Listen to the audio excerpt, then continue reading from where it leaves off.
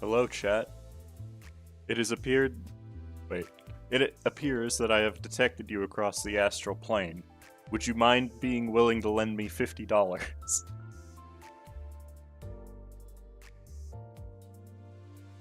That's more like it, Sausage. You're much more likely to find one of those.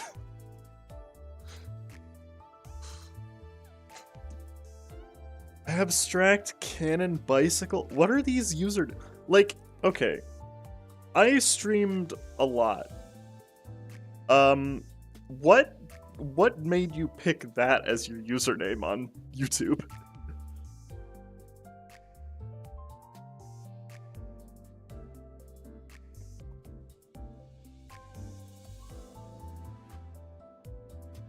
That doesn't even make sense, Netsack.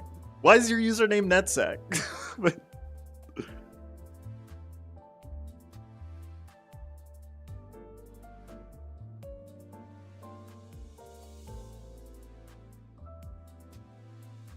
Anyways, yeah, we're doing the new stuff today.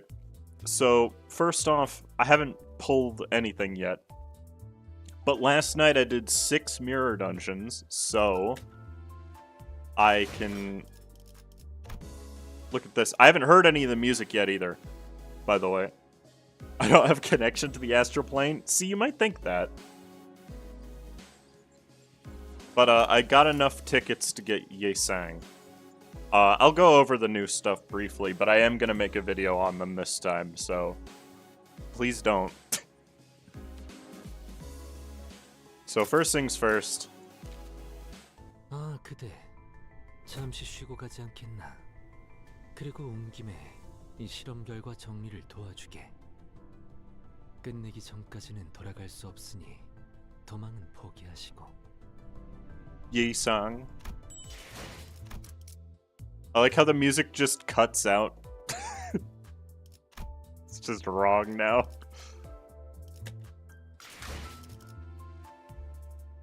So yeah, we've got Yesang. He's not great. Like I'll give my opinions on all of it as we get it. I wish there was a faster way to just reset these to have nothing equipped, but that's fine. Because I like using this team for showing off new stuff. Perpetually and forever. So that's the first thing. Maybe save Bina for one of the stages. I don't think that'll be necessary. Also, I've never used that mechanic in my life. So... but anyways, there's other stuff. There's Thoracalgia and there's Ardor Blossom Star, of course. I have like 80 pulls worth of combined lunacy and tickets right now. So hopefully we'll get both of them pretty quickly. But, don't bet on it, right? Oh, I was fast.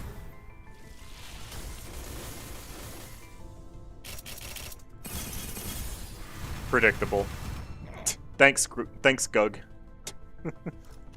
I appreciate it, but I already have you. Oh, we're doing it again. Alrighty. Is it gonna be the same guy? 개체의 전투 위협도 다소 높음. 하지만 특정 상황에서 자멸하는 특성을 반영하여 홍염나방 최종 판정. 바브 5.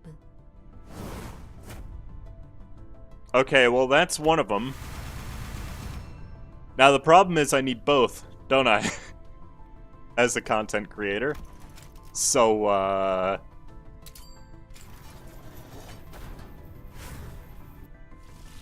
what is happening? Well, chat, that didn't take long.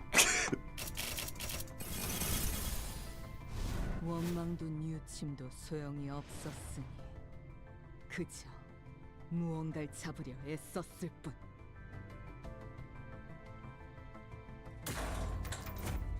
There's only one ego that I didn't have. So seeing that I got one is pretty good It's a pretty good indicator of us getting what we needed. Okay, so 30 pulls total, and I got everything. Plus, I got a 3-star that I already had. Alrighty, I was expecting that to take longer, especially since next update is probably going to be Season 0 stuff. Bad to the bone riff. Alright, we gotta look at them now, though. That's the thing. So, like, I have to fully uptie them.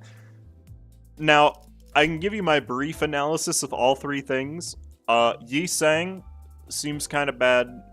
Faust is a pretty standard burn ID and should be pretty good. And Thoracalgia is, in my opinion, the strongest piece of poise support we've ever received. And that's just after the poise-focused Valpurgis knocked. So, you know. Let's start with Yi Sang. It doesn't really matter what I put into this, right?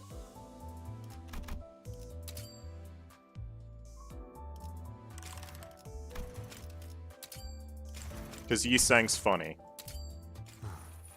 나를 못 본 척하고 있어주게. 곧 탈출한 환상체가 이쪽에 관심을 보이면 내가 이 망치로 한 번에 제압할 테니.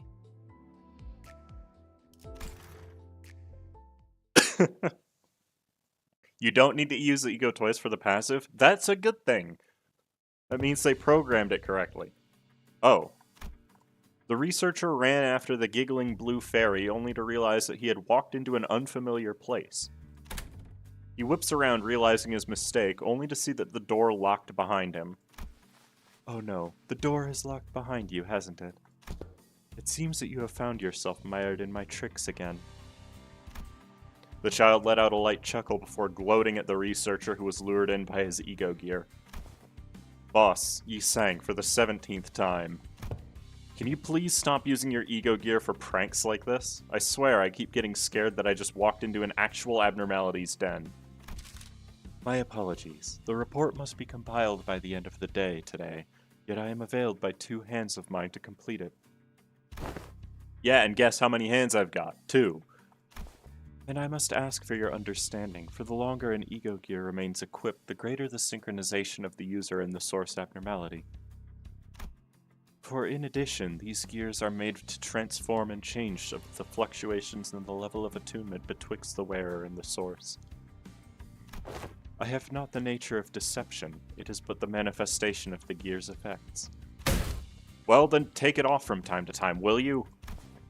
Yet how shall I, as a proper researcher?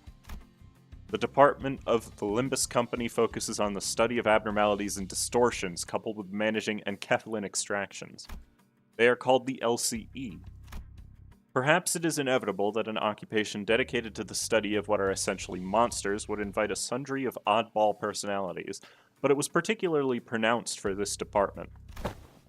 Oh yeah? If you gotta slowly lose yourself to be a proper researcher, then what does that make me? Well, that is not what I had intended to convey. To get straight to the point, the child was one of those oddballs. Fully geared up in his ego gear all day, clocking into work even on his days off. Truly an incomprehensible individual. It is merely by me that it must remain on me at all times, for this research report concerns this fellow. Besides, it may be put to use for one such purpose as well, and... Man, I should put in a transfer request to a different zone. I swear, you better watch your back once I get my own ego gear.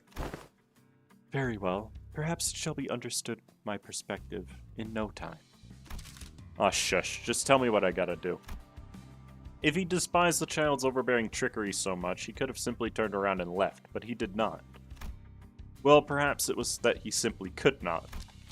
I must ask you to review the files from AFQ 155564 to 30,000 and rearrange them in order. Are you sure that's doable in a day? Anything can be made possible, should we put our minds to it.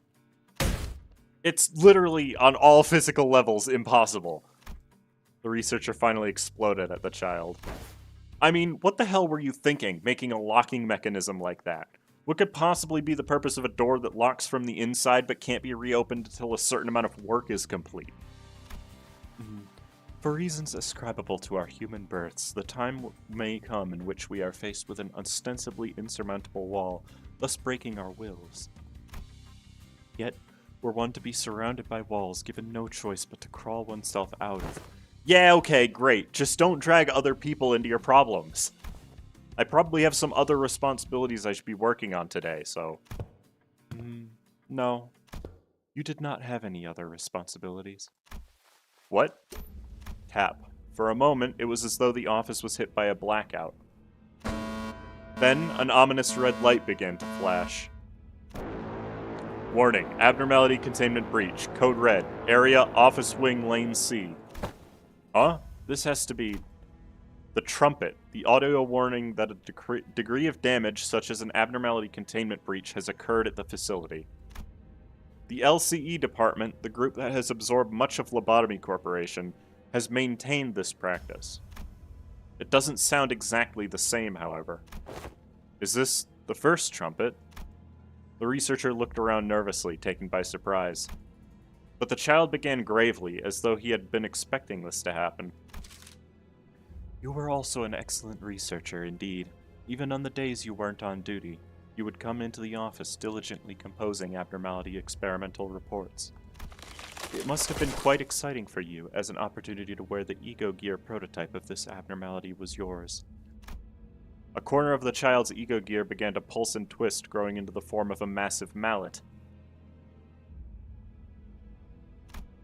He stood before the confused researcher with a vague expression that could have been either sorrow or determination. What are you even talking about? Actually, forget that. There's been an abnormality containment breach. We're stuck in here thanks to your stupid locking mechanism. My locking mechanism opens under one of the following two conditions. 1, when my work is complete. 2, when an anomaly within the office has been dealt with. The latter must be fulfilled now, it seems. It has been a fortnight since the expungement of your records. In the process of raising the attunement levels for the report, your resonance with the gear was broken, and you were devoured, having become a lure yourself. Thereafter, you were a part of the abnormality itself, forced to amble hither and thither within the interiors of this department. I was? The child nodded gravely. His dour expression was hardly a surprise. The child had been fond of him. He was one of the very few junior researchers that he had been training to become a full-fledged researcher. Don't spam Fortnite in chat just because he said the word. You had never been one to establish a high level of resonance with that gear. What had lured him so, I wonder, to insist that he had been the one to test it? So I am bereft of choices but to use every hour of my existence to understand this ego and the abnormality. It is about time that you are heretofore laid to rest, wouldn't you agree? Oh. The hammer was swung and the abnormality shrouded within leapt out of his skin like a geyser. The child continues to swing the hammer again and again. To complete this tragic abnormality suppression, so commonplace in all companies that deal with abnormalities. You're implying that there's more than one? But okay.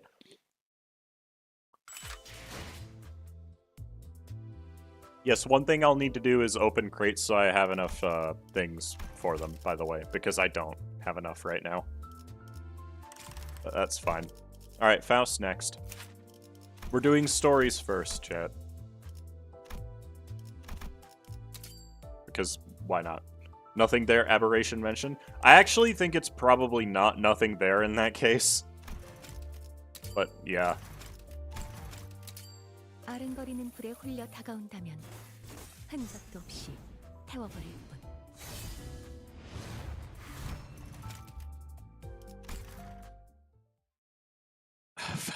Faust. Stop, it's just Faust. You've seen her before.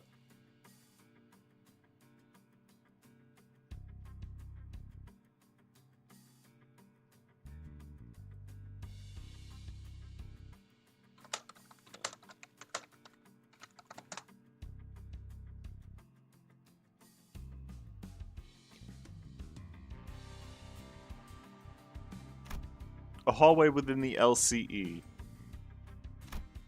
The child who's been analyzing the amassed data suddenly senses two sets of eyes intensely focused on her back. This was unusual. She briefly turned around and realized that the source of the intense gazing was their new junior researcher, who joined just yesterday. What could possibly be the reason for this staring, she wondered, especially when he was already with another senior researcher. She could not imagine why until the pair began talking. Huh, I thought all ego gear was worn by the LCE looked ridiculous, but the one she's wearing looks pretty clean. It almost looks workshop made. Perhaps you found the ego gears of the LCE odd, for unlike the gears of Lobotomy Corporation, various inhuman features such as tails or scales may sprout on their users. Yo, Pog? Furries?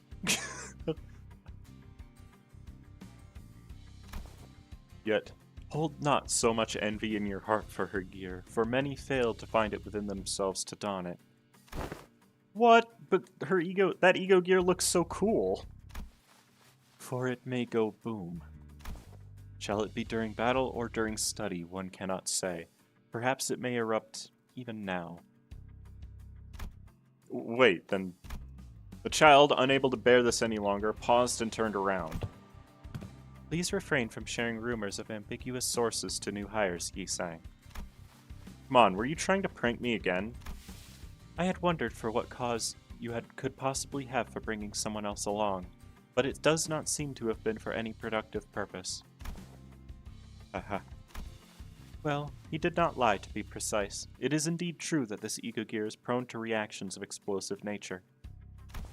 Yet, the safety trials have already been completed regarding such risks. There is no reason to fear. I don't know. I don't think I'd ever feel safe if I had to wear that. Isn't it too risky? Most subjects of study here at LCE are fraught with the risks of unknown natures. One cannot hope to accomplish anything should they flee before high-risk research projects. Researchers must endeavor to be able to explain the fundamentals of their operations, and thus face what dangers may lie ahead to establish conclusions. You would do well to remember that if your aim is to accomplish anything here at the LCE through research. That's true. Whatever you guys are dealing with here at the LCE, the abnormalities, the distortions, I simply haven't seen or heard of anything like them anywhere else. I'll remember that. Be not so harsh on him, for it has been but 2 days since his onboarding. He sang, perhaps you should adjust the attunement level with that ego. It may be that in the process of welcoming a promising junior researcher, I have allowed my mischievousness to get out of hand. Yes, well, then I will excuse myself. She must have had nothing more to say, because she whipped around and began walking away as though her business here was concluded, but the researcher stopped her in her steps. Hey, Goffy. Ah, are you bound for the Pekatula laboratory by any chance? Yes, I am to participate in a combat capacity test. Then will you perhaps bring my junior with you for a field trip?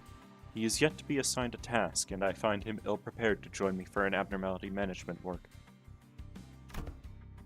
Very well. It's unusual for researchers of most companies to be involved in any degree of combat. This seemed to have piqued the junior researcher's interest. Whoa, combat tests? Yes, it guarantees results should it succeed.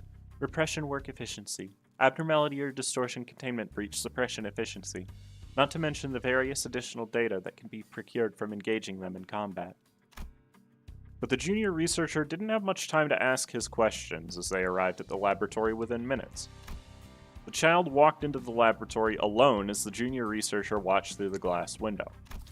The Pekatula in there surrounded the child as though they were drawn by something. You're gonna be okay, right? No variables of any risk have been observed. Raising attunement level, resonating.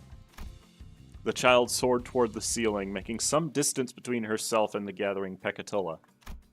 This must have been made possible thanks to her assimilation rate, also known as her attunement rate. Normally, this wouldn't have been possible even with a high attunement rate, but the LCE ego were different. Whoa, wait, winged egos can fly? I thought they were just for show. Not necessarily. Most winged eco gears do not have flight capabilities. Indeed, it is true that, as long as high attunement level can be maintained, it can utilize the source abnormality's idiosyncrasies with greater flexibility compared to Lobotomy Corporation Eco. By gaining a deep understanding of the abnormality, and by maintaining it, even for a brief moment, empathy for it, she was able to temporarily raise her attunement level by her own volition. Perhaps in a way, it is closer to the usage of actual ego rather than ego gears of her Lobotomy Corporation. I see, so I should try my best to raise my attunement levels. Maybe so, but overinvestment is discouraged. Deeper studies and obsession may cause the wearer to be consumed by the ego. Like so. The child's moves begin to grow increasingly flashy as she burns the Pecatula away one by one, spreading embers everywhere, just like the abnormality Arter Blossom moth. That's when a sudden crackling noise echoed through the laboratory. It wasn't anything special, considering that the entire chamber was practically on fire. But the junior researcher couldn't help but flinch out of fear given what the senior researcher from earlier had told him. Are you about to blow? Were I to raise the attunement level further, yes, I would explode. But I don't intend to, of course. There is still much that must be studied. Just as the bizarre heat began to coalesce around her, the child closed her eyes as though she was emptying her thoughts, and the flames were extinguished, the burning wings, the fire that had traced the path of her weapon, all gone. Just as the experiment was over, the researcher ran up to the child, mesmerized. That was awesome. Crazy how you could so freely control your attunement to the ego just like that. Think I can be a researcher like you, Miss Faust. It is inadvisable to do so, however, though it may appear as though the attunement levels were freely controlled. Not even Faust may be free from the effects of corrosion. It was indeed the child's natural disposition to welcome risks in pursuit of knowledge. However, this child here is more extreme than others, given that she is affected by the ego. That is why this child does not wish for this junior researcher to walk the same path as she does. Always exercise utmost caution when raising attunement levels, especially when you are in the source abnormality's immediate presence. Watching the researcher nod vigorously, the child began cleaning up the test chamber. So she failed to notice a look of ominous passion in the researcher's eyes. Ego and attunement to the abnormality. Failing to see the misfortune that the burning embers of his passion will one day spark. Well, I guess we were supposed to read them in the opposite order then. But oh well. Alright, so we have enough Faust shards. Lastly, of course, there is Thoracalgia, which doesn't have a cutscene, but I'll still uptie it to 3.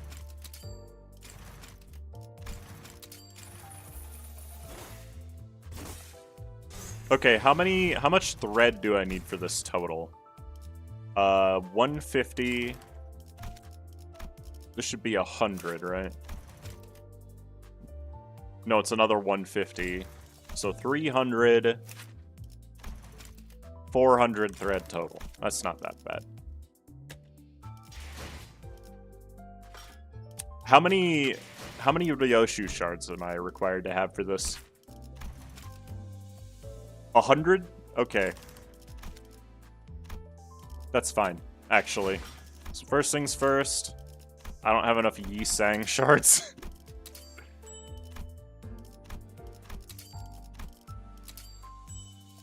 There we go, now we do.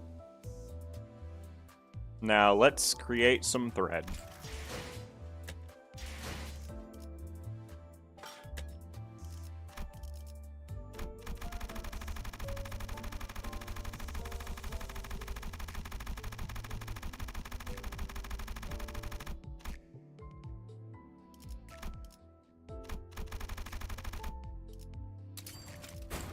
There we go.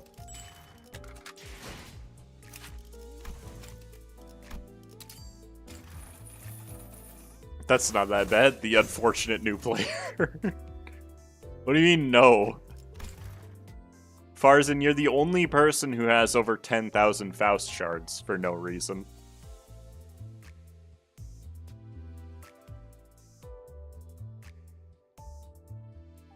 Yeah, there's going to be plenty of event rewards, so I'm not too worried about it.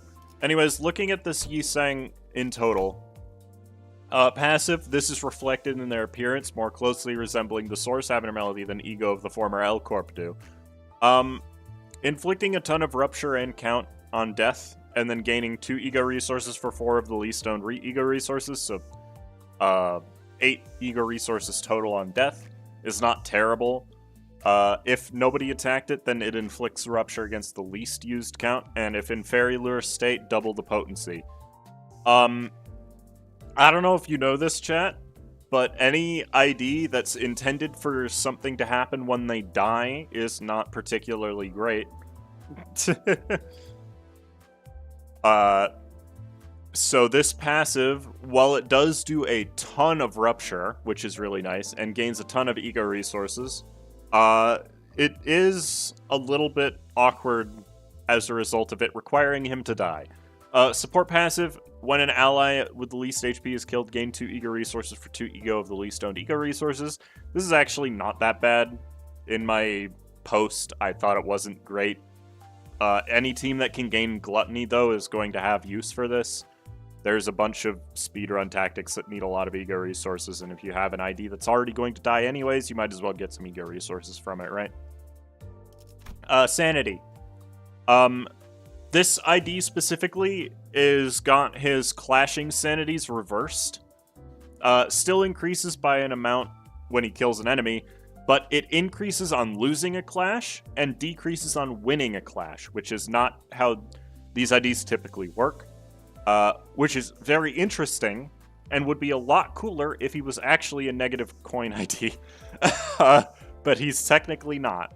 So, going over it, Skill 1. Though it must be prefaced that Ego Gears are standardized equipment, is the name of the skill. Is a pretty standard Skill 1, except its coins are unbreakable. It gains final power equal to the number of skills that target him, up to 3, so if you lose a clash with this, at minimum, it's a 7 and a 7, which is pretty nice. Gives aggro, just stops inflicting rupture once you're at the rupture cap, but with no benefit. And then increases rupture potency inflicted if you lose the clash. So this can inflict 6 potency, which as a skill 1 is not that great, but it's fine. Skill 2, when juxtaposed with the Ego Gear from L Corp, depending on the degree of attunement to the abnormality. This is going to be really funny to read off in the video, by the way. Is a 1 coin skill 2, which we don't get that often. It can gain up to 6 power on losing a clash if he's being targeted 3 times. Gives a bit of aggro. Increases rupture count inflicted by the skill. This skill can inflict 4 rupture count, which is a decent amount. But also, you do still have to lose a clash, and this ID is not particularly bulky, so it's not that great of a thing to lose a clash. I don't know his stagger thresholds, but they're probably pretty high. So there's that too. And then skill 3, the idiosyncrasies of the source may be utilized with greater flexibility. Deals additional damage for every % of missing HP. Base power increases for every skill that targets this unit. Gains Fairy Lure. Gains a ton of aggro. Gains base power if you're at the rupture threshold. And heals 30 SP after use. But you'll notice that it is a negative coin skill. 3 coin skill with 16 potentially on each roll is pretty good. But also, it's negative coin. Now, granted, he will have negative coin more often if he is winning clashes, but he probably won't be, is the problem.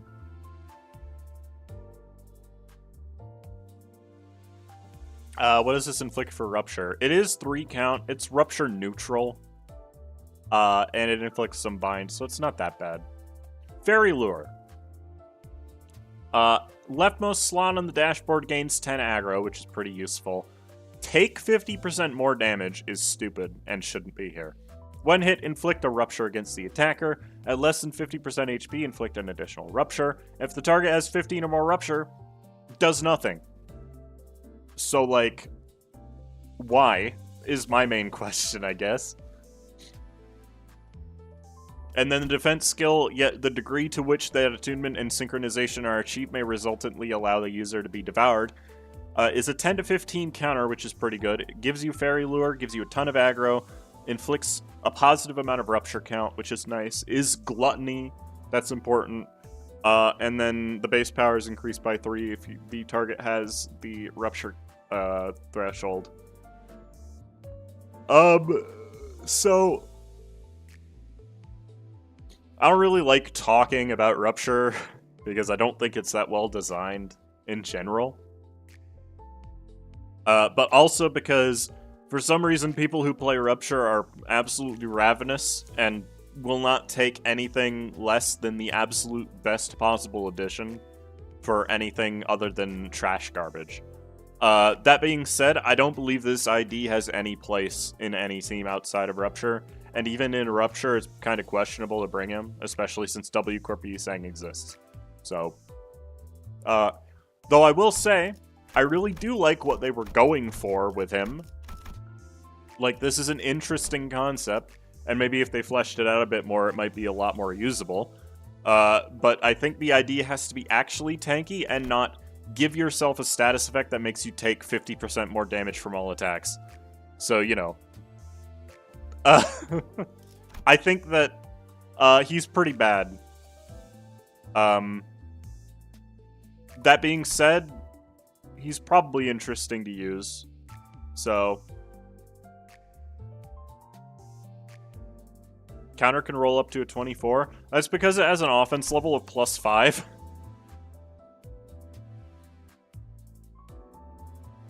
Like, counter offense level is really whack, so it gains power a lot quicker than other skills do. And so, yeah, it's gonna roll really high for a counter. So this is actually, like, one of the best counters in the game, all things considered. But also, the idea itself is kind of meh, if you play it the way that I think you're intended to play it. We'll have him in the team today, though, because obviously we need to get the currency. Faust is next. Faust is very mouse. Skill 1 is a burn skill. It means nothing to me. The only difference between this Faust and anything else is that she gains burn to herself, but also has this really neat passive that says can't be staggered or killed by burn damage, which is nice. And I got really annoyed when I read this. This skill gives 11 burn total, and the second coin has on hit, if you have 10 plus burn, you inflict 3 additional burn. But you don't get the 10th burn until after that effect. So you have to use it at least twice in order to be able to inflict 4 burn with this skill. So that kind of stinks. But the coin power is going to go up pretty quickly, so there's that too.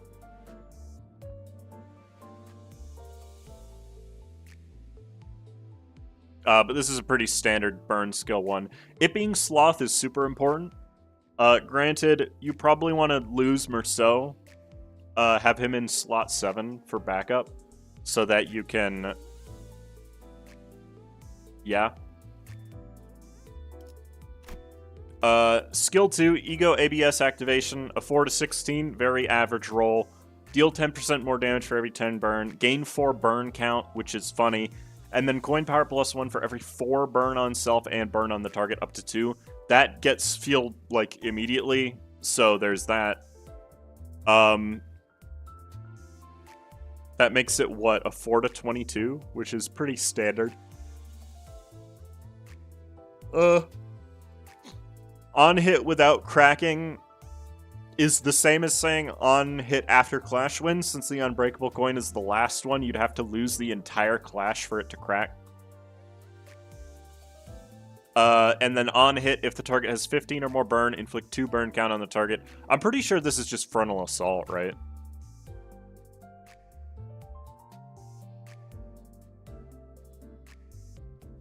Like, I would have to check the numbers again, but I'm pretty sure this is exactly the same as Frontal Assault, pretty much. No, it's actually slightly worse, but it inflicts more burn potency, I think.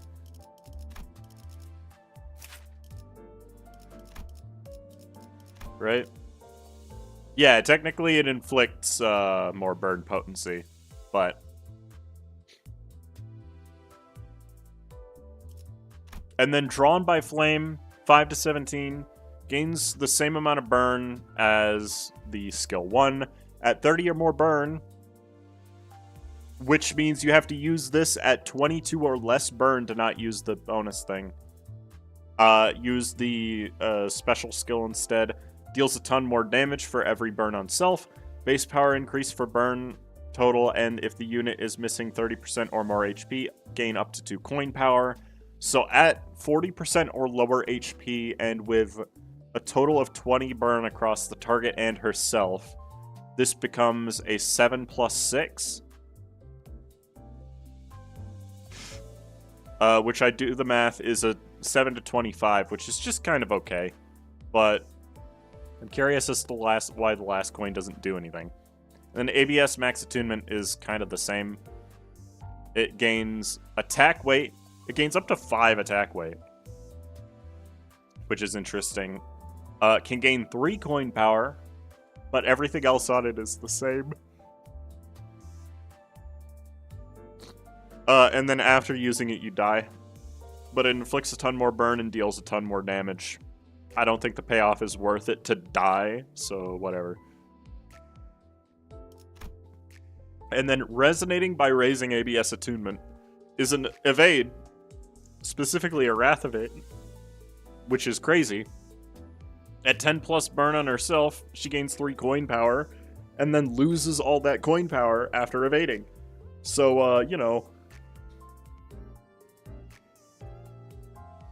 if you're at less than 20% HP, you just die from using skill 3. I mean, that's not true. That's not how it works. But this is a really strong evade, despite having -2 defense.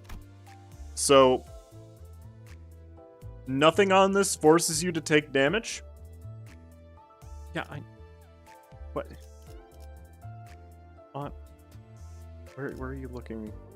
After using this skill, dies. You can't die from burn. So the burn will never kill you. As long as you don't actually get hit, you do not die from the burn. Anyways, for passive. Flame Moth combat start at 80% plus missing HP, and at less than 30 burn, gain up to oh. Okay, that's a little annoying. But it's only once per encounter, so after you use it once, then you can just lose the burn and be fine. Gain 1 offense level up next turn for every 6 burn on self. Whatever. On death, inflict 2 burn on all enemies. Inflict burn on self between all enemies. Maximum of 3 per enemy is really lame. Gain 2 ego resource for the 2 least stoned ego resources. And then if this unit died due to her big skill, inflict more burn on all enemies, and inflict burn on self between all enemies up to 5 per enemy. Still doesn't get up to 30, by the way. Gain 2 ego resources for 2 least stoned ego resources, and then if this unit had 30 burn, apply 3 offense level up to 1 ally that gets substituted in, which is very lame. The support passive, when 1 ally with the least SP inflicts burn with a base attack skills on hit effect, inflict 2 more burn potency. And then if the target lead ally is attacking, it's 30 more burn, inflict a burn count instead. Pretty good support passive, but I feel like with how few burn IDs there are currently in the game, you probably just have her in the team, so it doesn't really matter. You know? She does not... Yeah, she doesn't have any unique sanity effects, unfortunately, so there's that. And then lastly, we have Thoracalgia.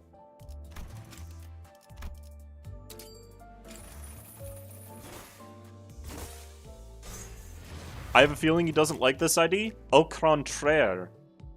I like everything burn, frankly, except for 9-2. Is 9-2 a heat ego? No, it's a Teth, but I still think you don't bring it, because it's very bad.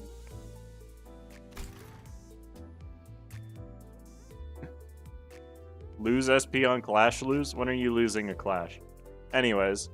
Thoracalgia. Hold on. I should equip a level 50 ID so that it actually has the proper numbers on it. Costs 1 Wrath, 1 Lust, 5 Pride. I think it's pretty obvious which ID you're intended to use with this. Gains poise based on your resonance. At 15 or more poise, gains final power instead. Okay. That's crazy. Gain poise count at 5 plus poise count. Gain coin power divided by 2 instead. Wait a minute. So, if you have 15 poise and 5 poise count, and you use the skill with 6 resonance, which is going to have to be pride resonance because it's a pride skill, then this skill turns from an 8 to 18 to a 14 to 30. Okay. And then if you kill the target, if you kill a target, which target? It doesn't specify. I assume any target. You gain 2 Deep Breath next turn. Deep Breath says, on crit, at 15 plus poise potency and 5 plus poise count, consume poise potency on self divided by 5 poise potency to deal plus poise potency. Consume times 4% more damage on critical hit. So you consume a fifth of your poise potency to deal 4% more crit damage per poise potency consumed. So this could theoretically be a lot more damage. Hi, Gabriel Sanabria Alcazar. Welcome in. Use LCCB Ryoshu. God, no. That ID is trash. And it deals additional damage on critical hit, and then gains 4 Deep Breath. So this gains... Oh, it's only once per turn, so it only gains 4. I mean, you realistically, this doesn't decay at turn end, so you probably just have it. The Corrosion is an additional attack weight. Prioritizes targeting the unit with the least HP with allies prioritized over enemies. If an ally is one of the skill's targets, it deals additional damage. And then if the target is defeated, you gain Deep Breath. And if the target was an ally, allies that are made to participate or substitute into this encounter due to the defeated allies gain some poise and poise count, and you recover SP used by this skill. Oh, all of it? Okay. And then regain 1 of each ego resource consumed. So you get, what? 1 pride, 1 lust, 1 wrath. That's kind of meh. But also, at less than 15 poise, consume 10% of HP to gain 5 poise and 5 poise count is a little wild. Can't be staggered or defeated due to this effect, and gain 2 poise for every ally targeted by this skill. I hate you. Is this max 4 allies or max 4 poise? Because I can't tell from the wording. And then it has, like, the same effect on the actual coin. But the most important thing here is the passive. Next turn, start after using the ego skill, gain 1 nebulizer beta once per turn. If this skill defeated enemies, gain an additional nebulizer beta equal to the number of targets defeated. And if the skill defeated allies, gain targets defeated times 2 additional nebulizer beta. And the effect stacks over this encounter's duration. Okay, so after the 3rd kill with this skill, you will always have 5, is how this is worded, because the max is 5. It does not decay. When activating Pride Absolute Resonance at combat start, you apply 3 poise and 3 poise count to the self, and a number of allies based on the stack of the effect. And it prioritizes the allies who have the least poise potency as well, which is just insane. Frankly, there is not a single other thing in the game that is better support for poise than this effect, even if you only have 1 of it. They did not need to go this hard with this,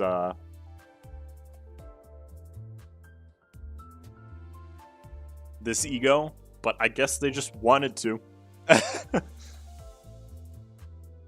If you poise team, the ego resonance that matters gets refunded.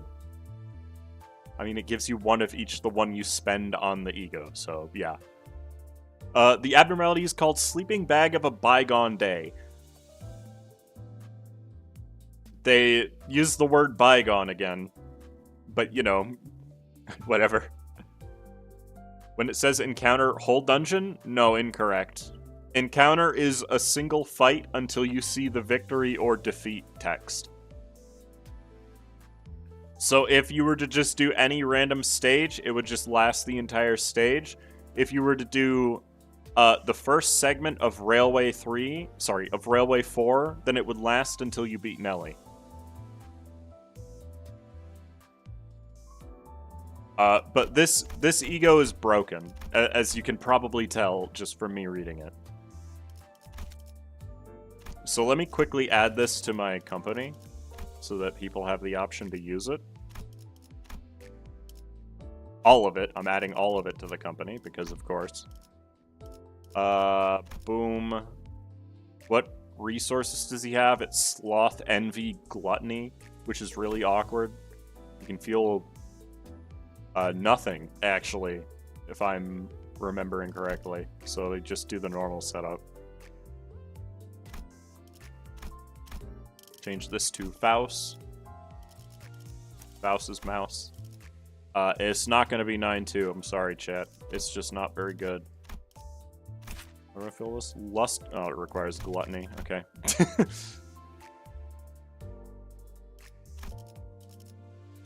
And then Butler. Where is she?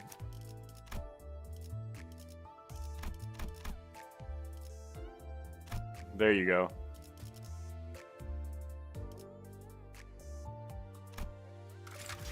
Alright. Who the heck? Oh, wait, right. Where are our new phrases? Worry not, for there is no blank waiting for you this time. Like moths drawn to a blank, and blank penance, all of it to no avail. And the new words, we've got trap, flicker of flame, resentment.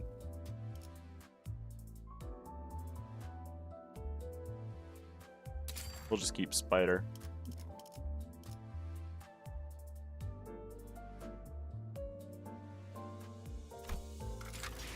Alright. So we're going to be playing Burn today, unsurprisingly. Because we just got new Burn support. Who would have guessed it? Yeah, we absolutely do not equip 9-2 because it's bad.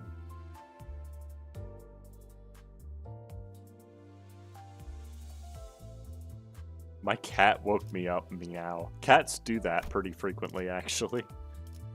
So, the active team for Burn, I feel like, has changed a little. I think it's literally just replaced Merceau with Faust. Ooh. How'd I do that?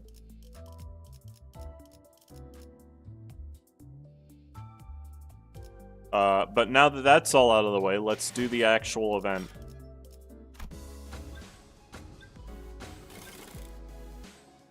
LCB regular checkup.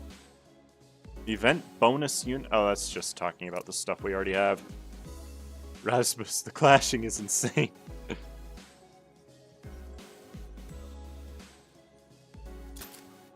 Let's see. This one is already combat. Alrighty. There's 14 stages total.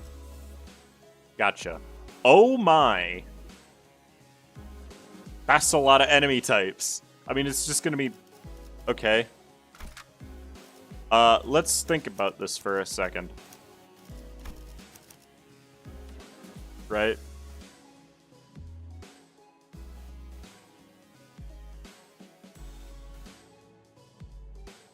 You got both ego and unit before doing a single stage? Yeah.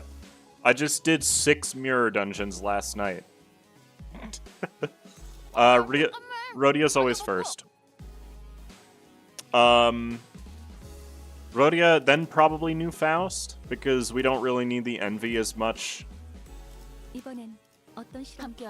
Ishmael, Sinclair, Ishmael, boom, boom, boom. Let me make sure I have the right.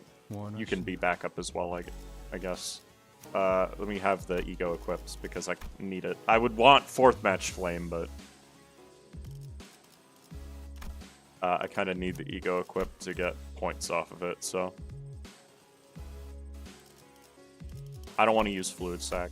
I'm not a coward. Alright. This team is technically able to produce gluttony. So, whatever. Yeah, that should be fine. Let's see what we've got. Farzan, I don't care. I look from beyond the glass window as the sinners battle furiously inside the large indoor area. You damned imbeciles! What's the point of everyone rushing at the same enemy that's already staggered and nearly dead?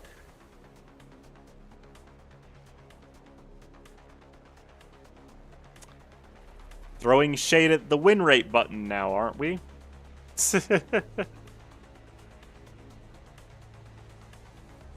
Because believe it or not, the win rate button does this. If you have a staggered target in a focus fight, everybody targets that guy.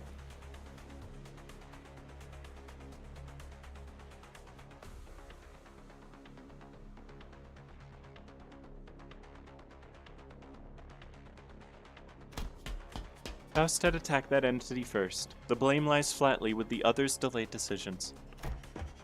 Apologies, yet concerned was I that to not dispose swiftly of the foe that would... I think this is a great show of teamwork. I had no idea how hopeless the sinners were in battle without my command. Damn it, why won't any of you listen to my orders? Boy, your genius order was how the lass's head ended up dangling from 1/4 of a neck. Ahem, it was a necessary sacrifice to gain an edge in battle. Worry thee not, how befitting of a hero is it to perish in place of her compatriot.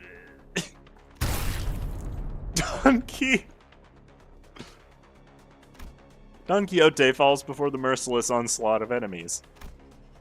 I had so many things I wanted to say to them, most of which were variations of, "You're doing it wrong," but I had no choice but to watch as their woefully abysmal decisions continued to bungle the fight. If I tried, this researcher next to me will get in my way, claiming that they haven't finished collecting the data. This one's reaction speed to emergencies is exceptionally fast. So, can I help them now? Will you stop pacing and compose yourself? We are almost done here.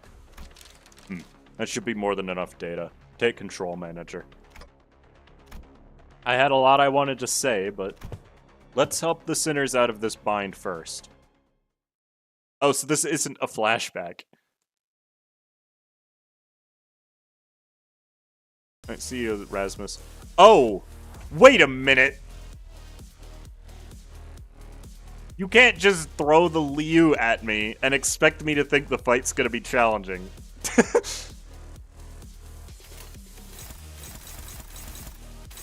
Alright, what do we got? Oh, they do have ego. What? Rodion doesn't have Sanguine Desire for whatever reason, but that's fine. Oh, I think none of them have Vav ego, probably. Well, Honglu wouldn't, but yeah, none of them have Vav ego. Okay, Ryoshu, I see how it is. I found you, faker. It's almost a mirror match. They didn't give them... Here, let's do this the smart way. You clash with him. You don't clash at all, apparently. Thanks, Ishmael. I don't trust that to win, but I don't really have much of a choice. God dang it.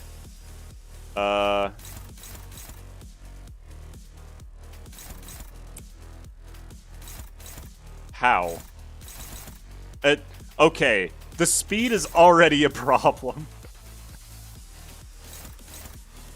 You can't even clash with anyone. Here. Who's clashing with Merceau? Otis. Merceau is usually targeting Rodion. I know this means that Otis can't clash, but that's... Oh, yes, you can. Okay, and you are targeting Ryoshu. I mean, I guess I can try it like this. Yo, Coffee, thank you for the 5. I appreciate it. And then... There. I managed to clash everything, and this is not going to go well, right? Okay, that skill I wasn't worried about. Let's be real.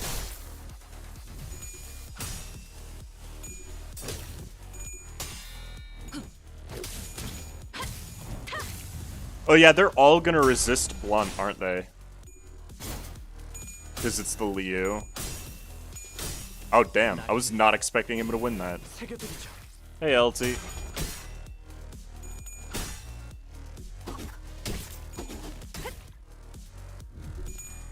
No.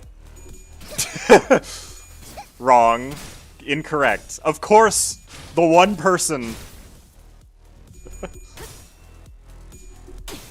Alright. Alright. Faust, you're failing me. Just want to make it known.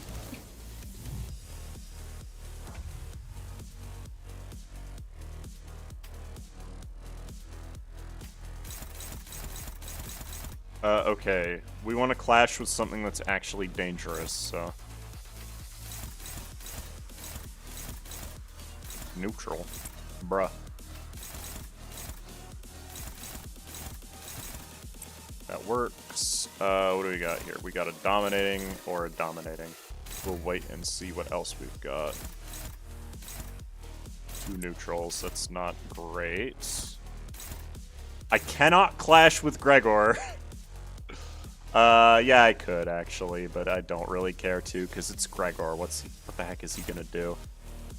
Who do I care about killing here? Probably Rodion, if we were to be realistic.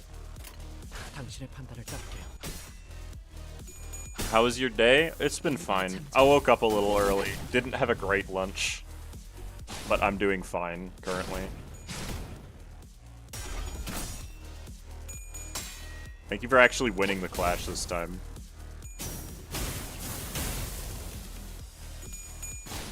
Yeah, I was not expecting to see Envy Pekatula this early into the fight, I'll be honest. Okay. Alright. Never mind that you had the advantage there. Just whatever.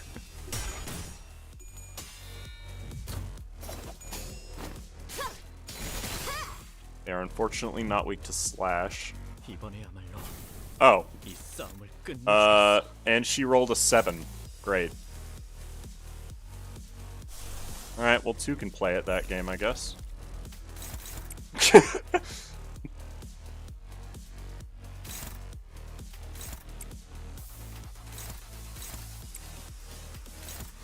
Unopposed. Unopposed. Oh, great. Can anybody clash with her? That's favored. That's good enough.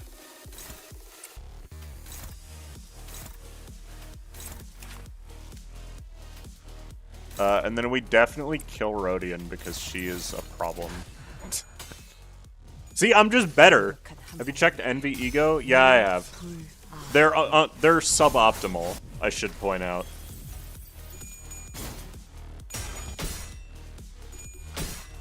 Actually, I just realized I probably don't have Magic Bullet equipped, which is fine because I like Holiday, but still.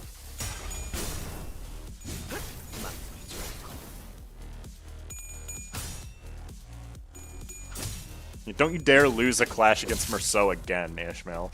That'd just be sad.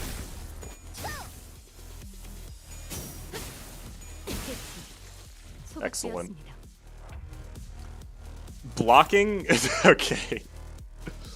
I guess he doesn't really have much to do, huh? Who's dangerous? Ishmael is the next most dangerous, I'd say. I'll also hit Gregor because I think it'll be funny. 판단을 따를게요.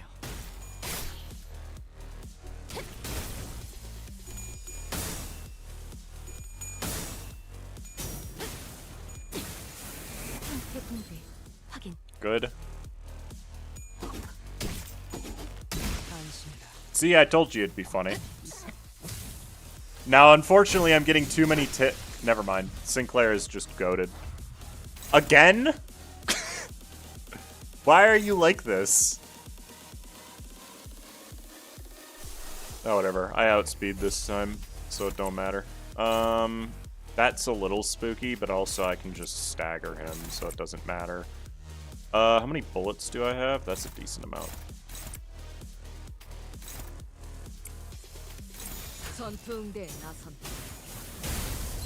See? You just stagger and then it's fine. 나아갈 수 없어. Why didn't I use... He surrendered? No, I didn't.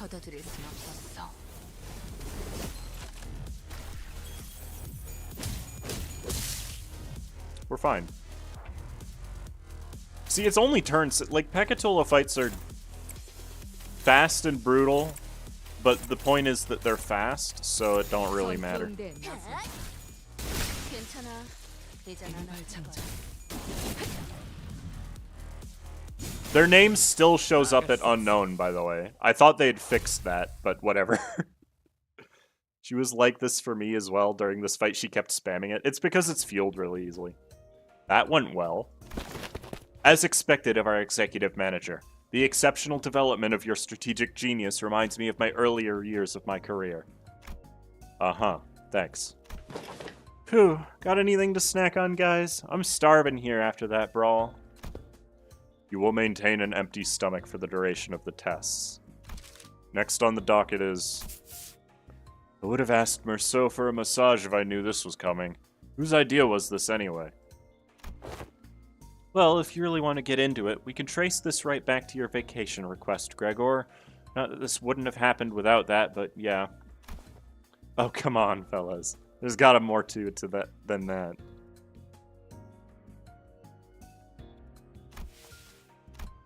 Sure there was. Not that it would have made any difference. Because, like Ishmael said, this all began with Gregor's particularly egregious stretching. What? How?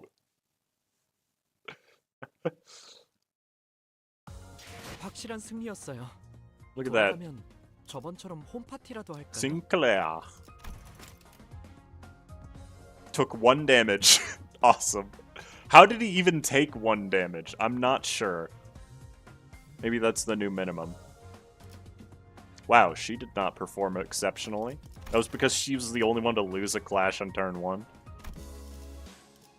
Regular health checkup. Regular Heath checkup, more like.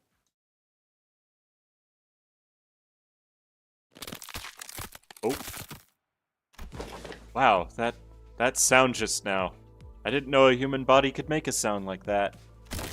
Hmm? Oh, I was just doing some stretches. Can't seem to do them without making these noises nowadays. Huh? What do you mean you can't? That right there's the creaking sound of time's ravages. Sync. Oof. I know Dante's been turning the clock to rewind our time, but I feel like my joints are starting to grate. I know what you mean. I definitely don't feel as spry as I used to. Maybe the pain from repeatedly dying and reviving takes a toll after all. Yeah, dying sure is a pain. That's when Hong Lu flippantly threw out an innocent comment amidst the complaining sinners. Speaking of which, isn't it funny how Don Quixote is totally fine even though she's hundreds of years old? She's got to be the oldest of us by a lot, right? Ahem. Hong Lu's unprompted catapulting of such a heavy subject brought the busy air inside the bus to a sudden stifling halt. I thought we were gonna take some time to actually broach that subject, but, you just bulldozed through that whole mess, huh? I must have made things awkward. I didn't realize everyone was so sensitive about their age. That's, 'tis not to concern thyself with. Be not so... Of course, there was also someone who could not care less about the bus's air quality. Oi, Scoot! That's my designated seat you're planted your ass in. I'll whack ya. On the other hand, here's this guy without a care in the world. Almost makes me wonder if he even remembers what just happened. Well, maybe this is your chance to get back at him for treating you harshly? Don Quixote, I'm sure you can... Sank, I've never seen your eyes sparkle like that before. I am quite fond of the current temperament of our company. Unless young Heathcliff here suddenly morphs into a villainous scoundrel, I have nary a wish to exact violence upon him, and... Right, now that that's over with, let's all shut up and keep the chinwag to a minimum, yeah? Seems plenty villainously dickish to me. Anyways, am I the only one thinking that it's about time we got the thing? The thing? Well, you know, the thing that we tried a while ago but didn't get to enjoy due to some unforeseen issues. Deathmatch. Not that. Don't you remember? We even played volleyball by that big body of water. Contextual clues suggest that he is making a request for a vacation. Yep, absolutely, yep. Let's all go for a spa for something. Relax. Get massages to loosen up our muscles some. Please? You still have expectations for our employers? Aha! I recall that young Marceau hath given thee quite the exquisite massage, hath he not? I have an astute knowledge of the major muscle groups and nerve structures of the human body. For many weeks following that massage, my body was deprived of any sensory stimulation. Thus understood it was the philosophy of Marceau's physical therapy, that the most infallible methodology of convalescence from pain is to remove any and all stimulation, including that of pain. It seems that the time is here. Virgilius. Yes, I knew that this day would eventually come. The day's here. Why is everyone acting so serious all of a sudden? Rodian's observation is correct. While turning the clock does indeed turn the time, a certain degree of exacerbating fatigue cannot be alleviated. This necessitates that we employ a certain measure to verify the status of each sinner. What could it possibly be that it needs this much build-up? In other words, it is time for Limbus Companies. G-U-L-P. Dramatic gulping noise. Regular checkup. Regular checkup?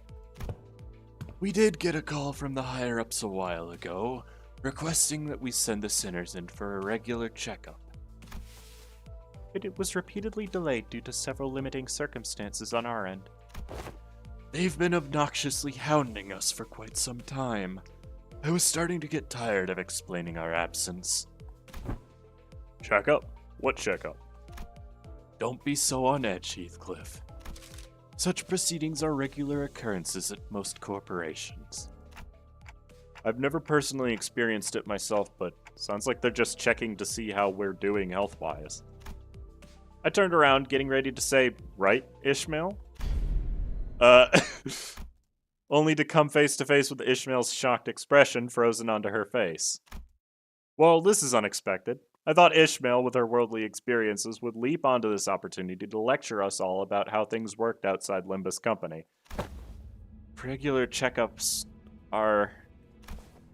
Oh, you're gearing up to explain what it is. Coolio. You got 30 seconds to wrap it up. Ready, set, go. No. Not the regular checkup. Miss Ishmael's expression seems to suggest otherwise, Miss Rhodia. I did hear that some fixer offices or associations employ varying methodologies when it comes to regular checkups, depending on their characteristics. Locked up until there's only one left standing. Locked. Blood of my colleagues, the only key to escape. What kind of checkup did she have to go through? She has peeped the horror. Ishmael wasn't the only one responding with a pale-faced abject horror at the suggestion. Dude, do you even understand what kind of regular checkup you're getting into? I'm asking if you're prepared to go through the regular checkup, no matter what happens in the process. Or are you prepared to endure through everything that... What's wrong with this bloke now? Mate's looking all pale. I don't understand why everyone's making such a big deal out of this. I don't think it's that bad. I think we used to have annual health checkups back in school, too.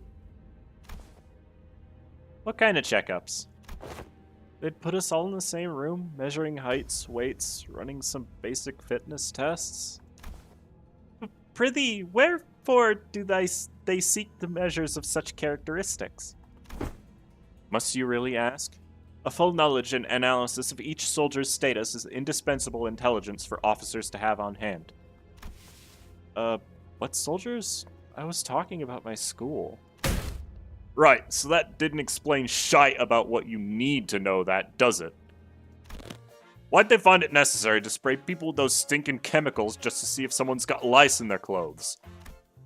He Must have gone through his share of rough checkups too as a kid, I guess. You all keep asking questions with the most obvious answers. In fact, I've been wondering when they'd test us. Otis confidently marched up to the front of other sinners with an assertive grin as though she'd been waiting for this very moment. The true purpose of this checkup must be to elect a true authority amongst us. Among us? A true authority? By your parlance, true authority, could it be that you are questioning whom among us is our leader? But I'm standing right here? I humbly request that you avoid playing yourself with any unnecessary misunderstandings about my suggestion, Executive Manager. Of course, I must preface this with the declaration that there cannot be an iota of doubt toward Executive Manager Dante's authority. Okay. But was this not always a topic of great contention among us?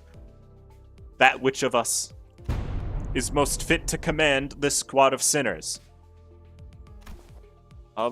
Isn't it Ishmael? Or maybe Faust? That's what I thought too. This lack of cohesion is precisely why we always fail to face our enemies as a team. Always scrambling, always underprepared, always taken by surprise. You must always be ready to drop to the ground and give 500 push-ups whenever your superior commands you to do so. Always maintain the willingness to sacrifice your well-being and life for the sake of glorious victory of your allies. It's all missing. Where is your readiness for self-sacrifice? No one's arguing with you, Otis. Who are you even talking to? So to summarize, the regular checkup entails putting us all in a small room and making us fight to the last sinner standing. Silence fell upon us at Hong Lu's succinct summary. Battle Royale. I've been looking forward to this. Fuck it. I'll give you lot one hell of a fight. My fists used to be bloody infamous in the back streets. Fine, so that's how we're doing this, huh? I'm ready to roll. Guys, this isn't... Okay, so where are we off to? The battle... Excuse me. God, she thought so too. The regular checkup takes place at... The sinners seem to be under some serious misunderstanding about the regular checkup entailed, but Faust had obviously long given up on correcting them. The headquarters. The headquarters you speak of must be the headquarters of Limbus Company. Yes. Oh, we're finally gonna visit the headquarters, huh? A whole year after they hired us. We should be right on time upon immediate departure. This instant, thou sayest? Yet mine heart is faint prepared. Prithee allow us some time to prepare our travel provisions. Where's the HQ, anyway? Hopefully it's not too far from here. That is a secret. However, I would like to inform you that it exists in a location inaccessible via Mephistopheles.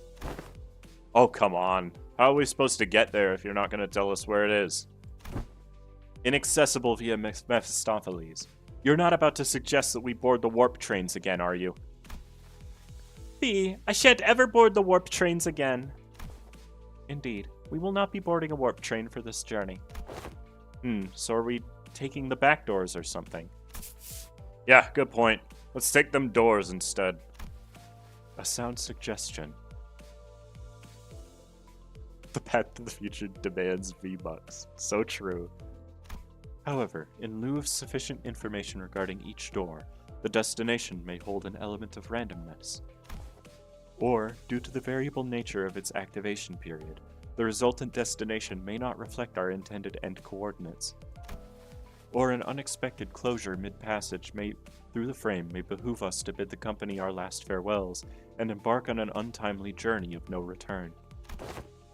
Are you sure this is a sound suggestion? Then I'd rather take that bloody train instead. At least we won't remember what happened once it's over and done with. Battle Royale. So, further research was necessary to ensure safe transportation to the intended destinations. Further research? Are you implying that you made modifications to the back door? A close assessment. However, it would be more accurate to say that the back door was merely used as a reference. How did you even make the time for research? Weren't you doing everything with us the whole time? LCA and Faust established multiple communications with a certain new wing aspirant company during the spare hours between our travels to garner multiple cooperation efforts regarding the stabilization of the backdoor. A new wing? Are they looking to take over L Corp's vacancy or something? Quite sharp, Gregor, but the direction of your intuition could be improved. It is a company seeking to seize the imminent vacancy of the ever-declining W Corp. W Corp? Is that so? Yeah, that makes sense. Stories of W Corp's decline have been spreading more and more as of late, and I'm not surprised that some companies would consider this to be an opportunity. Newspapers also featured op-eds regarding the possible management crisis at W Corp, with many of them discussing the mysterious disappearances as well. I see. So they've been furtively preparing to take over W Corp's position as a wing. But to supplant a wing even before it falls on its own? Now that's certainly peculiar. They must have something, a scheme perhaps, in the works, and to ally with such ambitious parties as... Is the headquarters looking to start a war of the wings? I, at this moment, am not privy to such details. Miss Otis, we didn't make predictions in such rashness. Recall that W Corp has been mired in troubles both internal and external, having fallen to such desperation as to seek the assistance of our company. It is no wild presumption to predict that it shall crumble ere the advent of such violent pandemonium. For indeed, if inefficiency is the bane of technology that brings ruination to those that fail to overcome it. Our research efforts, however, were quite efficient and successful. Its mechanisms are similar to that of the back door, yet it eliminates the corridor, instead establishing a direct connection from one door to another, a portal, if you will. Oh, so you resolved all the aforementioned side effects then? Not quite. Similar difficulties to the aforementioned cases were observed. Sometimes the accuracy of the target destination coordinates were lacking, or in other cases, the activation period would be cut short, causing the door to shut prematurely and amputate the subject as they were traversing between doors. There has been much progress in the stabilization efforts, however, minimizing pentasection incidents. Most recent incidents have been limited to bisections. Bisection certainly is an improvement over pentasection. They both sound equally awful to me. I would not behold mine own left and right shoes so cruelly sundered, forced to be so far apart upon our coming to the headquarters.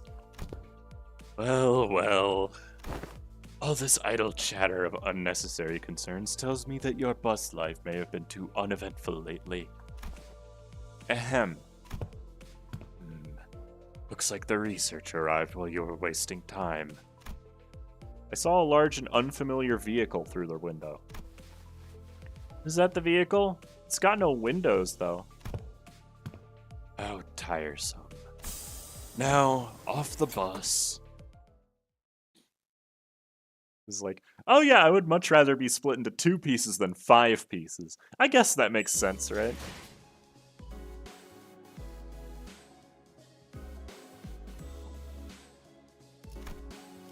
The vehicle. I see. I'm gonna miss my 10 trains. Once we disembarked the bus, we made our way into this unfamiliar vehicle of sorts. Its interior was mostly metallic, filled to the brim with convoluted-looking machines, and on the opposite end of the entrance, a massive door loomed over us. This is... Assistance from P-Corp in the process of developing this device was indispensable. Wait, that means... In cohorts with young Cicera, are you? Hoyday! Much did I aspire to regale her with the tale of the contract's glorious completion, of mine heroism and bravery. 'Tis quite unfair of thee to meet her all by thy lonesome, young Faust. Your concerns will be taken into account next time. Faust seemed relieved. Ah, worry thee not, for thou hast availed us the sights of Limbus Company headquarters. Thy tit hath been tatted for. There are numerous reasons for which you were yet to be allowed into the headquarters, but as it would be a fruitless effort to explicate them all, we will not cover that subject here. Glad to hear we're not sitting through another lecture. The primary reason, however, is that there were several limitations to bringing the members of our department to the headquarters brought upon by frequent trans-nest movements and irregular scheduling of our missions. Why'd you say all that as if you were going to explain it anyway? Wait, more importantly, what's that about collaborating with P-Corp? Boy, here we go again. P-Corp's singularity can be summarized by the following 4 words: expansive space warping technology. Oh right, didn't you say that Miss Cesara told you something about how the principle of P-Corp's singularity is a lot like how La Mancha Land works? Right. La Mancha Land was much larger on the inside than it looked from that outside. Oh yeah, I've been meaning to ask. Don't other wings already make liberal use of different kinds of space-expanding singularities?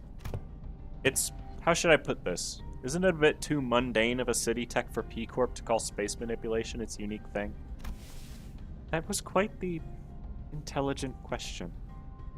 Ooh. Ooh, Limbus Pro Shops. Look, we already went fishing once. We don't really need to do it again. Compliments. How nice. Ishmael is correct in suggesting that technology to expand a given space is a commonly employed technology by other wings as well. An example of one such invention making use of the space expansion technology, but isn't a P-Corp singularity, would be Mephistopheles. The ultimate purpose of P-Corp's space expansion technology is to create the safest place in the world. A perfectly protected construct, its interior sheltered from the world outside no matter how severely its exterior is battered. To have a sound structural integrity no matter what, its interior is safe from any and all harm.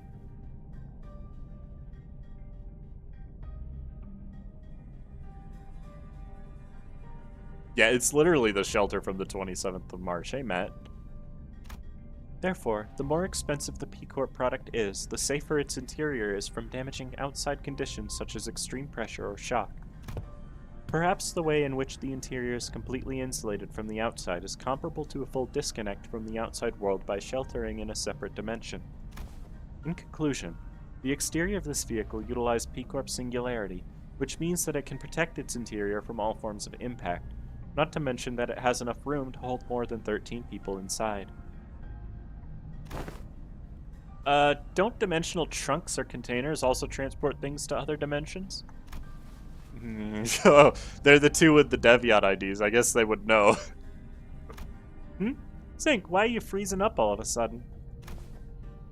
There was this creepy story that used to circulate among kids back when I was in school. Here's how it goes. So a Deviat Association employee makes a delivery to a house, then looks away for a second. And a curious kid crawls into their courier trunk and... I'm gonna stop the story there. Look, that story kept me up at night for a whole week, okay? I couldn't stop having nightmares about that scenario where... Hey, come on. Sometimes a story's just a story. Not necessarily. Unfortunately, the story that inspired Sinclair's week-long nightmares was most likely an accurate retelling of a true story. Several regulations were added to HANA and Deviat Association's plant rules to prevent cases of such people being stored in dimensional containers. From a certain perspective, it may be said that the warp technology employed by W Corp shares a degree of similitude. The parallel lies in the fact that it also transports humans to a different dimension, the difference being that they are packaged in a safer manner. Therefore, perhaps enough of a connection exists to say that they operate on the same scale. Anywho, the point is that we'll always have access to the headquarters as long as we have this vehicle thing, right? This will certainly make the logistics of communication and supply much more convenient. One question, however. How does the company plan to move this instrument, as I expect that would be trouble on its own? Has that detail been hashed out yet? No. In order to establish a more tangible level of communication with Limbus Company headquarters, an effective means of transportation such as this vehicle will be installed in the nests across the city. In summary, an efficient means of transportation such as this vehicle here, developed using P-Corp and the aspirant W-Corp's technology, will gradually be installed at various points across the city. In every nest? Of course not. The technology is still experimental. It is astronomically expensive to install and operate. Virgilius gave us a firm clarification. Activating now. Faust tinkers with various machines and contraptions within the vehicle, and the giant door from earlier began to tremble, making a loud noise. Wherefore is that gate over yonder shuddering so? Energies now link our routing toward that gate. When the gauge displays around the glowing door filled, the door began to slowly open. Entering now. When it fully opened, Faust made her way inside like it was just another door. Well, let's follow her inside. I think it's just because Virgilius' sprites haven't been updated at all since the launch of the game. As opposed to every other character. There was a bizarre and incomprehensible noise of machines, coupled with a low droning noise. There's the first yawn. Keep count. Yes, we have arrived. Welcome to the Limbus Company headquarters. This place is teeming with people dressed in all sorts of odd outfits, walking briskly between their busy schedules. I hear heavy doors opening and closing from here and there, alongside that odd sensation I've been feeling from time to time. It's the floor of the LCE department. LCE? Hopefully we'll get to proudly striding through the HQ's front gate one day. Oh, that's it. Okay. Most characters get new facial expressions, but Virgilius mostly frowns. Exactly. 1 of 48 yawns? You're being very generous. But there's the second one. Hohenheim. Oh, that's a lot of Pecatulum. It's okay. Clear within 10 turns? Easy.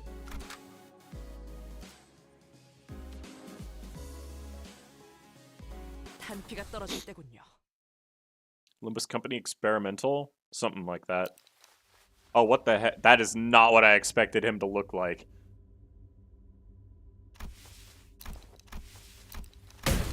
Right, are we waiting for something to happen? Or are we all suddenly unfamiliar with the concept of introducing ourselves? Given that no one appears to be willing to introduce me, allow me the liberty of self-introduction. My name is Hohenheim, the chief researcher of this company. To be precise, he is the chief researcher of the LCE department. To be more precise, I am the chief researcher responsible for the entirety of Limbus Company. To be even more precise, the only reason he retains that role is because Yi Sang and I have been excluded from the research personnel files due to our statuses as sinners. Someone must stay behind to continue the research after all. Aha, so you two are friends? Well, it seems entirely unnecessary to establish a label on this relationship. It could be said that we are acquaintances who routinely and unwillingly maintain a regular level of communication with one another. They hate each other. Jesus. I'm in agreement. For the first time since we were acquainted. I hear that our department has reached out several times to yours to remind you of this regular checkup. The nature of the LCB department necessitates that we are constantly on the move from one nest to another, which makes it rather difficult for us to give you an immediate reply. I would have expected someone like you to already be well aware of this in obvious detail. Yes, I was very well aware. I was also quite aware of the fact that your department has been giving us that same reply over and over again like an answering machine. And this must be Dante, the executive manager of the Limbus Company Sinners. Yes, that is AEDD. It's the shock centipede one. I'd like to say, hi, nice to meet you, but I don't suppose he can hear what I'm saying. The manager extends their greetings. Charmed. It is grueling and arduous work to be in a position of leadership, especially when communication issues come into play. Sometimes I cannot help but wonder if my researchers and I are even speaking the same language, so I do commiserate. How odd. Their clothes are... yes. Allow me to introduce you all to Marton and Alyssa, two of the few researchers directly in my command. Are they wearing gear extracted from abnormalities? But how? Happy to have someone who recognizes them. Are they like gears scavenged from the former L Corp? Well, there are partial similarities to their gears. Enough differences are present to distinguish them. Indeed. We attempted our own brand of extractions. Successfully, I might add. Well, the news of the production of Ego Gear and Limbus Company's style-up was already received. This is the first time they are observed in person. So, you must have abnormalities contained in this facility. So that's why I've been sensing abnormalities in here, huh?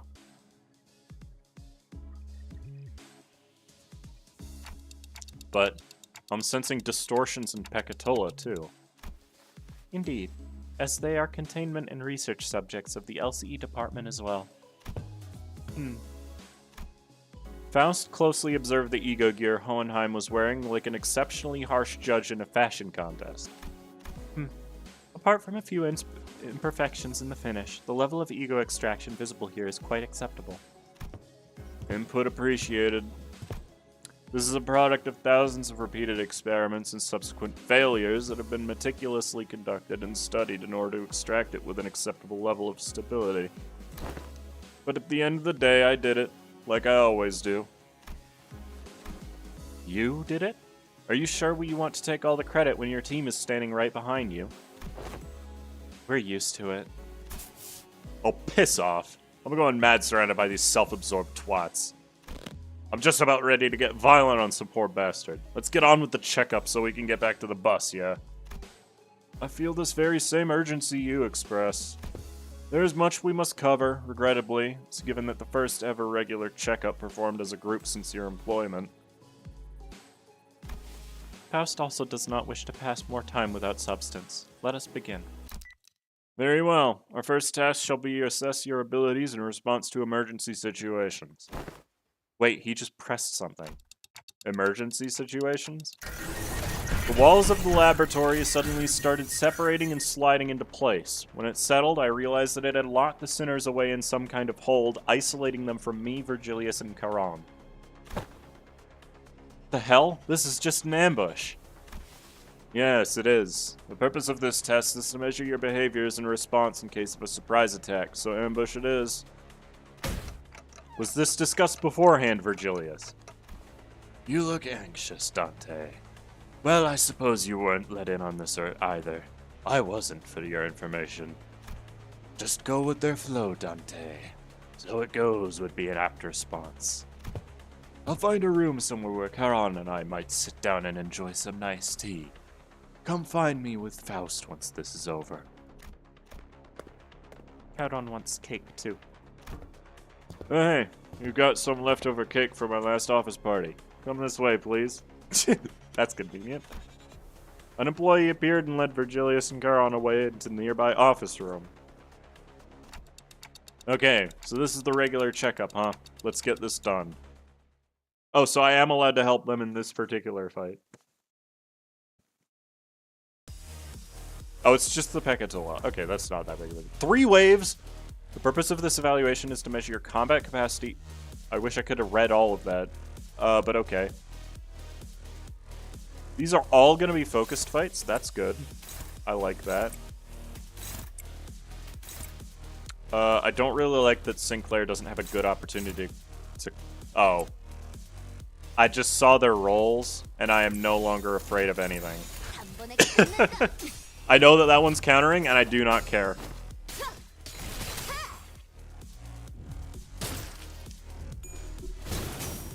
That still rolled a 10. Despite getting all tails, by the way. Time to win rate for maximum lore accuracy? No. He's 100% going to be an announcer in the rerun. Yeah, most likely. I wouldn't expect the rerun for quite some time, though.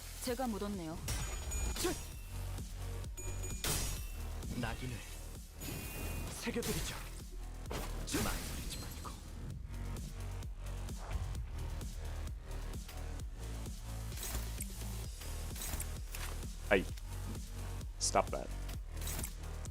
You two clash because I care about you more. Makes sense? That's what I thought.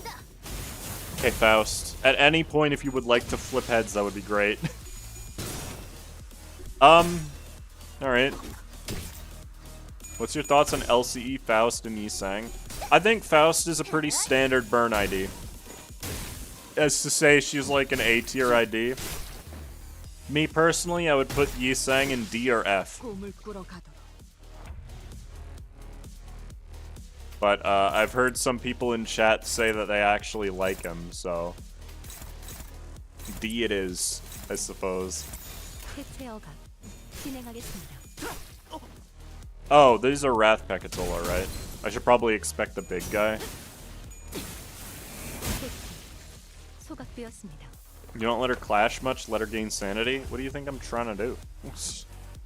I don't let her clash much because there's not much to clash with, is the issue.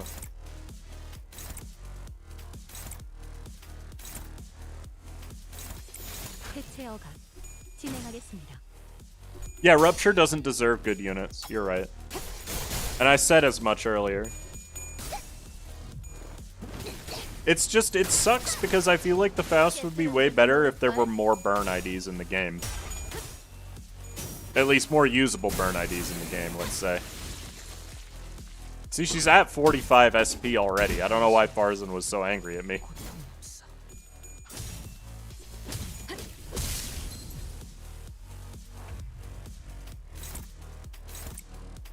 She's about to have so much burn, by the way. She's got 7 burn counts. Jesus, okay.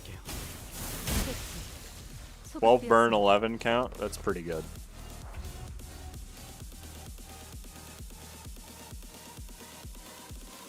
Only 1 Luxurie? Alright. Wow. They're so bad. They're so bad at being decently fast. 해체 허가 진행하겠습니다. You just kill Yisang for free count. And then you kill him for free resources. I don't give a shit about rupture count. The dentist left me here while we wait for the other guy. What?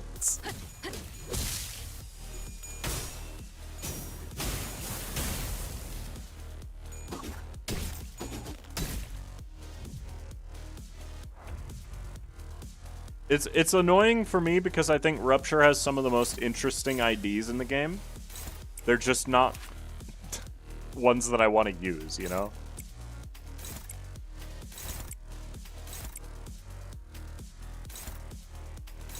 You know what? It's time for gun. How about that?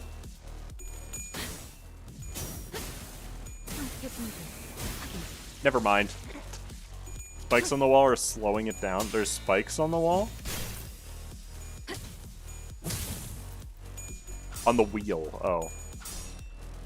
Man. It's probably... Okay. Really? Is that necessary? 이번에야말로 이 싸움을 끝내주겠어. 소준 중입니다. 신속하게 용건을. Oh, those are actually 2 very interesting clashes to have. Now, this will kill Faust, 순식간에 끝내죠. but I don't care because I think I'll win the fight by the time she gets to that skill anyway.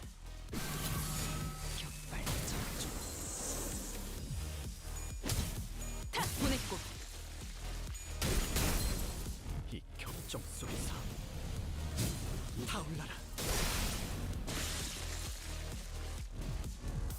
아른거리는 불길 속으로. She just fucking explodes.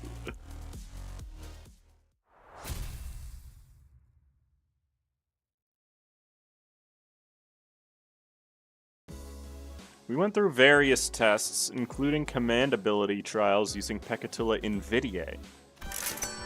Har, Manager Esquire, hey ho! I have attained a score most perfect! To be surpassed by Miss Don Quixote in a contest of knowledge, must I delve further into my studies? Hey, you sang, bud?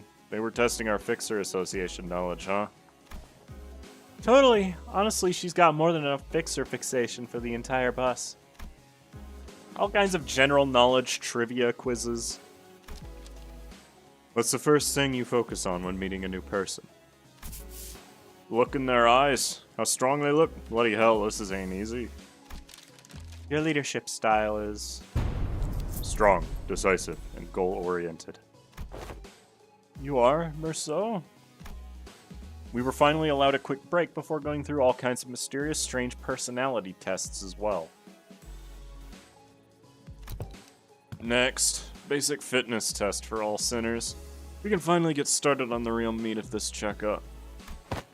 Wait, then what were all those tests you guys were running on us? They were conducted in order to collect various data that the LCE department has been missing. In other words, we capitalized on this opportunity to fulfill our private curiosities. Still, I'd say it was very productive. We now know a lot about you guys that'll help us support the LCB going forward. Alright, we're gonna go over some tests that can be conducted in groups first. Please form a line here. What, like this? Let's get this over with. Looks like they've got a long day ahead of us. Wow, those are some comfy clothes they've given us. Right, I could totally see myself wearing these to sleep. To sleep? They're LCE property, so you better return them as soon as we're done here. Gotcha. By the way, can you take a look at my wrist here before we actually get started? I've been feeling a bit of soreness there, but Dante won't turn the clock for just me, you know? Turning of the clock for such trivialities may cause the formation of an unfavorable habit. Perhaps Merceau can remedy your pain. I am always prepared to administer necessary aid should you request it. Actually, you know what? I'm totally fine now. Don't you worry. Please stand still. If you think I can see some of you on your tiptoes, you'd be very wrong. Heels on the ground, please. But my heels are on the ground? Hey. And, can you snuff out your cigarettes before the test begins? Oh, this one isn't lit. It's just there so I can look cool. Aha. And what about bold, but scram? Okay. So the basic group tests are complete. I seem to have forgotten something quite important I had to establish before beginning of the tests in earnest. I need an assistant. An assistant? I need an assistant to help me smooth out the testing procedures. You got 2 of them already. Right behind you, if you need directions. Oh, we're not Mr. Honheim's assistants. We're specifically assistant researchers. Yes, of course. There's much that distinguishes these 2 occupations. I would like for one of you to be my assistant for the duration of this checkup. Rhodia suddenly raised her hand. I wasn't planning on asking for volunteers, but now that you've raised your hand, I'll give you the floor. Don't ask me to do it. It's just not my vibes, you know. I'll take a researcher job, though. I'm a fan of her style. Rhodia trailed off, greedily caressing the clothing of one of the researchers. What are you doing? I didn't really have you in mind anyway, but duly noted nonetheless. I would also like to refuse your nomination.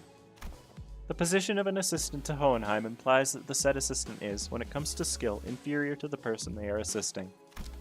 Again, I didn't have you in mind either, but your passionate expression of intent is nonetheless appreciated. Wonder who came up with this brilliant idea of putting 2 smart arses together to waste time pointing out each other's minor mistakes.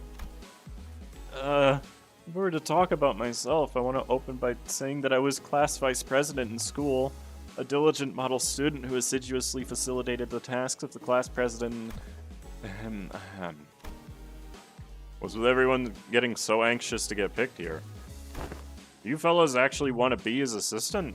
Getting in front of the center things is just bothersome, you know? I kind of felt like I had to apply for the position for some reason. Well, the decision's already been made. Do note that the selection criteria is fully based on my very subjective opinion. You there, orange-haired sinner. Ishmael almost threw me to the ground as if she confidently strode up to the front of the line. Oof. Greetings, Mr. Hohenheim. As you must be aware if you've taken a look at my documents, I've rarely let anyone down during my various tenures at offices and associations. You'll have nothing to worry as long as I'm by your side. Also, can I add this experience to my resume if I ever get a chance to submit a transfer request to work at the headquarters? Didn't know you were still holding onto that rope. I called on you to ask you to move because you were standing in front of the sinner I chose. Dang. Everyone turned around to look at Heathcliff, who was absent-mindedly scratching at the bridge of his nose. Huh? Me? Me? It seemed that Ishmael was even more shocked than Heathcliff was. Wait, but what? But why? I'm right here. Why would you pick someone like... There's a common misconception among many researchers to assume that the higher their level of education and the more elaborate their resume, the better candidate one makes for a research project participant. But that's just common sense, isn't it? At least when it comes to research? However, were you aware the most great discoveries are made from a potent mix of spontaneity and intuition? A perfect descriptor for our friend here, I would say. What say you, Heathcliff? I believe that this aggressive and passionate approach of yours gives you more than sufficient qualification to command and lead them in my stead. Is that right? He replied, scratching his head. Be honest now, Yi Sang. You were kinda looking forward to getting picked, weren't you? It is but fate that things that were once good in the eyes of the mainstream are to be made less desirable with the passage of time. And when one does indeed fall out of favor, the intelligentsia of the bygone days must rightly excuse themselves to the realm of memories and past. Yi Sang replied with a particularly downcast look. He's smiling! I am glad to have you on board as my new assistant. Righty-ho. So, what have I got to do now? Nothing too complicated. You only need to liberally express your free spirit just as you are now. Aha, now I see what he's doing. Oh, and I'm sure knows which one of the group to coax to make things go over smoothly. Martin whispered quietly at me in a voice that only I could hear. Oh, so he's picking the person who's easily manipulable. Okay. 일부 동화율 정상. 개체의 행동 패턴 추출 완료. 이 정도 성과라면 다음 연구로 이어나갈 수 있겠군요. Shut up, Faust. 78 damage taken. I assure you she took more. But okay. She was, after all, the only unit to die. The assistant, smiling outside, dying inside, works for me. Oh, now he's wearing the suit. Heathcliff seemed eager too, as Hohenheim suggested, express his free spirit to the best of his capabilities. Right, you there, get in line. Single file, lads. Let's make this easy for all of us. But aren't you also participating in the test with the rest of us, Heathcliff? Yeah, but I'm the assistant. Since when do you wear glasses? Glasses are basic apparatuses of all researchers. Look, slightly pushing up on the glasses helps it to put on the air of a studious, learned individual, like so. Just like how slightly pushing up the frames of my glasses while wondering what to have for lunch makes it seem as though I am contemplating the more profound aspects of life. Oi, let's not make this any harder than this gotta be, lass. Snuff out that cig in your mouth. Been a while since I heard a pig squeal. Well, I mean, can't you just do as I say for once? Huh, he's actually pretty effective. It seems that we are now ready to conduct the tests, finally. The primary purpose of this test is to see on a physical level how your current abilities scale compared to yourselves before your hiring. I see. So they're trying to see how much they've progressed since before they joined the company. I had a feeling this would happen, but the mere mention of the words progression caused a rather loud ruckus among the sinners.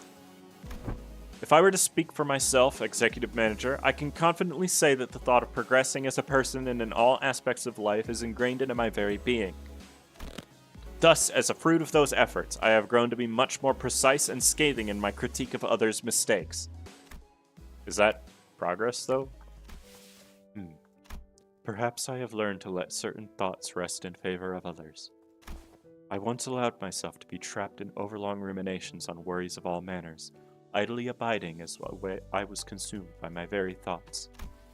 Now I have come to accept certain things as they are. Oh. And I've come to, sometimes, allow my mind to form bereft of rigorous reason. Floating away gently as though on a rolling stream. Is that not quite pleasant? Ah, okay. I guess that is a progression of sorts. I'm pretty sure I'm less of a picky eater than I used to be. My grip strength is much stronger too. Interesting thing to single out, but alright. Oh! Look, I think I'm getting calloused on my palms. Well, you don't really have to try to prove it to us. Because the enemies we're fighting have been getting stronger too. That's an undeniable truth. We did experience a pretty spectacular year, you know. A brutal year, yet so potent with significance. I guess if we wanted to be technical, everything since To Claim Their Bones has been in the same year for them, so...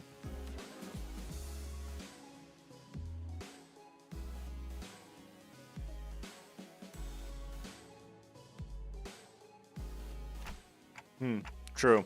I guess growth really does come with time, huh? Your what strength? Okay. Right? I feel like the bonds between us got a lot deeper. We've all grown closer, you know? Like glue. Like glue, huh? I like it. Yeah, you were a horse once, even. Certain misunderstanding that seems to be brewing in tandem with this uplifting exchange of heart-to-hearts. Allow me to step in and nip it in the bud. Let me give it to you straight. All of your abilities were diminished the moment you were hired by this company.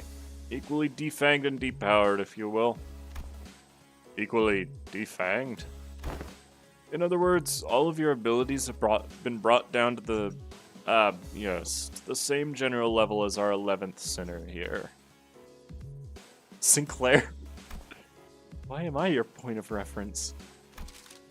If this is what you meant by growing closer like glue, then I suppose it was quite the apt choice of words. Oi, take that back. I take it back. Not. So you're not really much stronger than I am, huh? Wow, Sync. Is that the sound of your sense of self-preservation shattering into the ether? That's it, you bloody... You can't say that word, Heathcliff. Excuse me, I need to know why that happened. Did we all get depowered because of the golden bow? Wait, does this have anything to do with those chains that appeared when we first entered into a contract with Dante? Indeed, one of the powers of a golden bow is connection. You are now all fairly evenly and equally mediocre. Hohenheim's comment at the subsequent stare seemed a bit targeted. Think of it as something akin to clip-off deference employed by the Lobotomy Corporation. So the truth is finally revealed.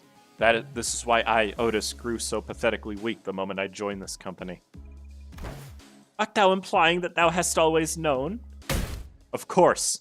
Had I been in my prime, I could have wiped the floor with you miserable doormats in a matter of seconds. You wipe floors with doormats? Man, we're all so prone to saying whatever once the proof of burden of proof is gone, huh? So that's why my murderous arm's been quiet ever since they hired me. It didn't really have anything to do with my heart after all. Gregor. Boy, what's the use with all this chatter? What matters that we've all been brought down to the levels of the lad? But I got calluses on my palms. Yet, not all of the Golden Bow's effects must have been a detriment to us.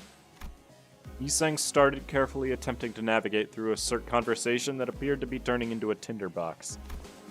Was it not the advantages granted to us by the Golden Bow impaled in the pallid whale of the Great Lake by which we triumphed? What? Really? Correct. Had the pallid whale been at its full strength, it is highly likely that we may still have been trapped inside its stomach, struggling to survive. Also, it can be said that the diminishing effect was not applied in equal measure across all affected subjects. That makes sense, I guess.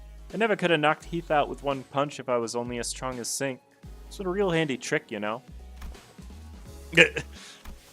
Additionally, certain individual quirks cannot be suppressed by the golden bow. Certain quirks that one may consider to be an individual's idiosyncrasies. Oh, so that explains why Ryoshu's impressive blade work with Mr. Bumble back at the T-Corp factory. Won't waste my breath boasting. You never do anyway. Well, if your strengths have indeed progressed since the onboarding, then the average must have risen as well. One of the purposes of these tests is to measure that very difference. So what exactly goes into these tests?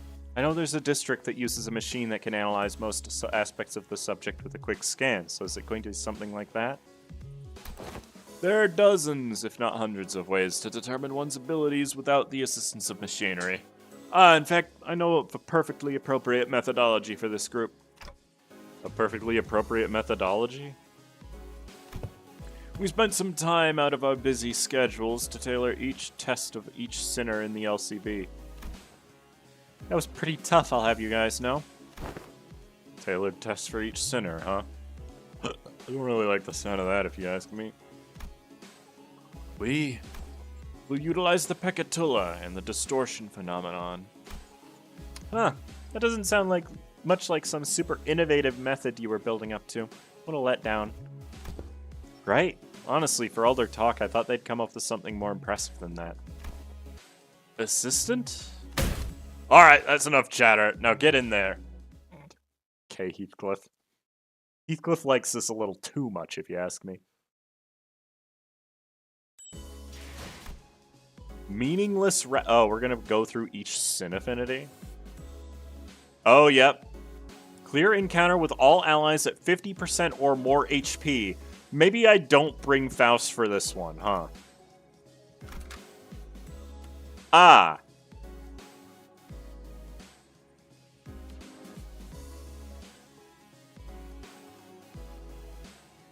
Interesting. Let me, oh, what the heck? Why is this a sinking team? I've got to use it. Okay, I'll just ruin my burn team. What's Wrath? You know what? That's a terrible option for this, now that I think about it. If we're just going to be doing, like, the best sinner in a vacuum for most of this, then I basically have no choice of what to bring. So, like, you know, I guess this doesn't matter. He's not going to be using Ego. We'll be eating first. 어머, 부탁드려요. No, I wasn't worried about the buffs. I wanted to get the event buffs, but I guess if it doesn't matter, then it doesn't matter. Let's see. First one on the blocks. Heathcliff had already begun flipping through the papers in his hands. What an unfamiliar sight. Right, you and you there, inside now. Heathcliff, the assistant, pointed toward Honglu and Sinclair. Hello, 1, 2 testing. Am I coming through? As you must be well aware now, the Pecatula are entities that have failed to even distort. It seems like we'll be fighting the Pecatula again. Oh, right. I have a question. It's something that's been nagging at me the whole time since I arrived. Aren't these tests basically just us killing people for no reason? They're all safely contained, which means they don't pose any danger to anyone. Why is he being such a bleeding heart all of a sudden? Oi, we've been slaughtering countless scores of those sods, so what's all up now? Yeah, but we didn't have any choice back then because we were on a mission, and... Do you believe that taking a life to live is unlike taking a life for the sake of it? I do. I understand. It seems that human memory is, after all, made to be finite. Save for few exceptional individuals, people are prone to misplacing memories even from yesterday. So who are they, Dante? Who do you believe they are, this group you lead? Given the expected communication difficulties between us, allow me to make this a multiple choice question. 1, family. 2, friends. 3, colleagues. I guess they're closest to colleagues? Dante says 3 colleagues. Hong Lu was practically squished against the containment unit window, holding up 3 of his fingers. He must have heard us talking. Incorrect. It's none of the above. The truth is that they are sinners. Not family, not friends, not colleagues. Prisoners. I know. Ah, but the knowledge of something and the acceptance of it must be distinguished. I learned that people are prone to forgetting their places when the going gets easy, when life becomes comfortable enough for them to consider the luxury of timely meals to be a certainty. Thus, I find these reminders to be quite useful. These sinners, bound to Limbus Company, are still fettered by their chains and shackles. Naturally, they have no access to such a thing as the right to refuse. Or would it be easier for you to accept that fact if I were to suggest that you consider this but a mere extension of your responsibilities? I know they're sinners, but you can't talk to them like... translations are unnecessary. I think I get the picture of what was said given the atmosphere of this room. Dante, when you agreed to the contract, you must have made a deal of sorts, to gain something to your benefit, am I correct? Your memories, your head, and your past... There must be so much that you would like to know, and perhaps you desire to get them back is what stops you from simply quitting. What I mean to say with this little demonstration is that no one in this room has any right to grumble or refuse. Faust, is he usually... Yes, this is his usual demeanor. Hello, I know I'm not one to talk, but you don't exactly have a lot of friends, do you? Those who rise above their peers tend to attract a certain degree of hostility from others. Now, shall we begin? We are severely behind schedule. While the combatants do what they do, please pay attention to the following presentation about the Pekatula projected onto this glass panel. This lecture has been prepared with the assumption that its students have an average level of knowledge. So, if you consider this presentation to be boring or too difficult to understand, then you may consider your knowledge level to be below average. All this material seems quite elementary to me. Not sure what's so difficult about this. Yeah, save that for when the lecture actually starts. As you must already know, there are 7 categories of Pekatula. So far as I'm aware, the highest stage of Pekatula you observed was in stage 3, so far at least. Wherefore didst thou utter a little muttering of, so far at least, at the end of thine words, good sir? He's getting that hostility because he's being a jerk. Yes, correct. Sharp. Well, it's simple. We researchers have a habit of avoiding absolutes in all things. Never say never, or so they say. So you're not ruling out the possibility that we might be running into Pekatula beyond stage 3, huh? Indeed. We prefer not to put down such arbitrary limitations. Anyway, the first type of many Pekatula to be covered today is Pekatula Aere, Red Pekatulum of Wrath. The nature of fire is to burn and burn until there is nothing left to be burned. I see, they're quite literally burning with rage. Now that I think back on it, didn't you express something like that before, Sinclair? I remember you screaming so fiercely that you could hardly control your own body. Wait, this means that Hong Lu's most associated sin affinity is wrath. Huh?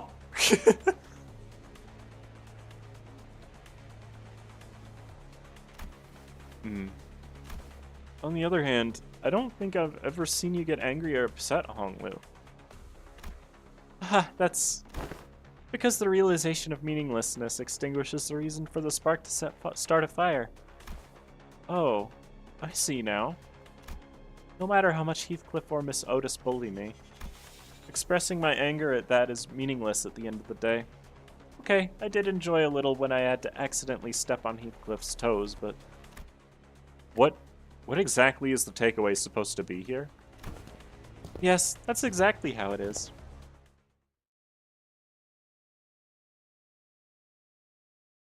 Hong Lu is the Hulk. I'm always angry.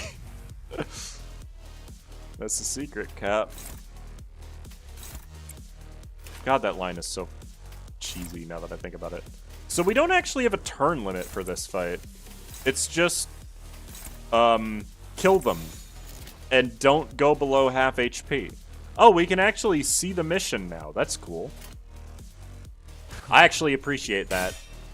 Because you can't see it in most stages. Wonder how pissed Honglu would be once he stops feeling like everything is meaningless. Gee, I wonder if we're gonna experience that in the next 4 months. New statuses at Sinners? Oh, my bad. Hold on, I gotta finish killing them first. I guess these fights would all be pretty short, realistically, right? Though actually, you know what? I really do appreciate that we've got objectives that are not clear within a certain speed. Okay, what's this? Oh. Cool. Well, there's not much I can do about that right now. So. Also, I just realized I'm gonna run out of ammo. I don't think about it. But that's okay, I think. I think he's gonna die before I get to those later skills, but it's fine. Yeah. Okay, they're all countering. Okay.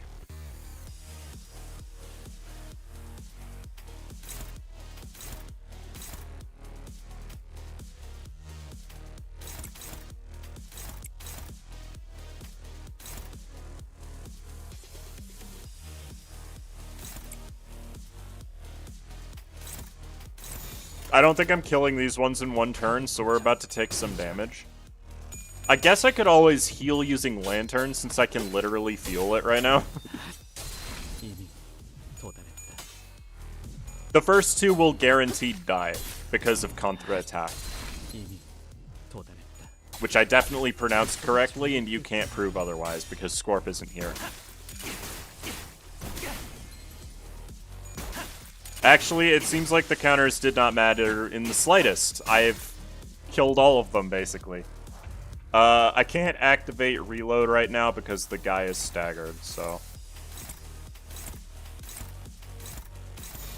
That's fine, though. I'll probably Lantern once. I assume there's going to be 2 of them? No, just the one. It does have a counter as well. Okay. It's been a while since we... Jesus. It's been a while since we've had to fight one of these guys.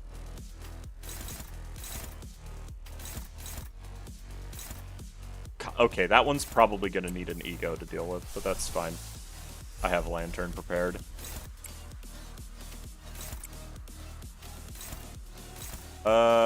Favored no matter what, huh? What about this? Here, we'll do this like this. Wait, hold on. There. Okay. And then the last 2 hits can go wherever because it's gonna trigger the counter no matter what. So. Oh, this guy has 500 health. That's gonna die very quickly, by the way, chat. Even if he does resist my attacks, it literally doesn't matter. Okay, I would have lost that clash if I flipped tails. How did they even get a stage 3 Pekatola? We've seen them before.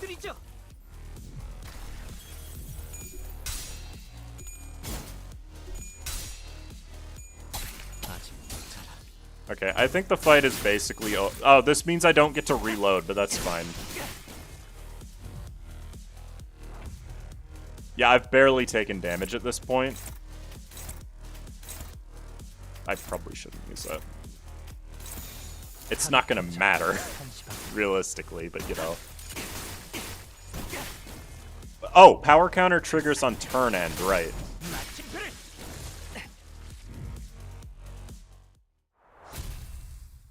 Yeah, that one was pretty manageable, Hohenheim. I'm not gonna lie, that was a pretty easy test. No, it still gave me the bonuses for those 2 being in the party.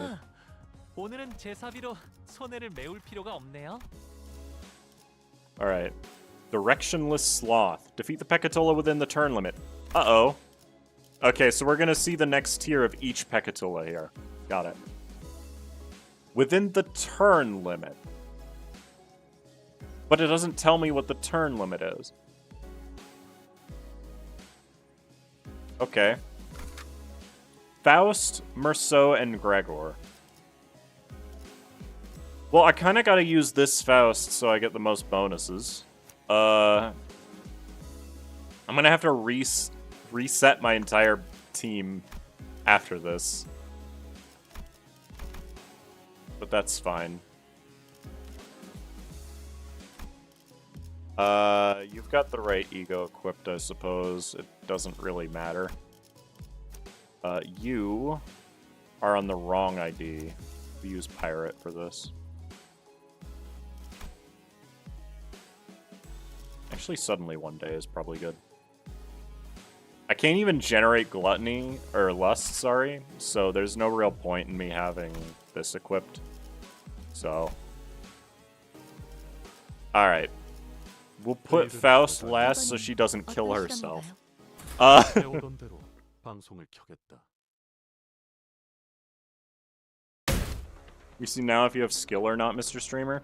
Well, I've failed to do the turn limit stuff in the past. So, next up, you three. Let's get in there. Indoor voice will do, bud. We can hear you just fine without you shouting at the top of your lungs. Now let us discuss Pecatulum Picarditia. Sloth. Stones are sturdy, but that's all there is to them. They're directionless and unmoving, completely surrendered to inertia.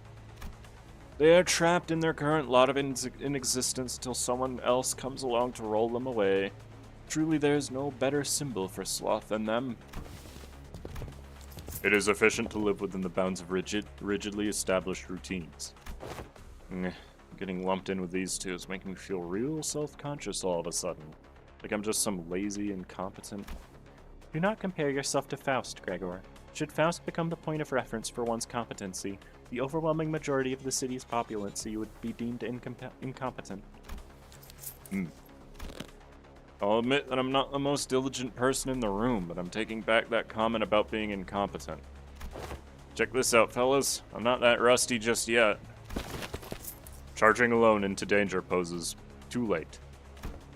This will be harder than expected. Let us provide assistance. Mr. Salt, Pouse, and Greg. Merceau is based, let's be real. Alright,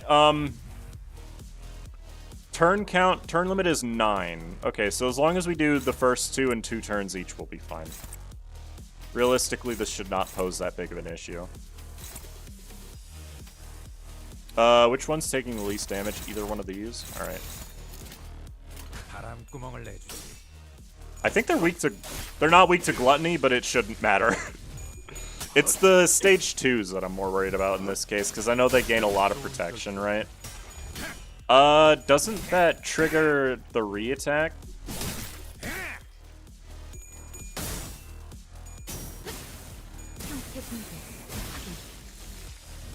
I'm pretty sure it's supposed to, but it just didn't. I have a feeling that these testing pairs has one person embody the sin and one person being opposed to it.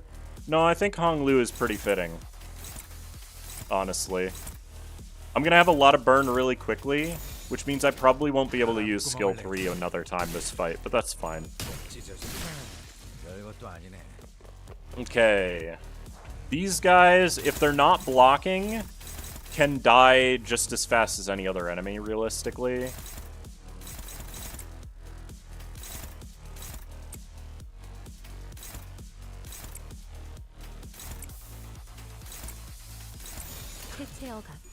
But they're also very tanky, so it's fine. Oh, they're very... I guess they resist Sloth. I shouldn't be surprised that they took that hit pretty well. But still.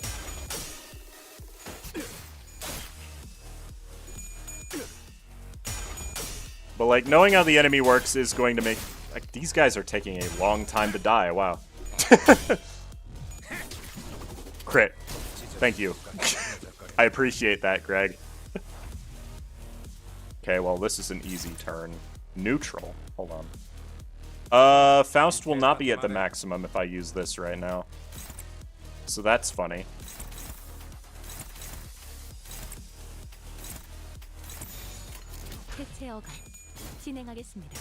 Unless the other skill goes first, I guess? But I don't know why it would. Yeah, see, we're fine. You just evade to lower her burn? Yeah, but I need to end the fight quickly. Oh, that killed? That's effective. Okay, we should kill both of these then. Without even any risk. Goodbye. Alright, let's see the new guy. What the hell? Oh, that thing has a lot of HP. Okay. I see what it wants me to do here. Actually. I need to offset these guards so that when I'm attacking them, they don't have protection.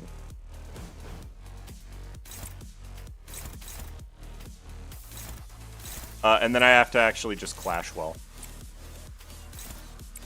Everybody's faster than it, so that doesn't matter. Read passives, fine. Unless this unit is staggered or part broken, take 50% less damage, so. Who cares? That's not gonna stop my strategy for fighting him. It's not like I can do more. It's gonna take a bit, but like, you know.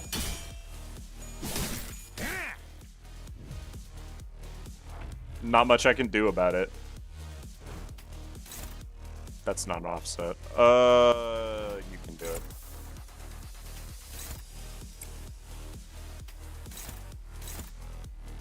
Okay, hold on. I have a skill 1 which doesn't need to clash. And a skill 2 which can clash, thankfully.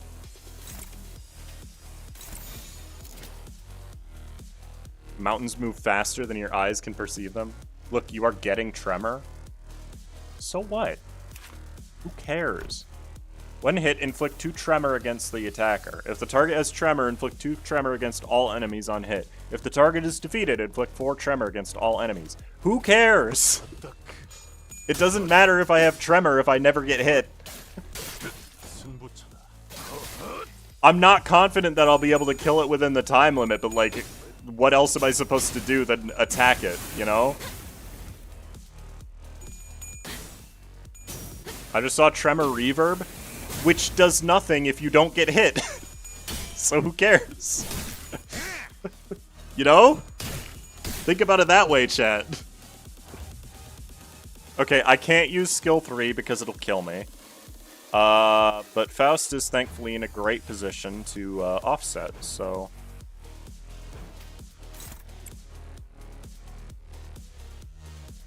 Alright, this has to be this slot. Oh, that's awkward. That's dominating, that'll work. I have 3 more turns, right? That should be enough time. I really wish you could clash at all. And you can't. I mean... Okay, what's hitting me?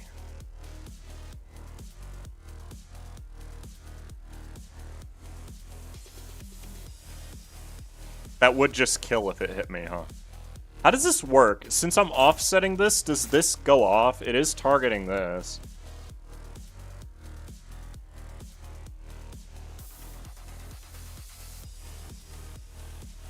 So it shouldn't matter, right? Oh, hold up.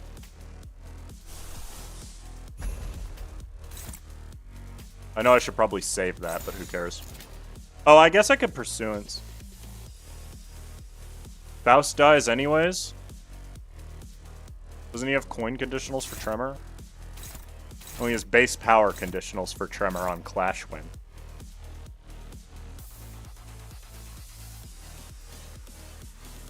You probably have to let Merceau get hit. How much Tremor does he have? I mean... Well, hold on. Because I didn't actually check. They are both targeting Faust. Okay, let's think about this for a second.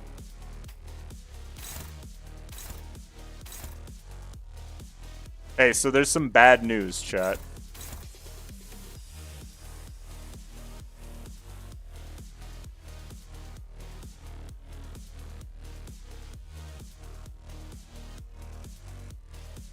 Okay, well, in that case, she's gonna die anyways.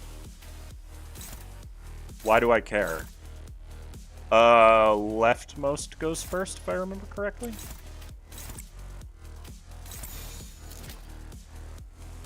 What's the bad news?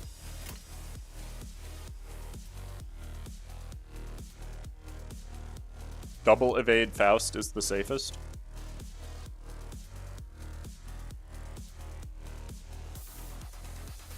Yeah, she doesn't die to burn. She dies from using her skill 3. How close am I to staggering? I think it'll be fine. You know? Also, this skill hits really... Isn't he weak to... He resists Wrath. Oh, I see.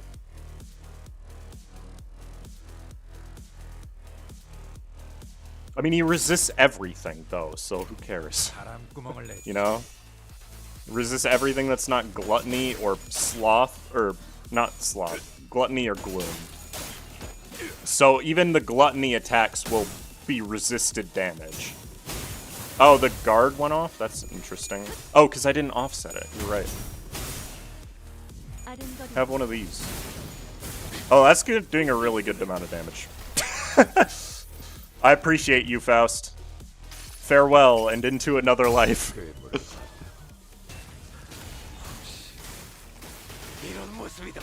That did 2 damage. I guess it is a sloth skill, huh? Get a crit. It'll be funny. He did not get a crit. It's okay, we're gonna stagger him from the next... Yeah, see, we're fine.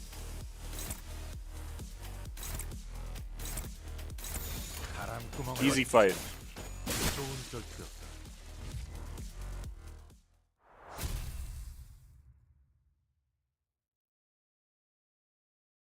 The enemy's too scary. I think you should quit the fight.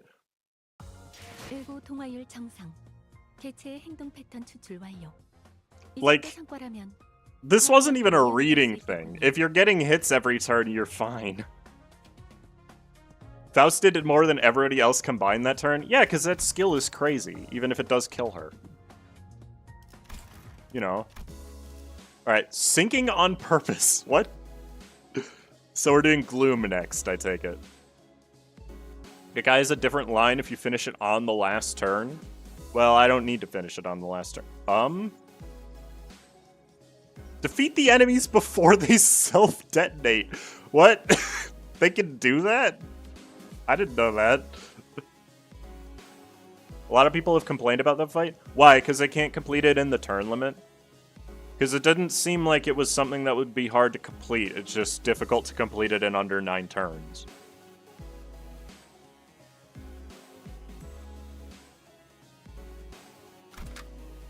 These 3. Heathcliff. Oh, good. Okay. Well, okay, so the problem is retreat doesn't really do anything for me here, right? The term limit is tight, but you should be able to do it. Yeah, God forbid they make a hard EX stage, exactly. Well, let's do the other 2 first, because it's pretty obvious who we're picking for them.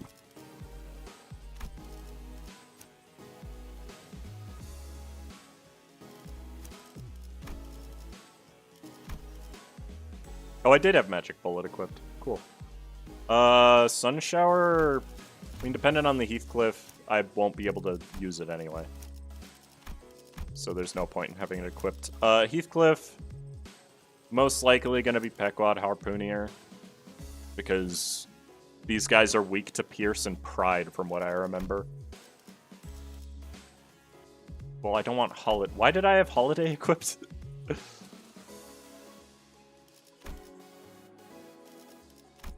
Like that, yeah.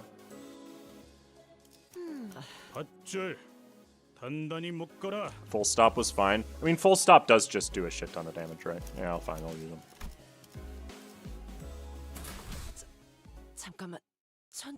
Yeah, I don't know why I had Holiday equipped. Like, you can't use any of Otis's Teth Ego. All of them use Gluttony.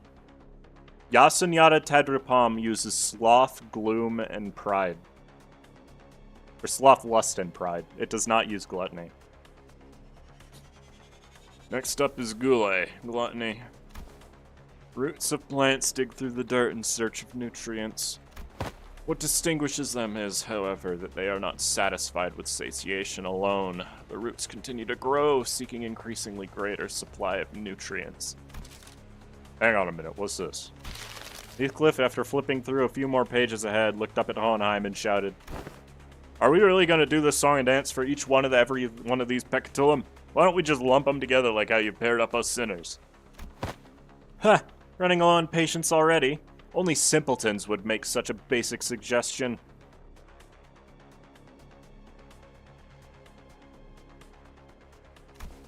It's standard protocol. In case you weren't aware, I am also unhappy about this process, but sometimes we must swallow our complaints and do as we're told for the sake of proper test results. You make a valid proposition. What? Very well. I also fail to see the necessity in fighting these Pecatilla one by one, especially given the busy schedule ahead of us. Your suggestion is accepted, assistant. Huh? What? Really? Aren't you the one who suggested it? If we didn't have to fight them one by one anyway, then why didn't we do this from the start? Because testing them one by one yields a more accurate result. Studies suggest that the margin of error may grow by 0.06% when testing multiple entities at once. That's so insignificant.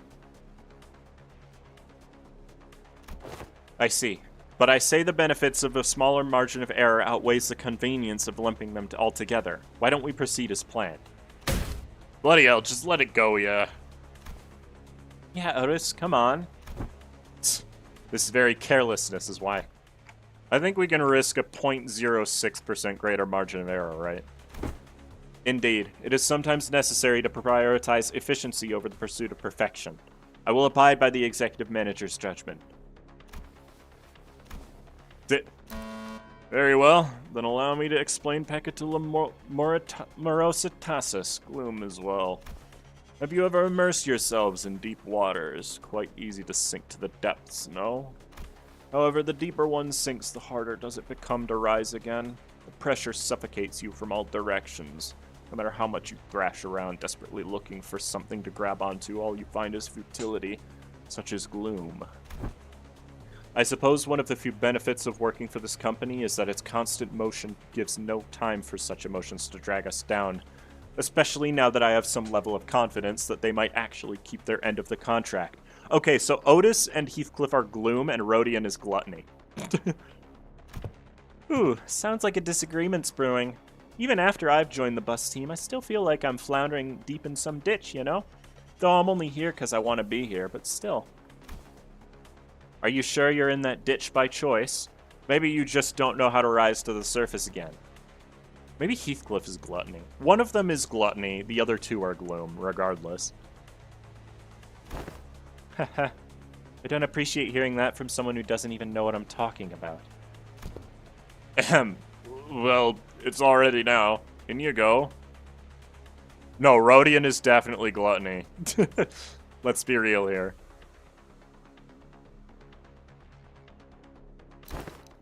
You too, assistant. You aren't exempt from the tests. Huh? Me too. Perfect timing. I've been getting a bit tired of all this mental exercise. Right then, let's wrap this up quick.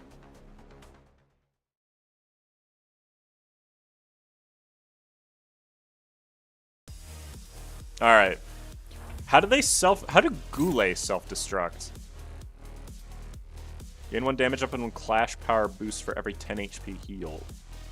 Okay, they didn't used to have that.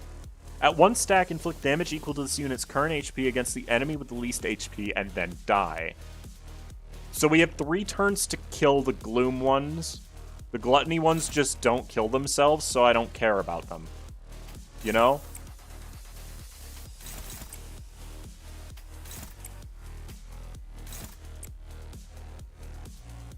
Okay, so the goal is to use headshot as much as possible, yeah. Which one of these is least likely to die? This, whichever one is clashing with Otis, yeah.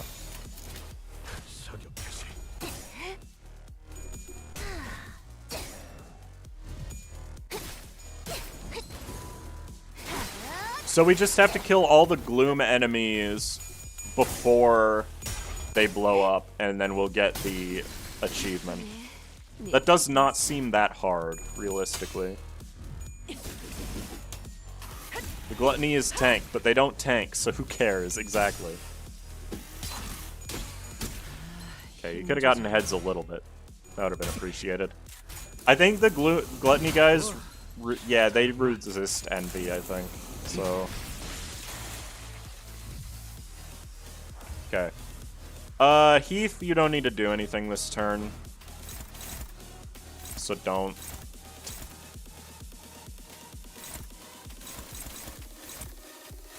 한바탕 해볼까? 네 피분수. 네 피분수. My mango is about to blow up. Okay. Alright, 3 turns to kill these guys is a little bit tighter. Yeah, the Gluttony guys just don't die on their own. That's weird. I kind of want to save his big bullet, but at the same time, I don't care at all. I don't expect it to be that difficult.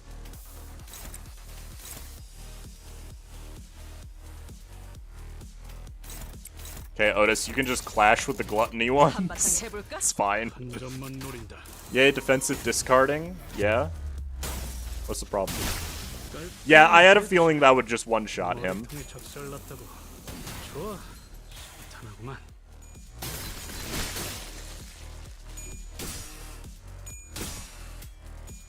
I'm a lot less worried about the Gluttony guys, so. 'Cause the idea is that if you ignore the plants correctly, they grow too big, but, okay, what?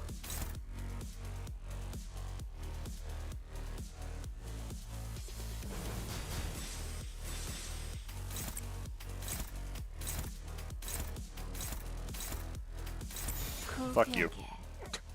I'm not on a time limit, I don't care. Heathcliff, honestly, you just don't need to do anything right here.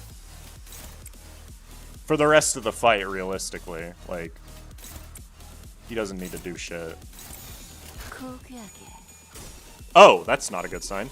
I probably should have clashed with the other one. But that's okay. With the other skill, I mean. But again, we're not on a time limit, so it doesn't really matter. A turn of staring at each other. Yeah, what's the problem? Nothing, I assume. And I did need to attack you twice, okay. Alright, let me actually kill this guy this time. That would be nice. You know what? I'm gonna kill the Rhodia by herself, so I can afford to do this.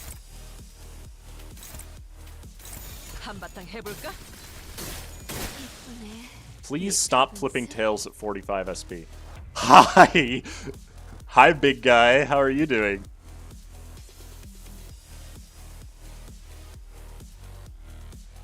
Morositatis? Oh, he's got Unbreakables. That's fine. Unless this unit is staggered or broken, take 80% less sinking damage. I don't care.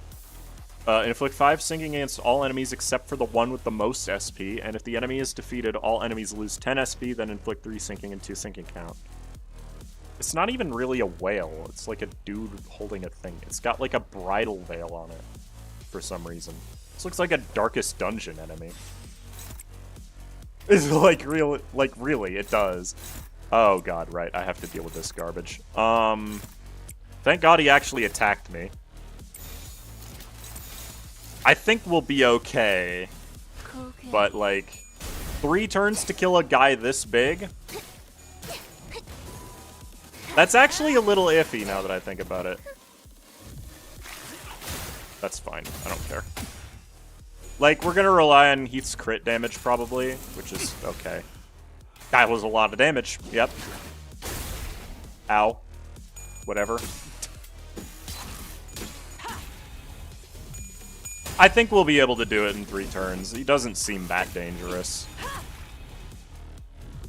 We've done almost 200 damage just this turn. Yeah, we'll be fine. Okay. 2 redirects. That'll be okay. I just don't want to deal with the evades. And I really don't expect it to matter, so... These are both favored. Ugh. Dang it. Really? It'll be fine. We'll just win the clash, you know? It's favored because it's not taking into account the 2 attack power up that she's getting, yeah. There we go. I think we're fine. Like, this one wasn't that bad. Those guys can use Sinking Deluge if you somehow forget to clash. Oh, I know. 그러니 알아서 잘 피해야지. Hey, Ziv. How are you? It's pondering its orb. So true. It was pondering its orb. I haven't had any trouble yet. I would have liked to see what the gluttony ones looked like, but oh well. Gee, I didn't even use like half his ammo. He does so much damage. Alright. What? This would be pride, right? Pride and lust? No big pride or lust. Do not take 10 or more hits during the encounter for each identity. You're gonna force Yi Sang on me, right? No, actually. Interesting. Okay. Well, Butler is the one I'm gonna use on Ryoshu. I think it intends for you to use Pequod Captain, but, like, that sounds like a terrible idea. Right? These guys resist pride and lust. So, maybe this for now.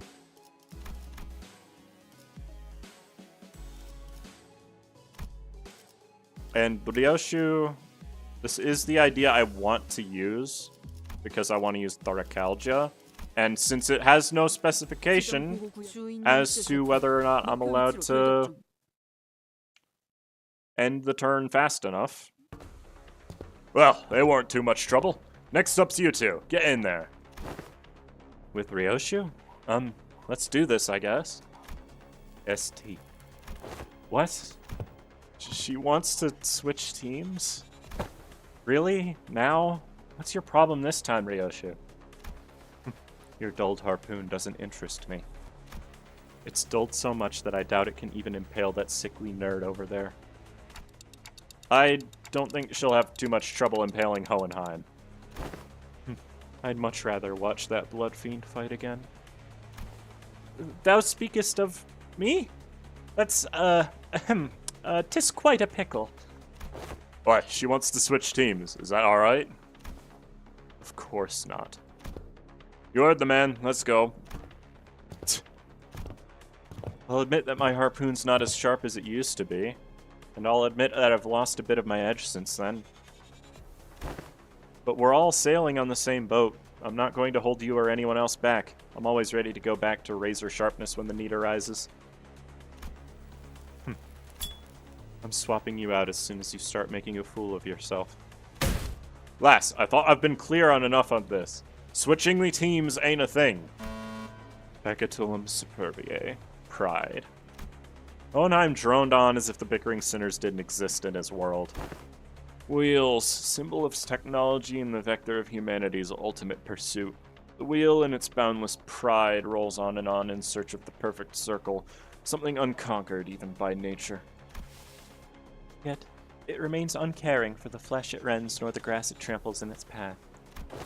Isn't that just confidence, not pride? You can't get anything done by just sitting idly in place. One might even say that pride is but another name for overconfidence. It oft claims trailblazers are those who have never tasted failure. Huh, someone like you, Hohenheim.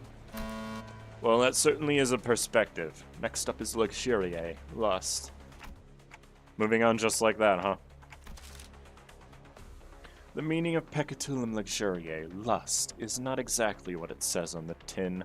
A more illustrative description would say that it is... Ah, yes. An obsession to spread a fragment of what forms the self. A desire to propagate, to breed. Of course, there is more to it, this concept, than just that. While the world itself may be subject to interpretations limited to the carnal understanding. To share one's knowledge, one's ideas, to invite others into gaining the understanding of a sliver of oneself, you seek to express that such things are lust as well. Not bad. I always appreciate these discussions with the learned. There never is any dead air. Honkai Star Rail? No.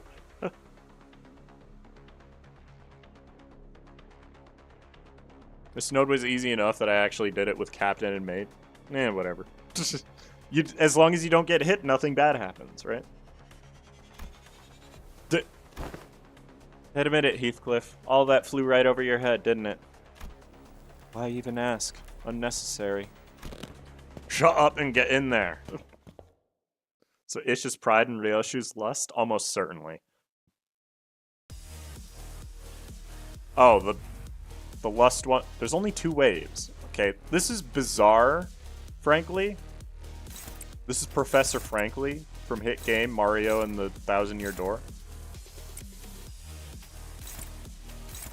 All of my clashes are favored because these are the ones that actually have good clash power by default. Don't worry about it. I didn't even read their status effects. I probably should have done that.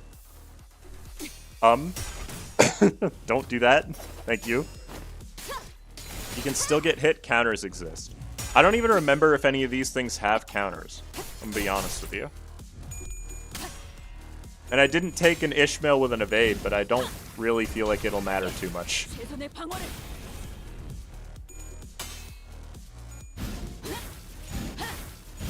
Oh, she has a clashable guard, so it really doesn't matter, now that I think about it.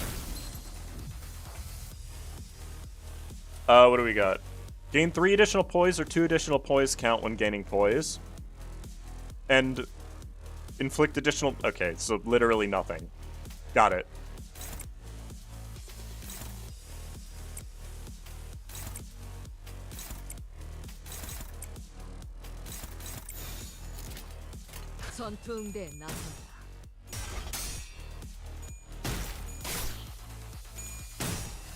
The stage 2s have counters. It doesn't feel like they're gonna hit me 10 times before I end the fight, though.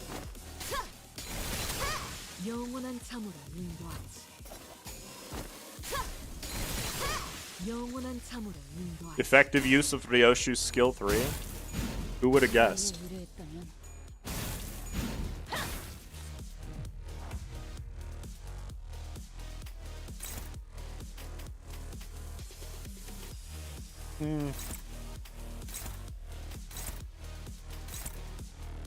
I'm gonna not waste my big skills on these guys. My AoE should be used as AoE, not as a finisher, realistically. This one, honestly, seems like the easiest one so far.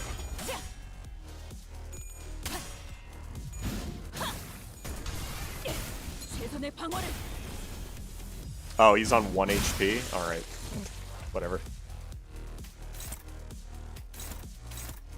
Don't you dare... Oh, you know what? So I don't accidentally use them, because it doesn't matter. I don't want to accidentally use an AoE against this guy. Alright, hi big guys. Okay, that guy has a counter. It hits 1 time. I don't think I'm that scared of it. Oh, you know what? This is a good opportunity to use the new ego. Hold on. Let me just make sure it's hitting all of them. I said all of them.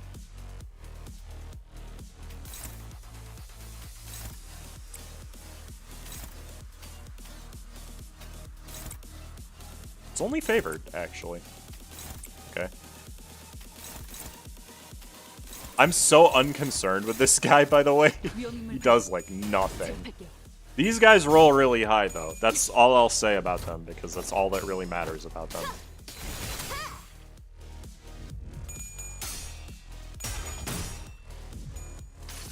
$17, by the way.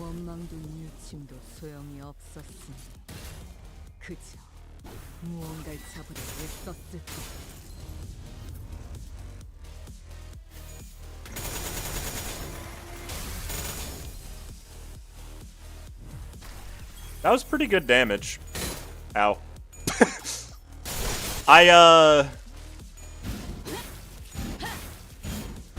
I think there was supposed to be more of a challenge. But, it seems like that challenge shall no longer exist as a result of Thoracalgia. This ego is really cool, I agree. It's insanely strong, too. That was a lot of damage. To be fair, it did crit both times.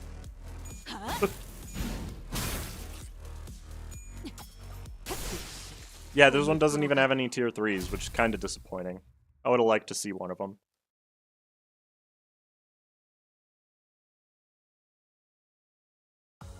전투 응대는 성공적이었다. 나쁘지 않은 움직임이었어. 이제 다른 쪽 집안일로 돌아가지. Stinging. Okay, before I do this one, I'm gonna go pee. So have an ad break.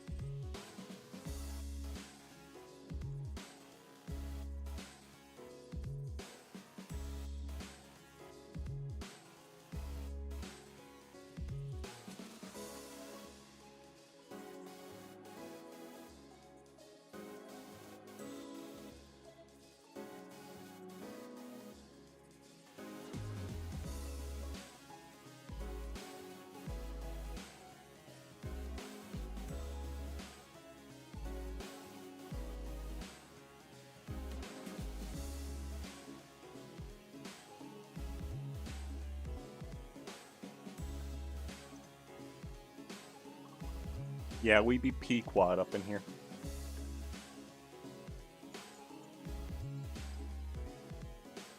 Okay, so what the heck is this enemy gonna be? Invidier?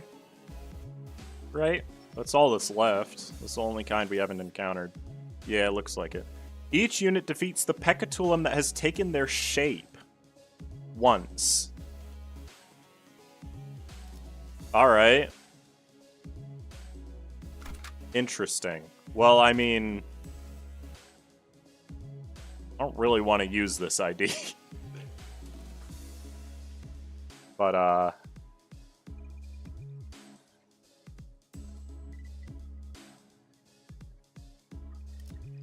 I kind of just don't want to use it. You know? I know the idea is to use the new one. I could try. It's workable. I assume it would be.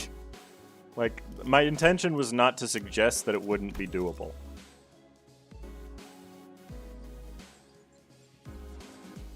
Wait, can I feel this?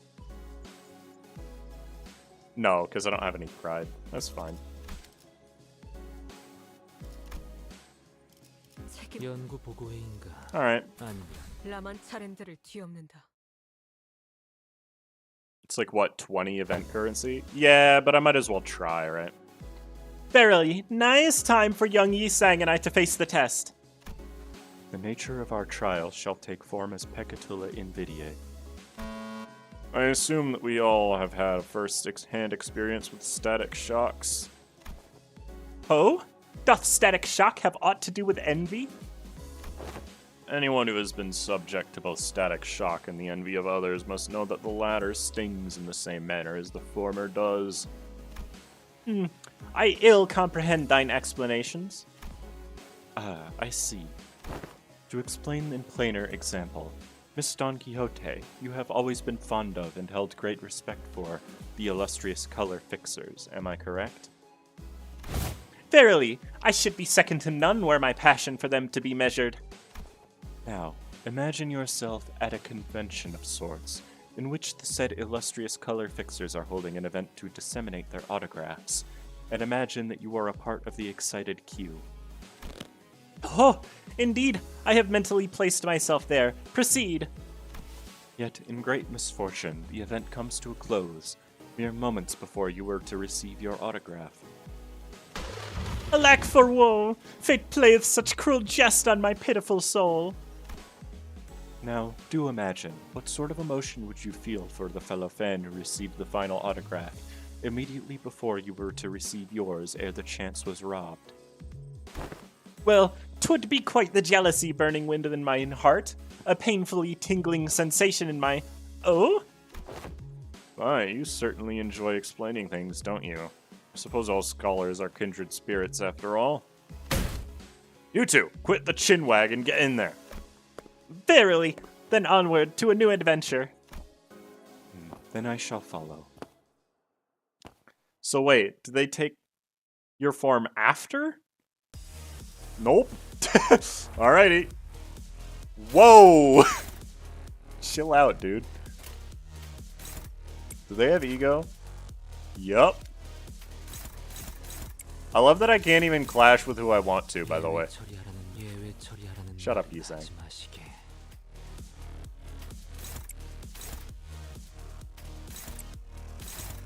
I mean, if I have to redo it to get the event thing, I don't really care. It's fine.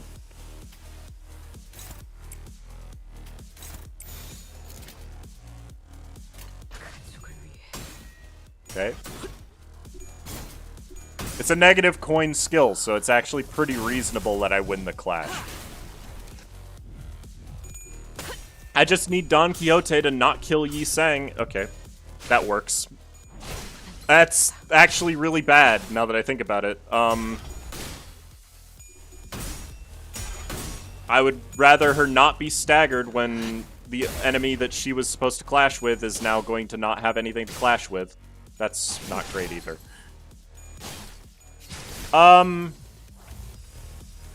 So like...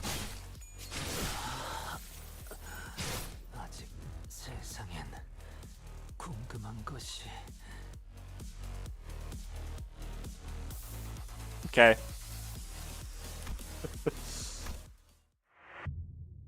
They do, in fact, both be slash week, huh? Let's try that again. Damn, you suck. I got very unlucky. I don't think that has anything to do with my capabilities. I'm just not going to use him. It's not worth it. Are you weak to slash? Nope. Oh, you're certainly not weak to slash.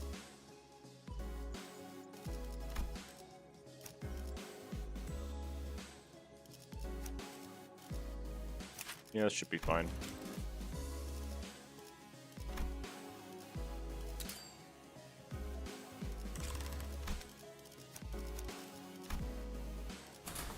There we go. It's pretty hard to mess up. Sure. It made me realize that Yisang's whole take hits, lose clashes, die for a benefit deal is a meme. Exactly. Which is why most people don't really like his kit from what I've seen.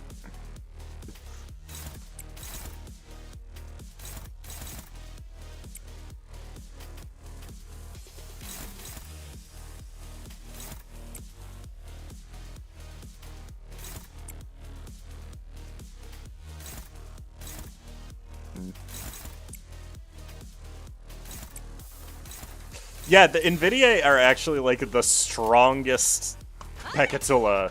Okay. Is that really necessary?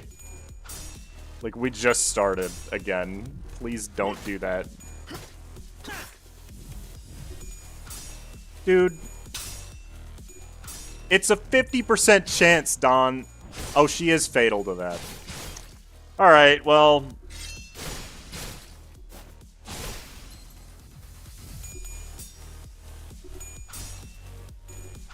That's a little annoying.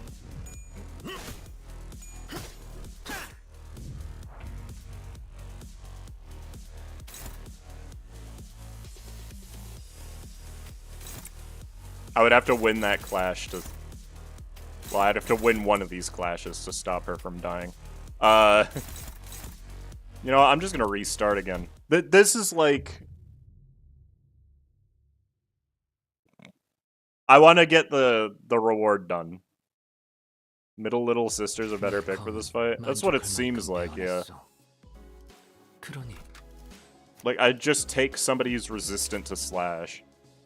Okay. Maybe not.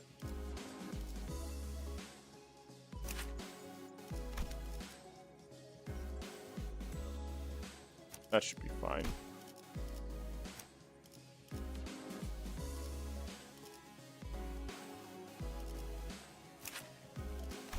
Does he saying even resist slash on any of his IDs? Maybe some of the non-3-star ones. Oh, well, I'm not bringing that. I think this is probably fine. 기차와 같이 달려나가겠소.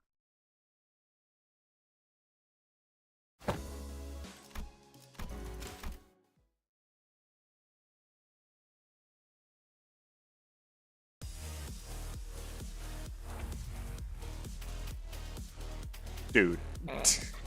Okay. Huh? What do you mean?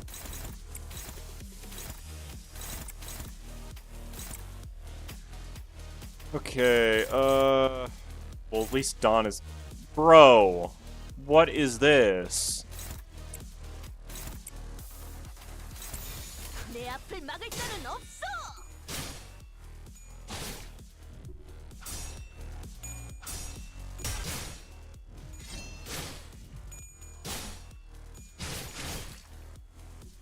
Alright. I don't know how exactly it intends for you to do that mission.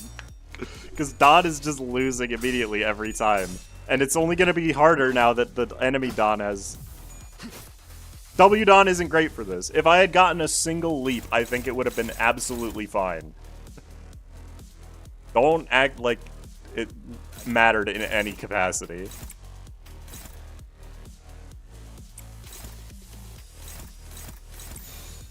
죄를 새겨주겠어. 혈이 난자하오. Okay. Well, I think we're in the clear at this point. Even if I do lose both these, I think it's fine. We'll be able to continue. He's getting staggered, but, like, don't care, you know? Thank you for actually having leap. Bro, what are you? Okay. And of course, my clashes are all going to be struggling now. 나는 언제나 달려나갈 준비가 되었어. Yeah, not exactly sure what I'm supposed to do about wishing, Karen.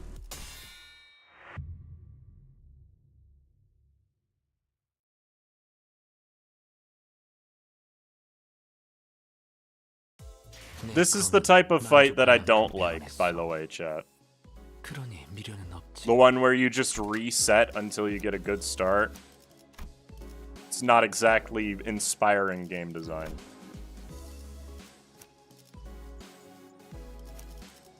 I feel like bringing somebody else into this thing.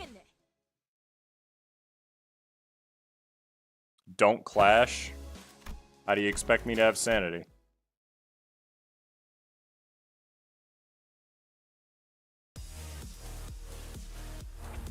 It's just boring, you know?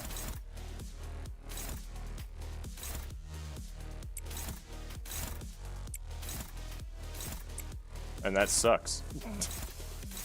Perhaps predictably. Can I not redirect any of this? Okay, whatever.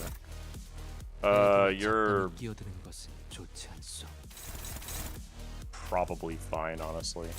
There, I'll clash with one of them.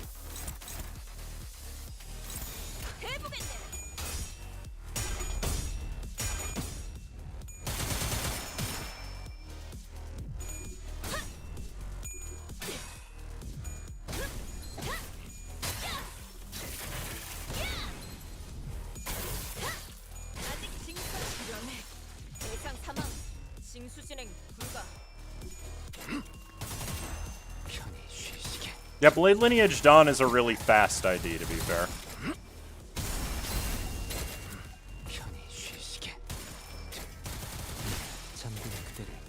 Okay. And now the W... Somebody didn't read their own skills. Okay. Cute. You literally have 0 charge count. You will gain 4 if you hit me on headset. I don't think that's intended. I think they're probably supposed to use skills that matter here. I'll just eat that. Because I don't want to clash with it. Alright. That's not going to change anything. Unique commentator on those stages got some cool lines. I know, I would love if they stuck around long enough for me to be able to read them. You know?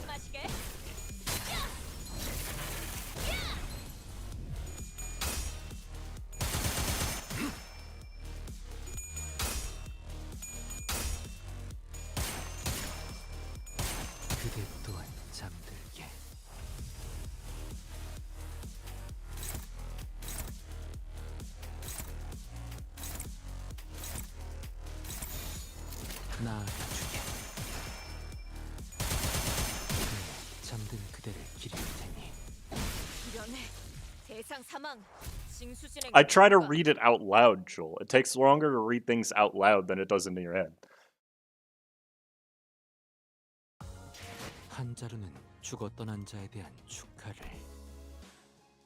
Price of curios.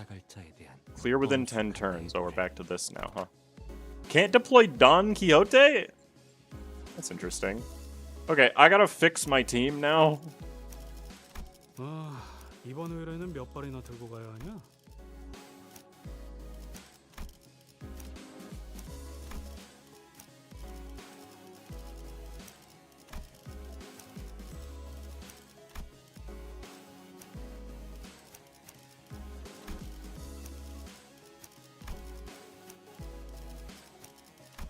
It's only one enemy. I assume I'm fighting Don Quixote at that point, if I'm not allowed to use her.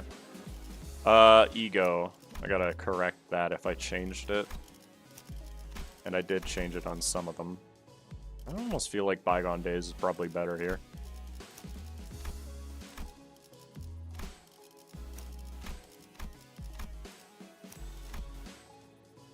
You're actually fine.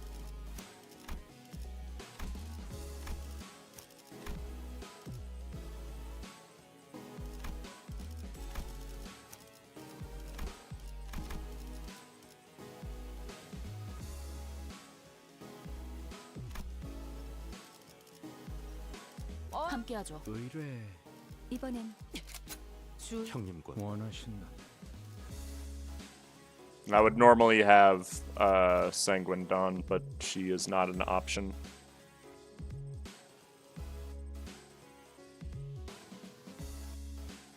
개체 유형 확인. Chat, I would still advocate for using Holiday over Magic Bullet on Otis. The foundation that led to this disaster was laid by none other than Yi Sang, whose only sin was making an innocent, tragically casual comment. Sometime after we ran our final tests. Please vacate the room, people. Cleanup coming through. Apologies, Miss Don Quixote. Ought to... Prithee, avail me but a moment. The shoelaces upon Rocinante have come undone. What? How? I remember tying like 7 different knots on your shoes. Yet 'twere quite the hideous access, sorry, to be forced upon Rocinante. I have tied one of them once again in the shape of a ribbon. Yeah, the knots didn't look that great. Ribbons are cute. Oh boy. Yet one must begin to wonder about the consequences of Miss Don Quixote freeing her feet from Rocinante at her present state. Whatever art thou suggesting? Rocinante is none other than mine eternal steed, bound to me by fate itself. None shall ever dare sever the bound betwixt us. It was a query posed toward Miss Faust, yet I appreciate your answer all the same. And Faust's reply was what set fire upon that rather combustible foundation. I cannot know. What? An obvious outcome, given that no relevant data has ever been collected. Well then, no time like the present to get collecting, huh? Good thing we're in a lab too. Where else are we gonna get another chance to do that? This seems like a really bad idea. This course of action is highly inadvisable. Yeah, sounds like a bad time to me. I hear all kinds of horrible stuff happened on that train when the moment her shoes came off. Sure did. But that's... 'Twas but an independent decision called by Roshinante itself due to certain extreme circumstances that had naught to do with mine will. Well, you know, potato. I was already quite aware that the core of that individual may as well lie in her pair of running shoes. Fie on thee! Thou shan't treat a person as I like some useless shell. What if we slipped her shoes off and on again really quickly? Our standards here at the LC department demand precise measurements. In other words, these tests would be meaningless if all we were measuring was a hollow shell. A hollow shell! We have indulged your predictable provocations enough, Hohenheim. It seems necessary to remind you that you have not yet received the full report of what transpired during that incident. In other words, you are risking the occurrence of an unexpected event. You concern yourself unnecessarily. The construction of my laboratory boasts a rather solid build. Not even abnormalities on the more powerful side of things can puncture holes in its walls. Oh, very well. I will not force your hand. However, due to your unwillingness, I am behooved to record as such in my research journal. Due to the concerned sitter's utterly terrified reaction at the prospect of having to remove her shoes, I must unfortunately leave only a half-complete test result here. Yes, it works with potato as well. Utterly terrified? Terrified? For your information, these research reports are stored for at least a decade. Yes, we will have possession of a full record of your plain cowardice for at least 10 years. Outcome NA. Research. Reason subject was too scared to participate. I feel like he's unsure about this.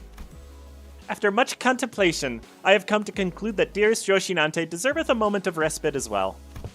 And I, Don Quixote, shall demonstrate before thee that Don Quixote is still Don Quixote in her core still, without Roshinante's assistance. Are you sure this is a good idea, Faust?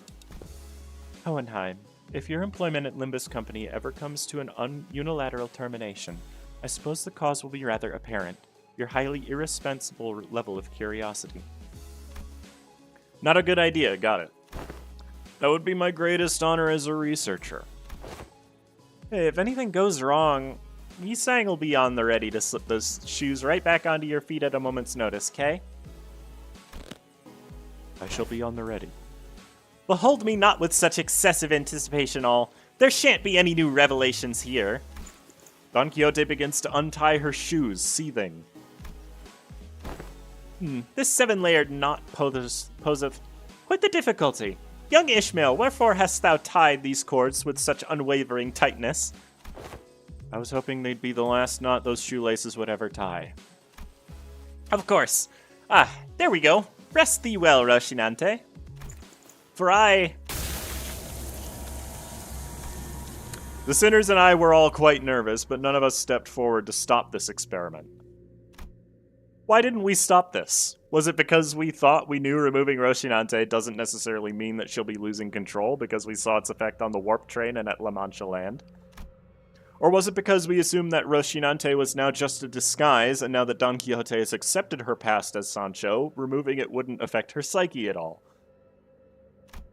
Whichever was the case, it was a mistake to ignore that nagging feeling.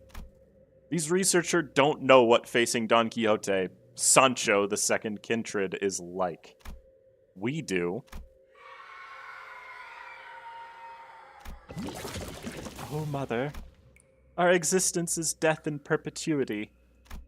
Complete us, fill our hunger. We pray unto you, fill us with the blood of humans, with the blood of humans. The teeming, shouting voices suddenly begin to echo in my head. They're the voices of all the children he had embraced. Or perhaps this was the Blood Fiend's instinct-given voice, imprinted upon them at the moment of their birth. Proliferate this disease, embrace this unending hunger for blood, and propagate the family. So many voices, so much yearning, so much desire. Every single kindred that has ever existed in the past kneels before Don Quixote. Oh, dearest mother, as your children, when shall we be permitted to quench this thirst for blood? I must drink blood. Oh no, Dante, no. I have to drink all the blood. All the blood that the family deserve to drink, I must. Dante? Dante, wake up. Ain't this a lot like the last time at that building when the fire on their head suddenly exploded? I have to. I gotta get a hold of myself. Thirst. My body can't even feel thirsty. This doesn't make any sense. I'm okay. I'm okay now. What did you see, Dante? If we want to bring Don Quixote back, we're going to need to quench her thirst somehow.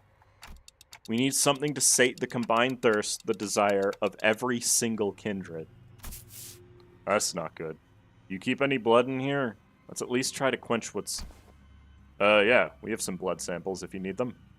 This seems like a mistake to mention. Damn it, have you been listening to what the executive manager's been saying? It's the combined thirst of every single kindred. A few blood samples aren't going to do anything. So you're going to sit here and do nothing? Ain't this just a matter of getting her shoes back on? Right, you sang. Shoes, shoes. Get those shoes back on her feet. I cannot. A bizarre wall of pressure surrounds her. This is one luxury cig. Good flavor. I bought those luxury cigarettes with our last bonus pay. These readings are incredible. So much power, even in a state that it is, for all intents and purposes, complete emaciation. What? You egged her on knowing this would happen?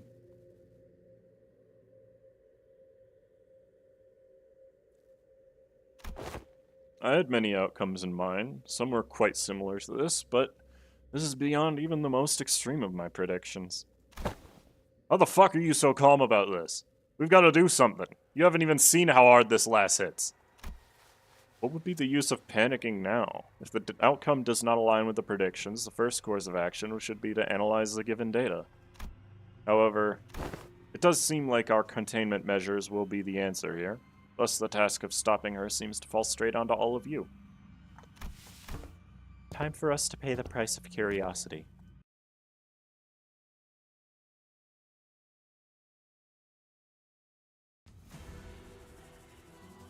Oh, we're literally just doing this again, huh? Oh, she's weakened, though, this time. Oh, Jesus. You can't use... 2 plus 3.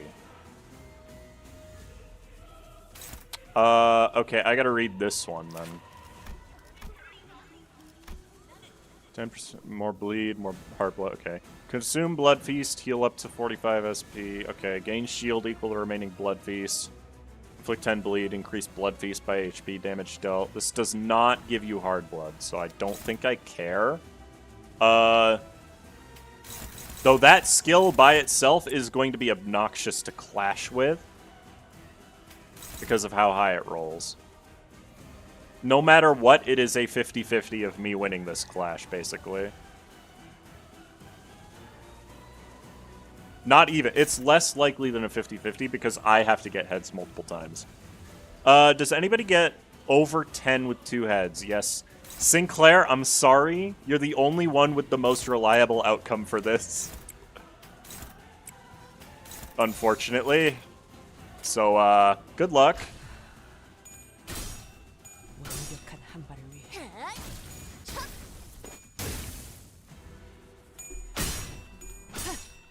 Looks like everybody else is doing their job, at least.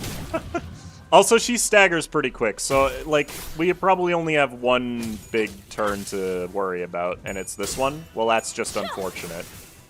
She flipped heads twice. She has 44 SP.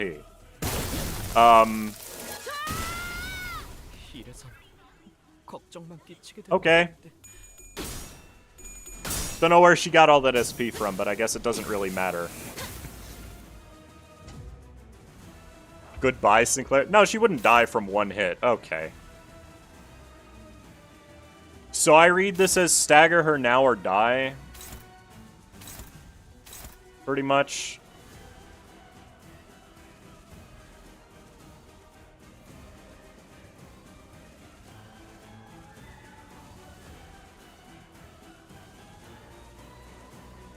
After attack, end combat phase. Well, that's unpleasant.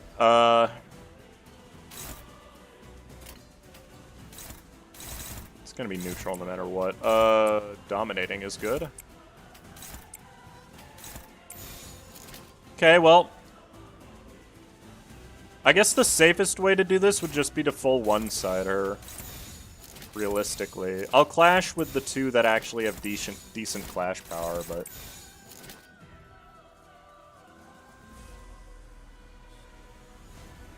Shimmering, like, it doesn't do what you think it does. I think Rhodey's skill 3 wins. That'd be great if I had one. Like, the concern is not if I can win the clash, really.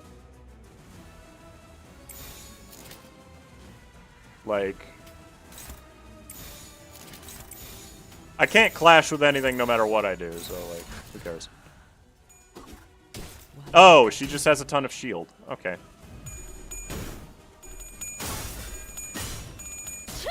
Yeah, Rhodia definitely wins, chat.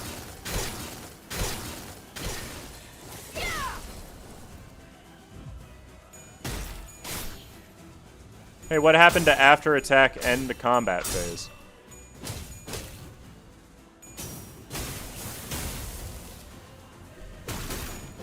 Like, where did that go? You know?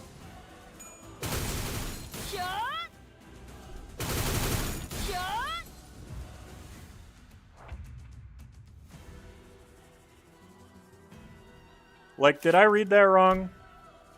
After attack, end combat phase.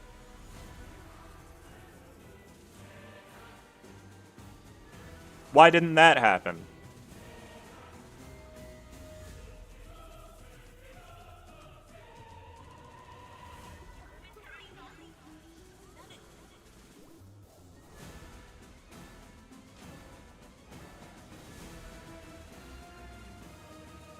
Like, I would love if, like, skills did what they said they were going to.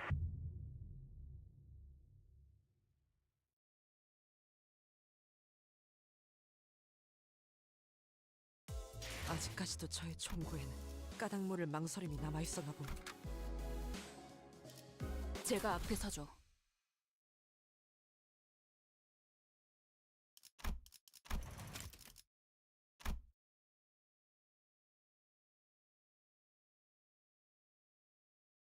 Are you looking at the right skill? Yes!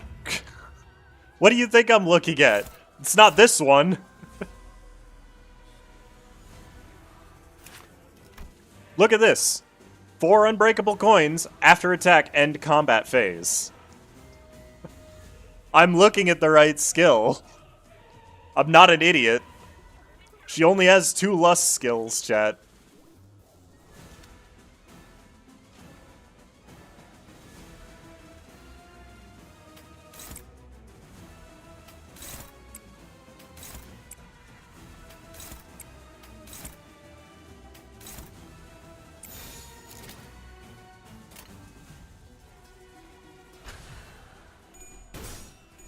That was a dominating clash, by the way.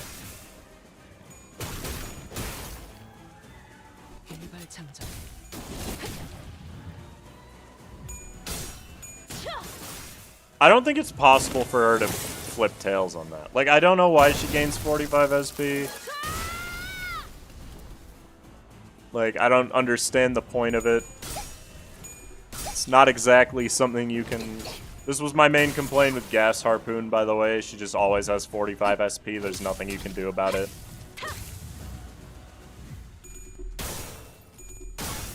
Dominating Clash, by the way. I guess she did win it. But oh well.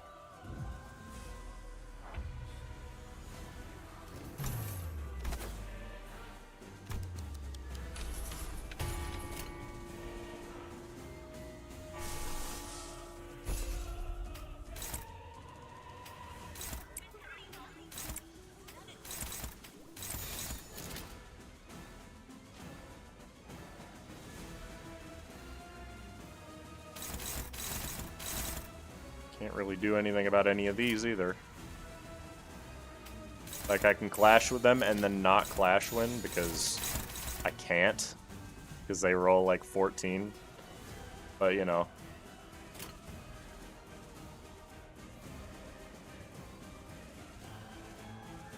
순식간에 끝내죠. It's just all gonna come down to luck. And there's not really anything I can do about it. This'll help. 총원, 조명이 전멸하는 저곳으로. 파도가 모든 것을 쳐부술 거다.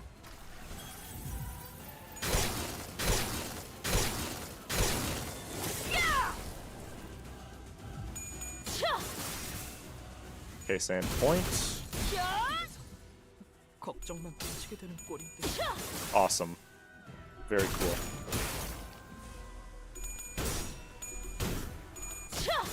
Very cool.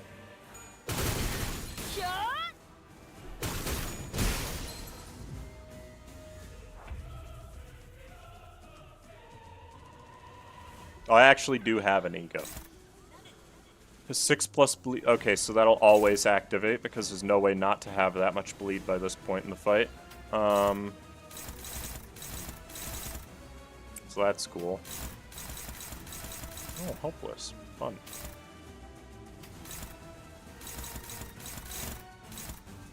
Oh, these are different skills. Are they? Yeah, this is a different skill.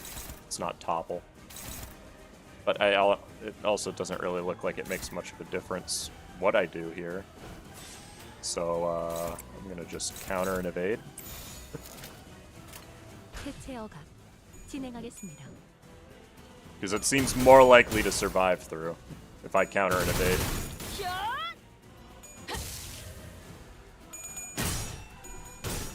Good job, Ryoshu. 아직 주의를 챙겨야 하는데. You got 6 members you're using are fatal to lust? Yeah, all the lust skills that she's using. Thanks, Farzan.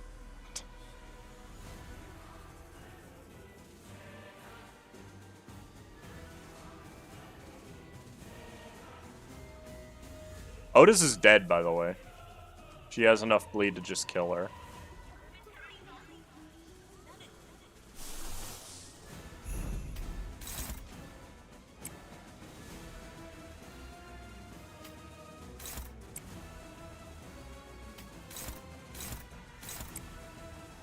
So is Sinclair, now that I look at it. So, I guess it doesn't really matter what I clash with them, because they're just gonna die. Can you clash with anything? Great. At least it's all targeting somebody who's guaranteed dead.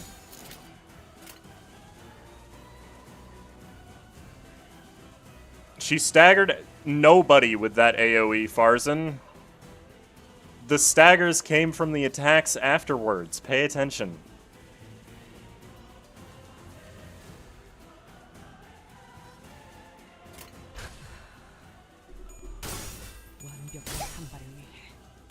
I think I'll be fine. Like, I don't expect to lose this from this point.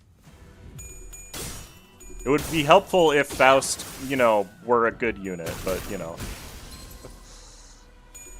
I guess I shouldn't expect her to be useful. Right.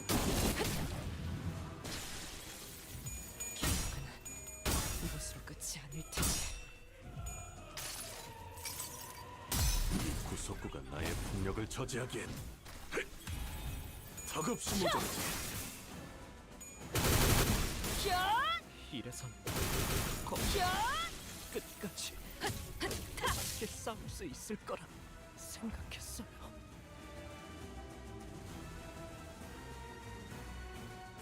What's this? She is already at max hard blood.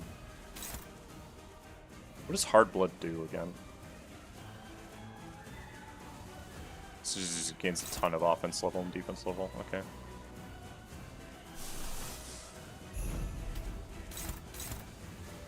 Neutral. Alright. Not anything I can do about that.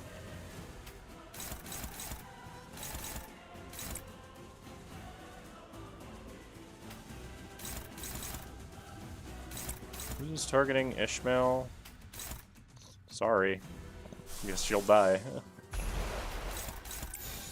순식간에 끝내죠. It's theoretically possible for me to win that clash, so I'm not gonna counter her out immediately, but 뜨거운 불꽃이 마음을 녹일 수 있다면. thanks, Marceau. I appreciate it.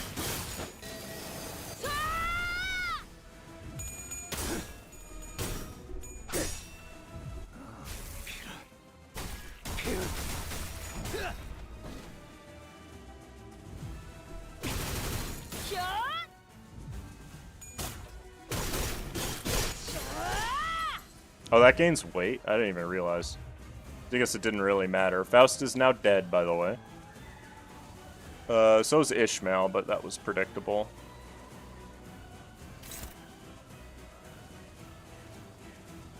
Yeah, I just lose here.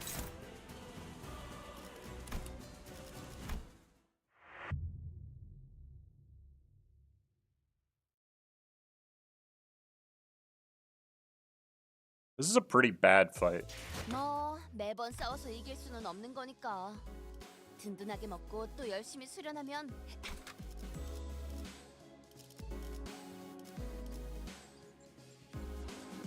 How did Faust get sinking? Really good question. Actually.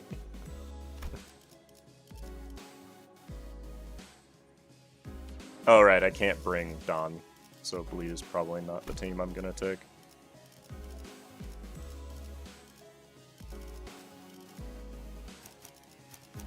관리인가? 다들 연장. 전가요? Oh, right. 불청객을 맞이할 시간이. 부르신다면 언제든. 사냥감을 찾은 건 주목. 자, 열쇠가 필요하신가요? Hmm? No, I get it. Wait, who's not level 45? Oh, you aren't.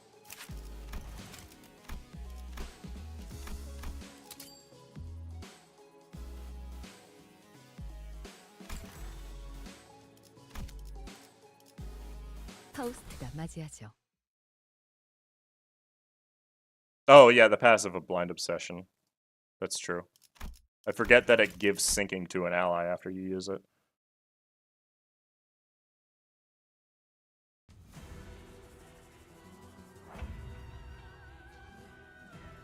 Okay. I still don't know what you're exactly meant to do about this. Because I can't really afford to use... Well...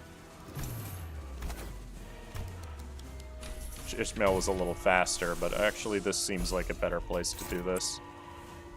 I still have to actually win the clash, granted, but... 나아가주게.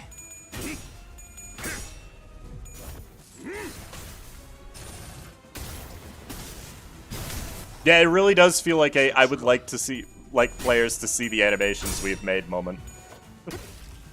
Which is really unfortunate, because it means that the fight itself is not very interesting.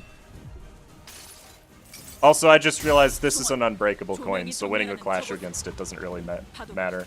모든 것을 쳐부술 거다. Guess it'll hurt less now.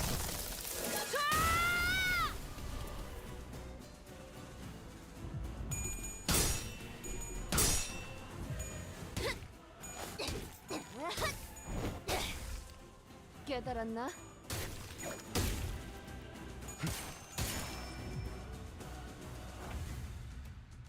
Okay, I want to know what effect is it that just increases after winning a clash based on clash count. What thing is making her gain sanity at the start of combat? Panic, recover from panic, that doesn't matter. It doesn't look like there's actually anything. She just starts really high. So we should be good now.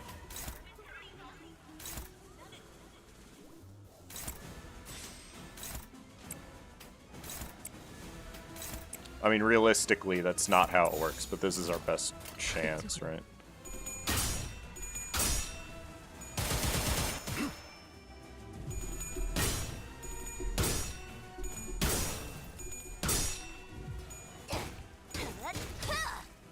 It's the skill? Is that? Well, I didn't want to read it because it doesn't make a difference what it says on the skill, realistically.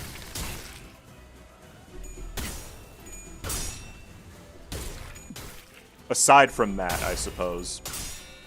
But everything else written on it just doesn't matter. So...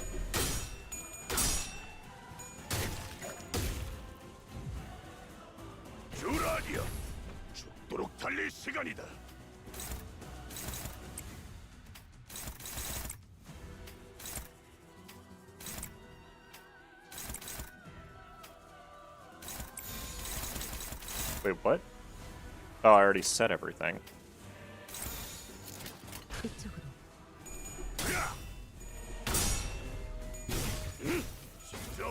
Consumes Blood Feast to gain SP? Where does the Blood Feast come from?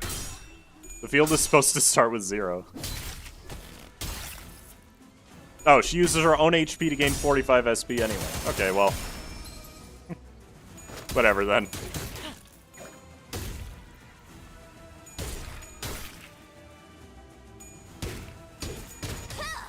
No, Ricardo is an alright... Ricardo would be a really good fight if there was only one wave of minions before you fought him.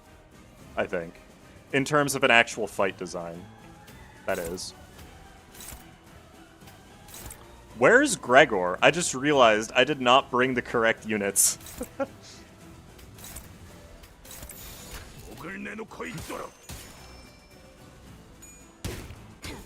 I think the instant 45 SP at the start of the fight makes the fight bad.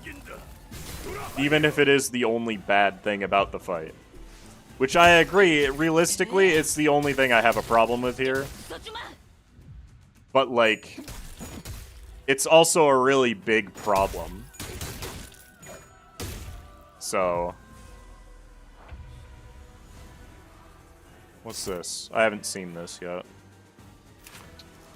What do we got? More damage for... Yeah, this hits everybody.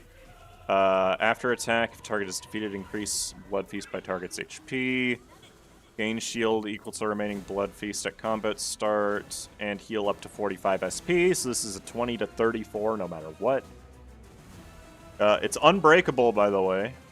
So that's cool. What do I have that can outroll this, realistically? Why is Heathcliff at -9?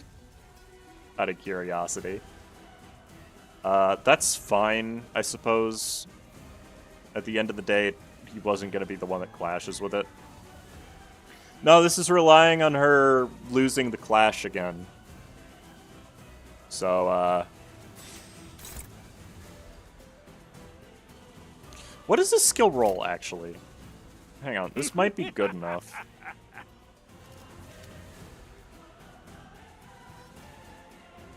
Yeah, Dullahan reduces his SP. I know that. Why are you curious if Heath is in the negative? Because I didn't expect it.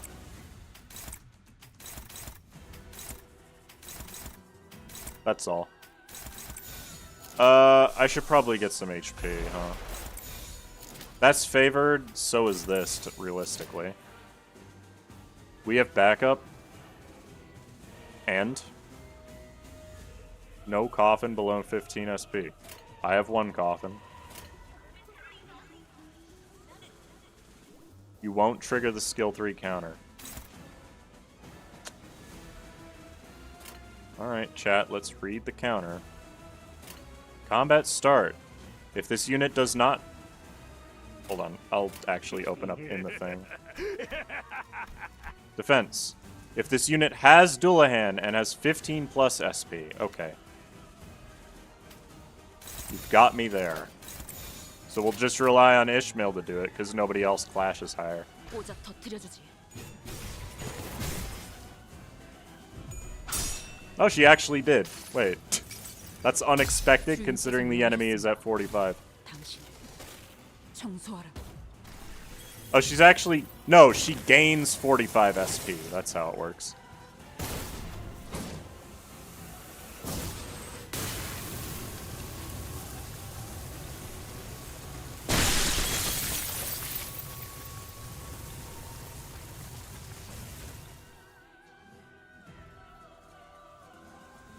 I have to be the mother to all of them. The family's thirst, it's... No, my lady. You needn't be the mother of anyone here. Here, you are a sinner, nothing more.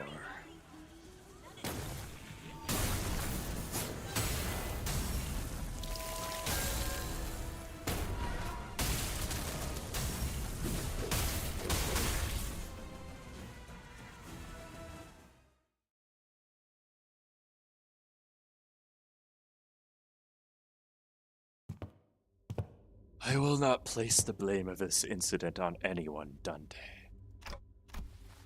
I understand that no one could have expected this outcome. Given the dearth of intelligence regarding the binding tool the First Kindred had gifted to the Third Sinner.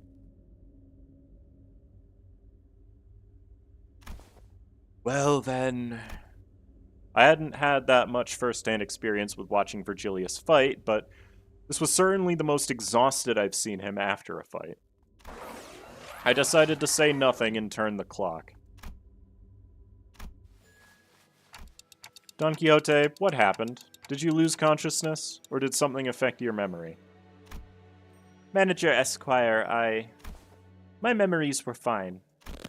But I heard something as soon as I removed my shoes. Voices, right? Once again, you have witnessed me. Yes, the voices. So many voices. Voices? The voices of my family. But the blood fiends of La Mancha Land are all... Sinclair trailed off. Every single blood fiend left inside La Mancha Land was killed when the amusement park collapsed. In other words, most of Don Quixote's lower kindreds were dead. Indeed, that is correct. But I cannot well explain how. The only way I might explain this is that it was as though my very blood remembered them still. I recognized some of them, and were voices of those I once deeply cared for. It seems that I was, against my own desire, made to ascend to my father's seat. Perhaps I was ever since then. And I was struck not only by my own thirst, but the combined thirst of every single one of the children. Thirst. Indeed, I am also bound by that thirst. It is only natural, because I am a blood fiend. Thus, the pressure of it all broke my hold of sanity, and I hurt you all, as Don Quixote the Blood Fiend, a higher kindred, not as Don Quixote, a sinner and your friend. Don Quixote, this isn't your fault, it's... No, such words are now meaningless.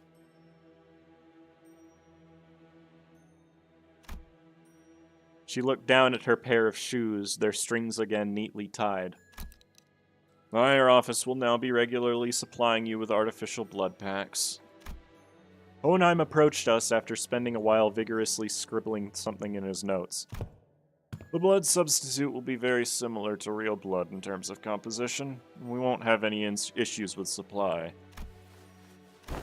I don't suppose you actually believe that mere willpower would be enough to withstand this urge? I have done quite well suppressing it thus far. Indeed, and that was precisely the wick attached by the ticking time bomb within the LCB.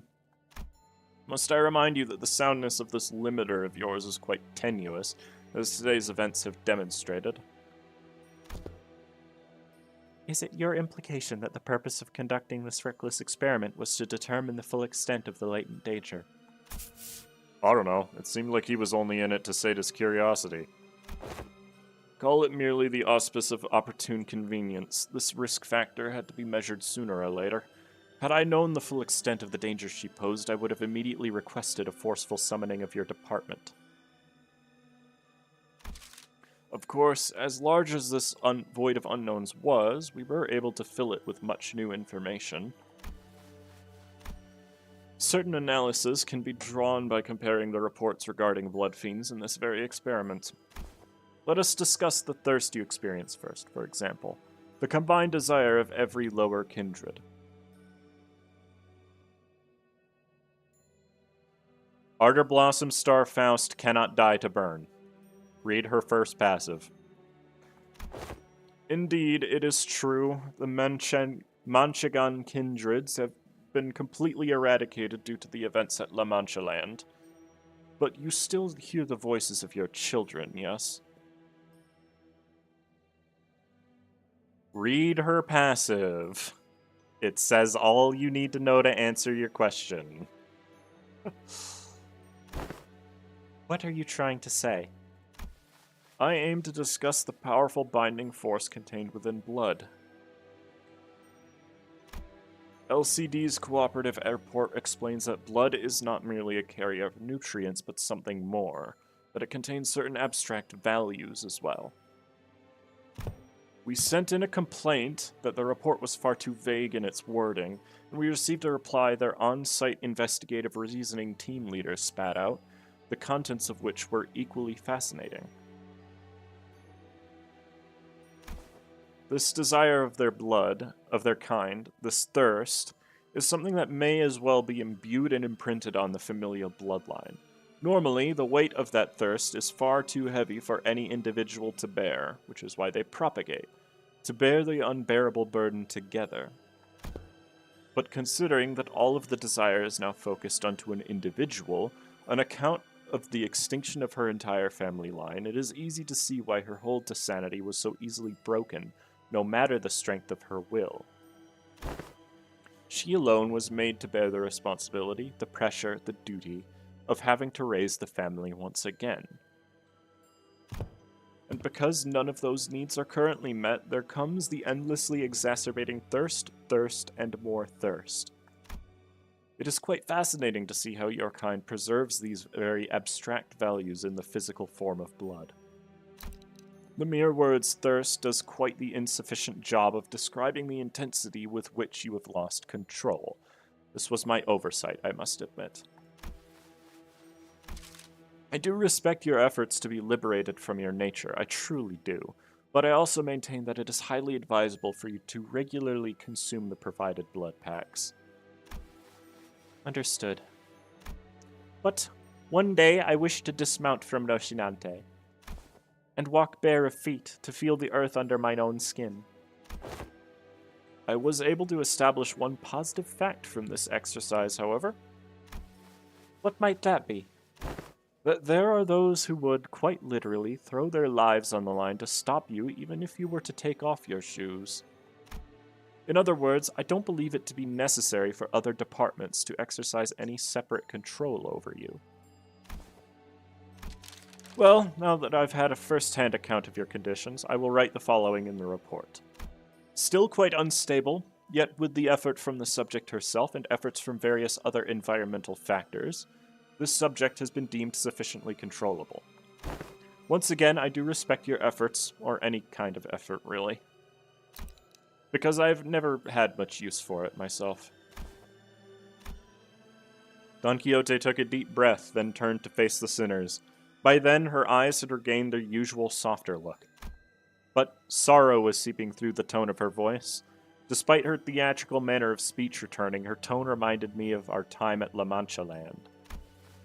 My deepest apologies, dearest friends. Forsooth I shall ever persevere to see that Roshinante, my shoes, are never to be removed again. Lass, you're looking at it all wrong. You're going to remove those shoes one day, yeah? And that's what you're going to persevere towards. Verily. I think she let out a brief, quiet laughter. Ah, Manager Esquire. Perchance is there aught thou concealest from my knowledge? What do you mean? I don't think so. It's no coincidence that, at this very moment, I noticed Faust looking in my direction. I don't know if I made the right choice here, but Faust nodded lightly, as though to say that I did. I stopped hesitating, and the tick-tocking noise came to a stop. Very well, then. However, I cannot help but to admit that I felt some degree of anxiety as I watched Don Quixote walk away as though nothing had happened. Okay, first off, fight design is terrible in that one. I don't think any fight where the opponent automatically starts with a massive advantage is fair in any way, in any capacity. I don't think that the coins being unbreakable specifically has anything to do with the fight being unfair. But I do believe that if you're not using sinking, you probably don't have a chance at that fight, realistically. I'm also a little annoyed that they keep using the Don Quixote turns into a blood fiend and starts killing everybody trope. We've already done it twice prior to now.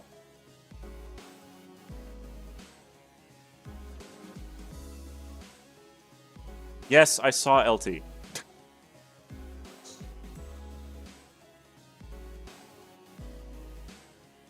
You did post it frequently.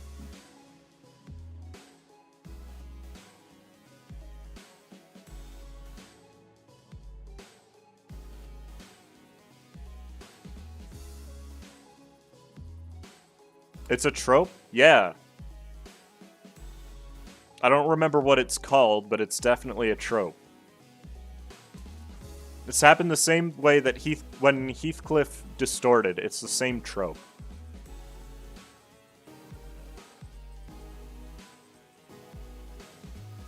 Durante is going to be used? Yeah, but why?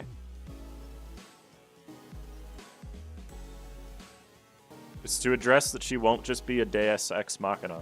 We already have that in that she's wearing the shoes, period. Like, I think it would have been easier to explain it away by saying that she doesn't feel the thirst. It would have been a better way to write the story, because that way she doesn't have the strength related to that insatiable ideal.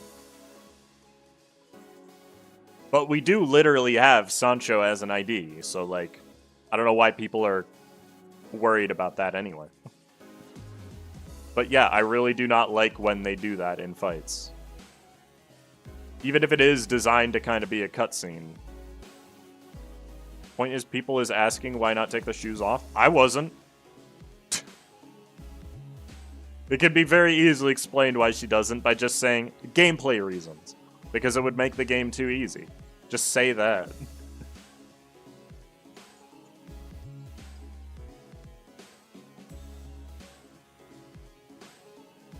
I literally didn't care.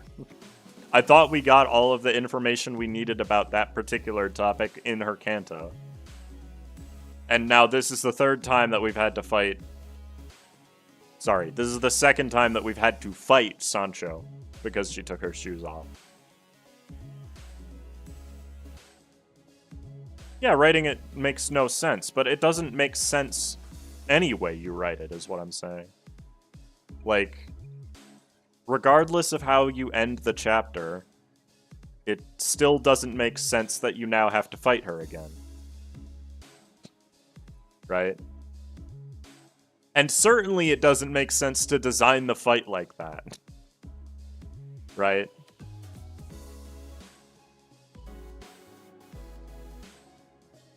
Yeah, and also, what Lord of Cringe... First off, great username. What Lord of Cringe just said in the chat, they had an alternate out that they just introduced in that the golden bow is weakening her. I didn't see anybody saying that, for the record. Hero Man.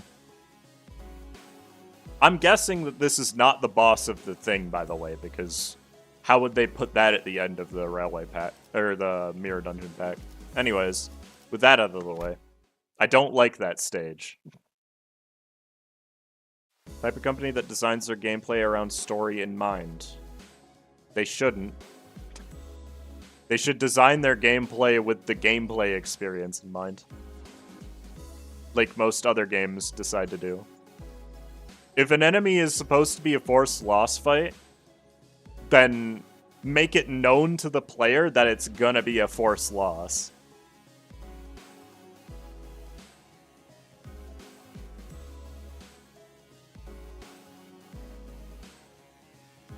There's nothing in that fight that tells you that it's going to be a forced loss. Especially what doesn't help? The EX clear condition implies that you have to kill her in 10 turns. So the player is rightfully going to assume, especially with all of the past fights where it's possible, that you can kill an enemy with 2500 HP in 10 turns. Having a story explanation to mechanics is normal. That's not what I'm saying. Yeah, if they wanted a gameplay experience in mind, they should not have made it full of coin flips. Way to hit the nail right on the head.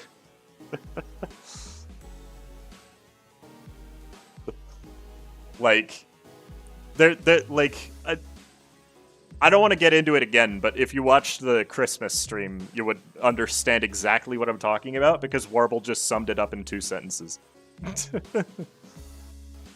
Bosses don't have 10-turn conditionals, except for all the ones that do. Usually they were earlier in the game, but they still did have them.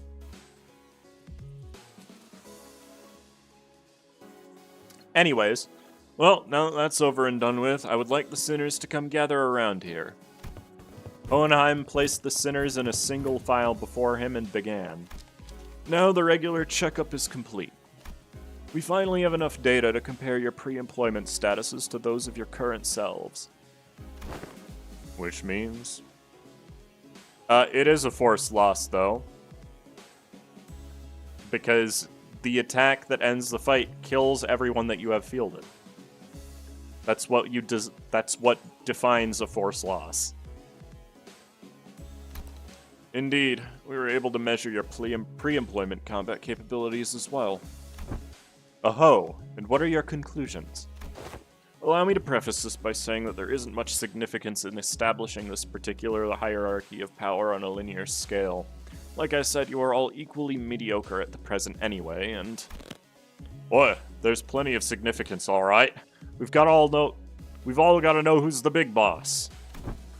While this is but a speculation of the worst-case scenario, we must now know which one of us has the most right and authority to lead the rest of the sinners in case our executive manager becomes, due to some unknown yet inexorable circumstances, unavailable. Hey, that's...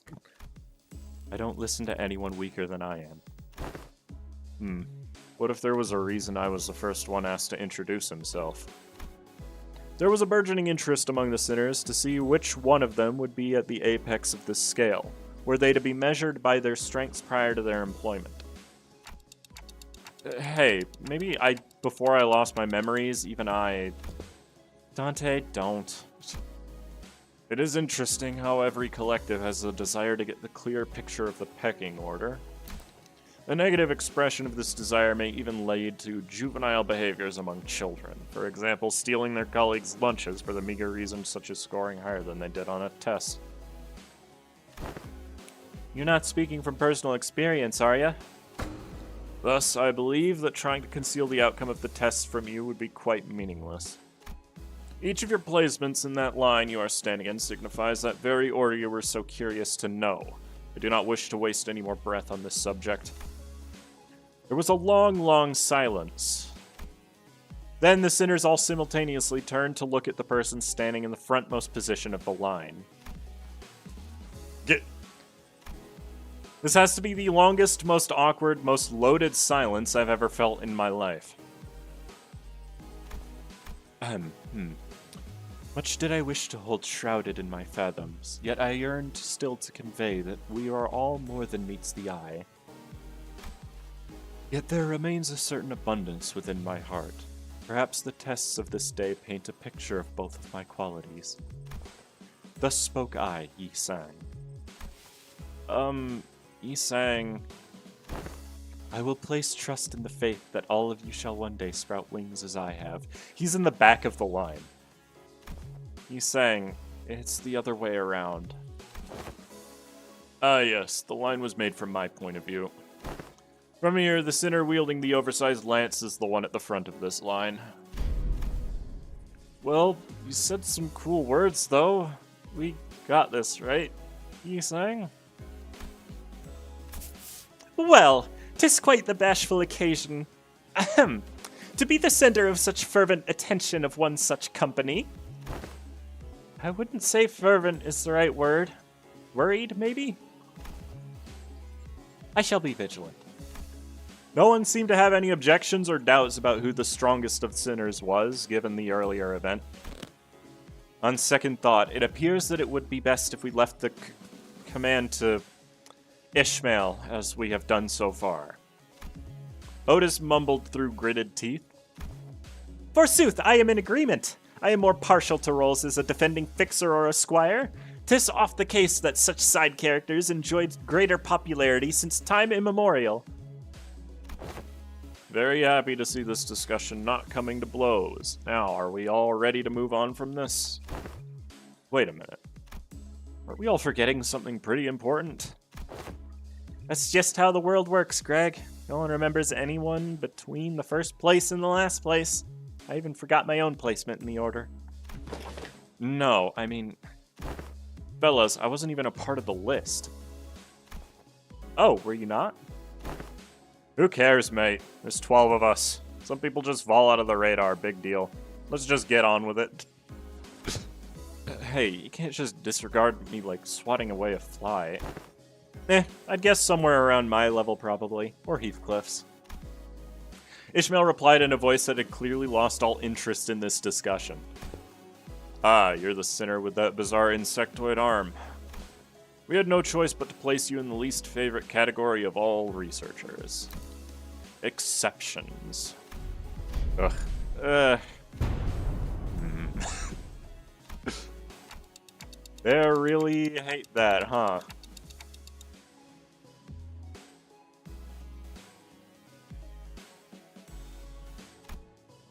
In other words, you are a unique case that cannot well be placed in a list or a scale. To do so would be irresponsible.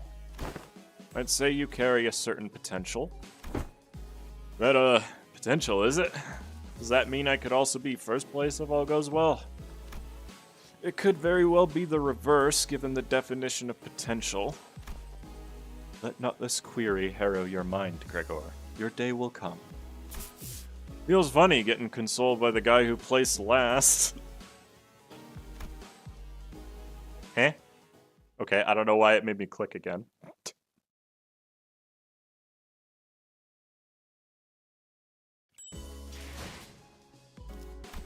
Zero triple SIDs? It's actually accurate. None of his IDs stand out particularly well. He's really good in syncing, though. New classification codes. Oh, finally.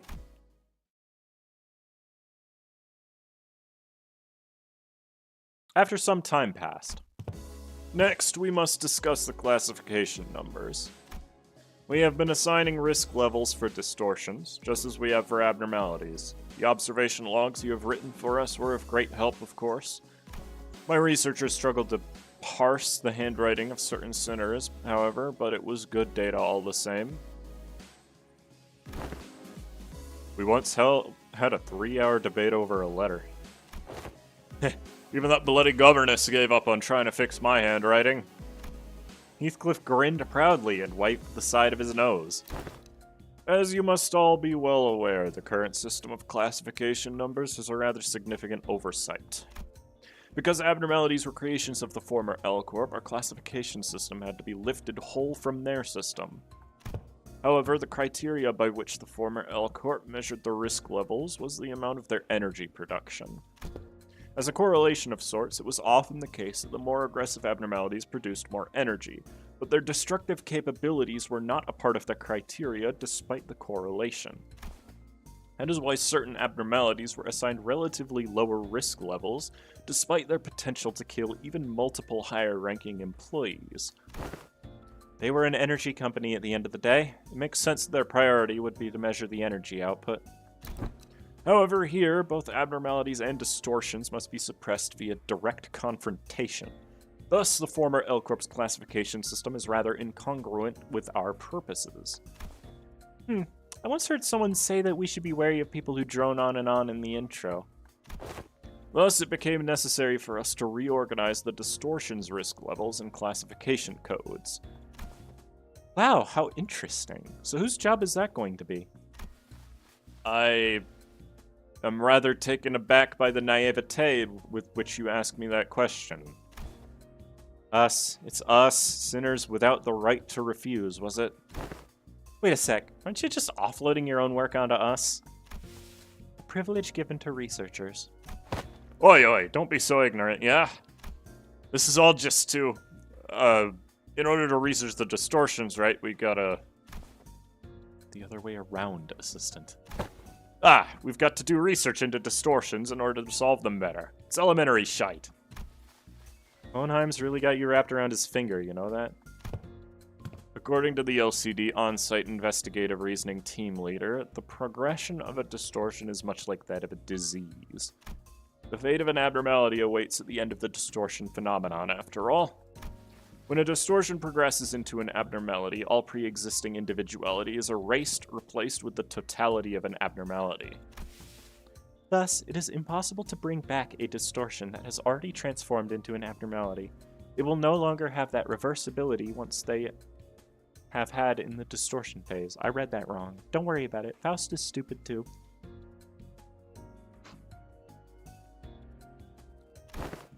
So, a distortion like that Time Ripper fellow will eventually become an abnormality too if left untouched. If you are referring to the subject HE7PI20-01, then yes. This is simply a prediction, of course, because that particular subject isn't contained here. I cannot say with absolute certainty that its progression into an abnormality will be observed. A correct assessment. Oh? Didn't Limbus Company collect the Time Ripper? We hoped we would, but T-Corp was very adamant about their claim over the entity, to the point where they refused to even sit at the negotiation table. I found their time-ripping ability quite fascinating, but sometimes I must know when to cut my losses, I suppose. Wait, so that HE something is the new classification code format? Indeed, because it is difficult to identify and observe the origin in the shape of a distortion, we decided to forego that information and instead replace them with the sin affinities and the expected damage scale. Oh, PI stands for Pigritia, okay. Sin affinities. PI must refer to Pigritia, sloth. It appears that the classification now mimics the classification of the Pecatola. They do indeed follow the same thought process, if we're being technical here. I wouldn't say it mimics it. It would be more accurate to say, as the Pecatola are at once the origins of the distortion phenomena and its byproducts, the affinities can be transferred one-to-one. What's the expected damage scale? Combat capability, I'm guessing. I remember them saying that the risk levels were determined based on the ankephalin production rates, which is not the most meaningful information to us who have to fight them directly. It was a tad inconvenient to put a nebulous ideal like combat capabilities into a singular numerical scale of power. Certain entities have idiosyncrasies and variables that may make such a linear measure quite meaningless. So instead, we decided to measure the expected amount of damage that Limbus Company personnel might suffer should they engage these entities in battle. While this Time Ripper poses very little threat against the sinners due to their idiosyncrasies, the unique nature of their weapon means they can immediately deal a nigh-fatal blow to anyone from the LCC department with a single strike. That is why this distortion was given a rather high expected damage scale of 6 from a scale of 1 to 10. Please do note that this is not a perfect system, and these values are there only as references. Will this standard be applied to abnormalities as well? We have plans to do so, yes. Risk levels and expected damage scales will be coming before their classification codes. Speaking of which, I have something to show you all. What is it? What else other than the monolith? One with the highest potential values among Limbus Company's businesses. Thus, the development of transportation, management, and processing methodologies of the monolith is a glowing achievement indeed. The artifact by its very nature poses a great danger. I hesitate to embrace its use so willingly. A great danger? But wouldn't you say that we are beset by danger at all times? The arbitrariness in deciding how dangerous something is comes from the degree to which it poses a risk. As you must already know, the monolith here is a device that can force a distortion. It is scattered throughout the city just like the golden bow, and first only in possession of the fingers and the syndicates of the back streets, to now being collected by companies both large and small and nameless, like a plague. We also learn that they have become rather high priority targets for some wings out there. As luck would have it, we managed to begin our research expedition and collection of the monoliths much earlier than the others. Now we are already at the stage in which we may partake in the processing and sales of these artifacts, expanding our business ventures. You could say that we are narrowly avoiding the very unsavory fate of having to tussle with the wings for the possession of these artifacts. Because we may have had to confront the wings directly if that were the case. Asking out of pure curiosity here, what would happen if we were ever assigned a city threat level? Ishi, how about we don't ask questions we don't ever want to find out the answers to? I mean, what if we, due to some contractual shenanigans, end up going against the associations? I think it'd be a good thing to know ahead of time, just in case. Seems like a question worth entertaining to me. Let's see, from Kanar to Star of the City. I suppose your assignment will be somewhere between Urban Plague and Urban Nightmare. Not SOC yet, are we? It almost sounds as if you want to be given a threat level. It is true that you, upon first sight, due to your revival powers and the potential of the identity technology, may appear to pose a rather troublesome risk. However, you have a very clear and obvious weakness. Indeed, all of our advantages will be moot upon the manager's death. Hohenheim slowly turns around to look at me, prompting Faust and the other sinners to follow suit. What if we protected them, though? I am impressed by your optimism, given the kinds of enemies you have faced thus far. We don't even need to go so far back in time to discuss the incidents with the fixer Siegfried or Big Brother Ricardo I read from your reports. Should the third sinner suddenly seek to attack the manager with their full might, do you truly believe that the rest of you would be enough to protect them? No, the flow of this world is that the manager will be preserved, that no such thing may come to pass. That's enough, Hohenheim. Any further divulgence and Faust will open a disciplinary committee to discuss the consequences of your careless words. Not there yet, are we? Very well. Whichever is the case, you do have the potential to become a Star of the City threat at some time in the future. But do remember that it would be best if you could avoid that unfortunate designation. And please, don't forget that this is only true so long as you have Limbus Company's backing. Alright, dude, chill.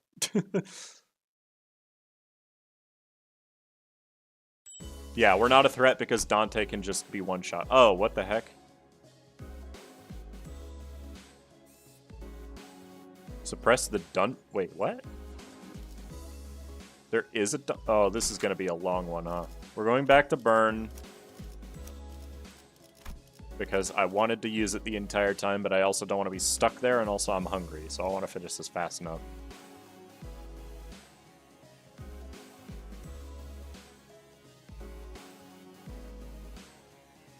I wish I had Ringy Sang, but I'd rather get the event currency. Current average level 45, I do not care. 잡지 않도록 최선을 다할게요.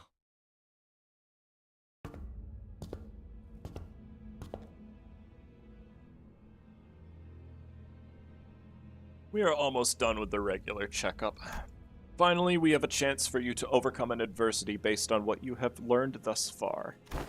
And for me to prove my hypothesis. What hypothesis is he talking about? No need to worry, my hypothesis has never been wrong. Most of the time. This experiment is entirely of my own design and supervision. And I will faithfully follow my own pure curiosities and instincts as a researcher. Guys, I have a feeling we're not going to like where this goes. Now, do you see this monolith here? Oh, it's larger than I expected, actually. Yep, I do. That's a monolith, alright, but... don't you worry. My researchers will be the ones to activate the artifact. Activate the artifact?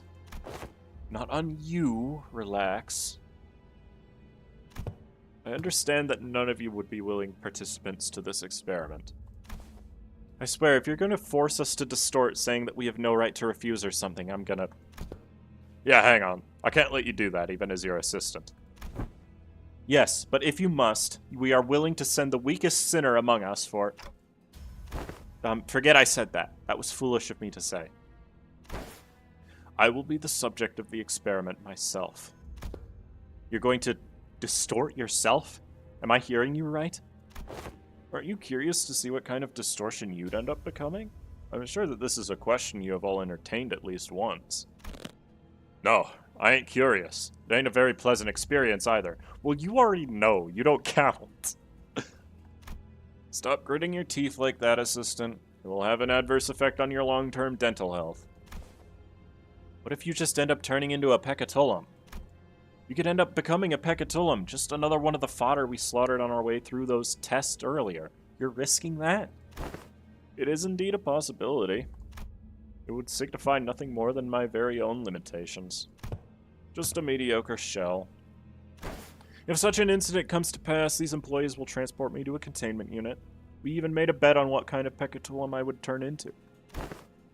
You bet on Goulet, I bet on Invidier, and her on Pigretia. But how could you...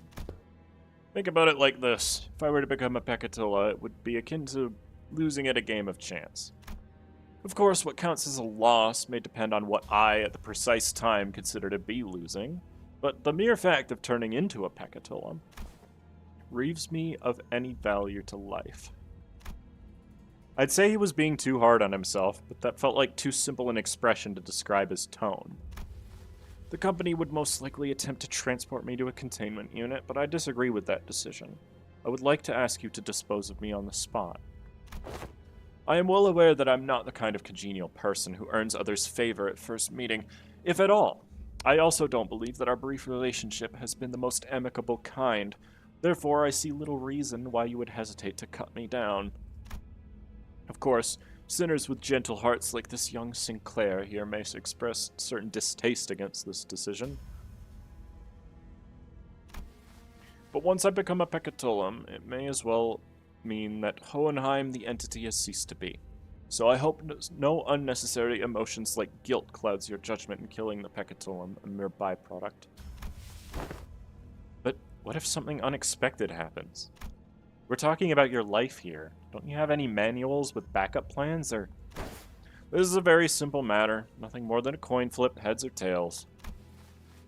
It appears that you are still insisting on your absurd 50-50 theory.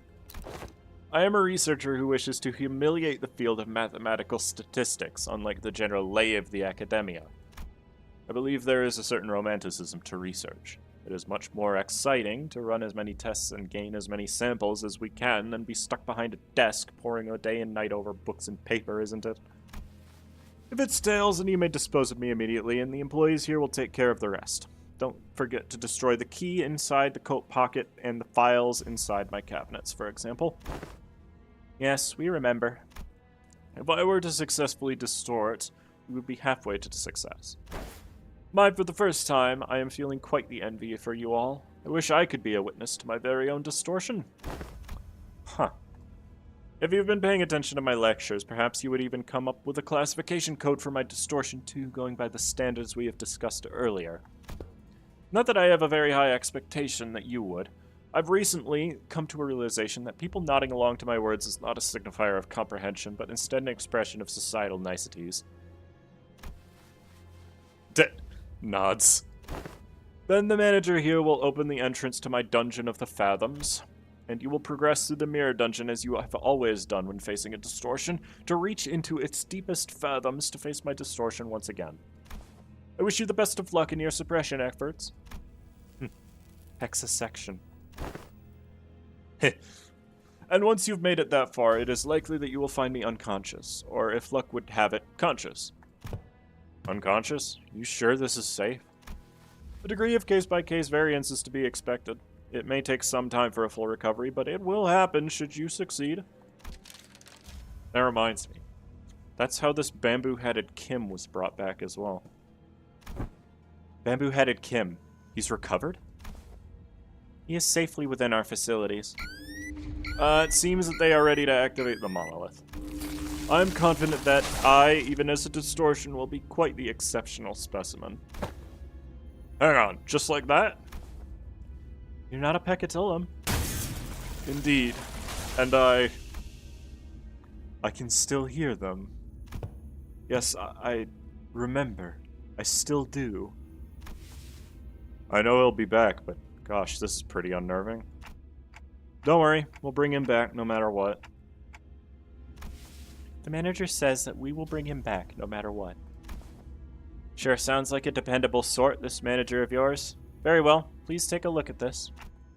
Is this a note? Do you write us tips on how to do this or something? He says that all you have to do is read what's on the note in front of this distortion. Apparently it's some kind of a code. I don't think you'll hear anything but ticking noises from me, but can you read this, Merceau? It will be done as you commanded. Merceau nodded, then began to read the words from the note aloud. Lobotomy Corporation, 5 minutes. Potentiality. Anticipation. Right hand. The moment Merceau uttered them, the all-too-familiar portal began to appear around Hohenheim's distortion as though they were a key to a door. Scattering shards of familiar yet alien sights appeared intermittently from beyond the shimmering veil. Hohenheim had already entered the portal as we stood there gawking, but we could still hear his voice echoing throughout the laboratory. I suppose I'll be forced to share my past here, the past I never wanted to share, the past no one cares to learn about. It is something I must endure for the sake of this experiment, however. I needn't expose every little detail of it. It's all in the past now anyway, isn't it? Oh, so he was a former dude at Lobotomy Corporation then, huh? Oh, this is like an actual mirror dungeon floor. Jesus! Why is it so long? Okay. Hohenheim's Fathoms. We're at the starting point of the Dungeon of the Fathoms. We found ourselves in a room that appears to be a workshop of ego gear. If you have scored below 100% synchronization rate in the aptitude test, take only a single ego from here. An ominous warning sign greets us all, and the same words repeat ceaselessly from the speaker. The sinners all go to take a look, enticed by the sign telling us that we can pick up ego gear from here, but what we find there are ego gifts. What? These ain't ego gears. These are them gifts or something, right? It appears that ego here are manifest here in the shape of ego gifts. Can't we just take them all? This is a dungeon of the Fathoms. As it differs from the usual mirror dungeons, it is highly advisable that its rules are followed. What should we do? Burn! Burn! Flaming Gauntlet. This one seems best suited for the situation we're in. We take the Combustion Gloves ego gift. I'll read it once we get out of here. On Clash Wind of the base attack skill that inflicts burn potency or unique burn, inflict 2 burn potency, 2 times per turn per identity. On Clash Wind with a base attack skill that inflicts burn count, inflict 2 burn count, 3 times per turn per enemy. And base attack skills that inflict burn potency count or unique burn. Each skill gains offense level equal to the number of copies of each skill, and if a skill has 3 plus copies, gain 2 additional offense level. So this basically makes my burn skill 1s gain 5 offense level. Alrighty. That's pretty good.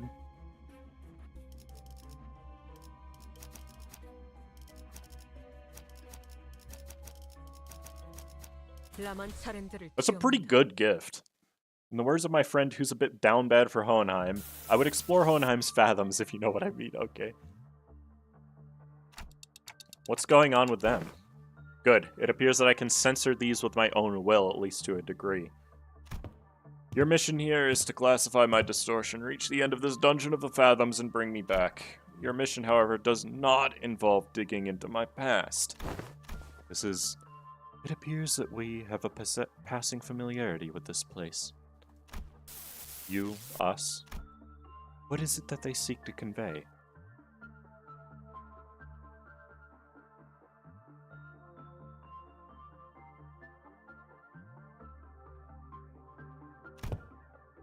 I don't believe any level of proper communication will be feasible given that you are in a dungeon of the Fathoms.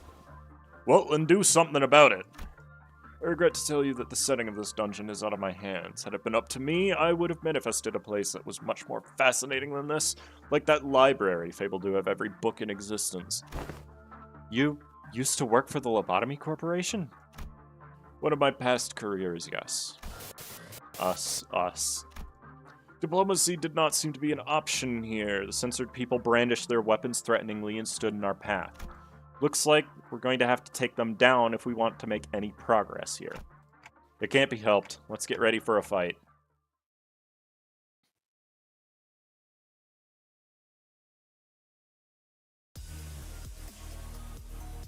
What ego is this? Censored Lobotomy Corp L3 agent. It appears to be Lantern, but it's the wrong Lantern. I think it's Void Dream, maybe? I don't think it matters either way. 대체 억압. 진행하겠습니다. Like how one of them wasn't even attacking. Maybe I could have been able to tell from their skills. Yeah, they're the control branch. I'm actually surprised at how much content is in here, to be fair. 타올라. Like, this is by far the longest intervallo. As another dude on chat said, all top choices seem to be burn. Can't vow for that because I run a charge team. It was hell. Well, I mean, it makes sense that there's burn stuff in here, right? Because one of the new IDs was burn. Here, let me figure out... Time to eat. No, it's definitely Lantern. It's definitely Meat Lantern, actually. 순식간에 끝내죠.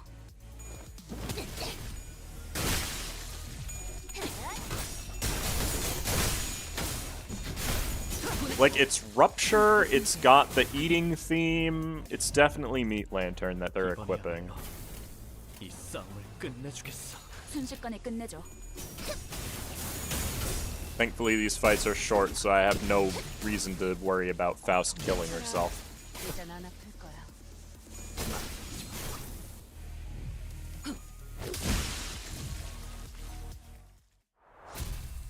LCE is just that important to the plot? I mean, whatever. I did this twice, because I also did charge and had to redo it. Okay. We come across a group of researchers passionately poring over various documents. They're having a debate about two subjects, emotions and a flame. Regular flames don't seem to hurt the abnormalities very much, so why does this work, I wonder? Perhaps a greater degree of wrathful emotions opens up the room for the fire's heat to touch abnormalities and distortions, both entities of the unknown. They must have noticed us listening into their conversation intently. One of them approaches us with a glint in their eyes. Are you the sample who's agreed to this experiment? If so, try this on. In the researcher's hands was what looked like an ignition plug, or a testing machine of sorts. We're the samples.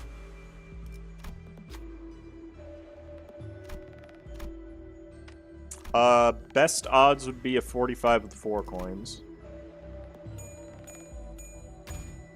Oh, what an interesting reaction. Decent synchronization rate as well. Maybe the researcher liked what they saw.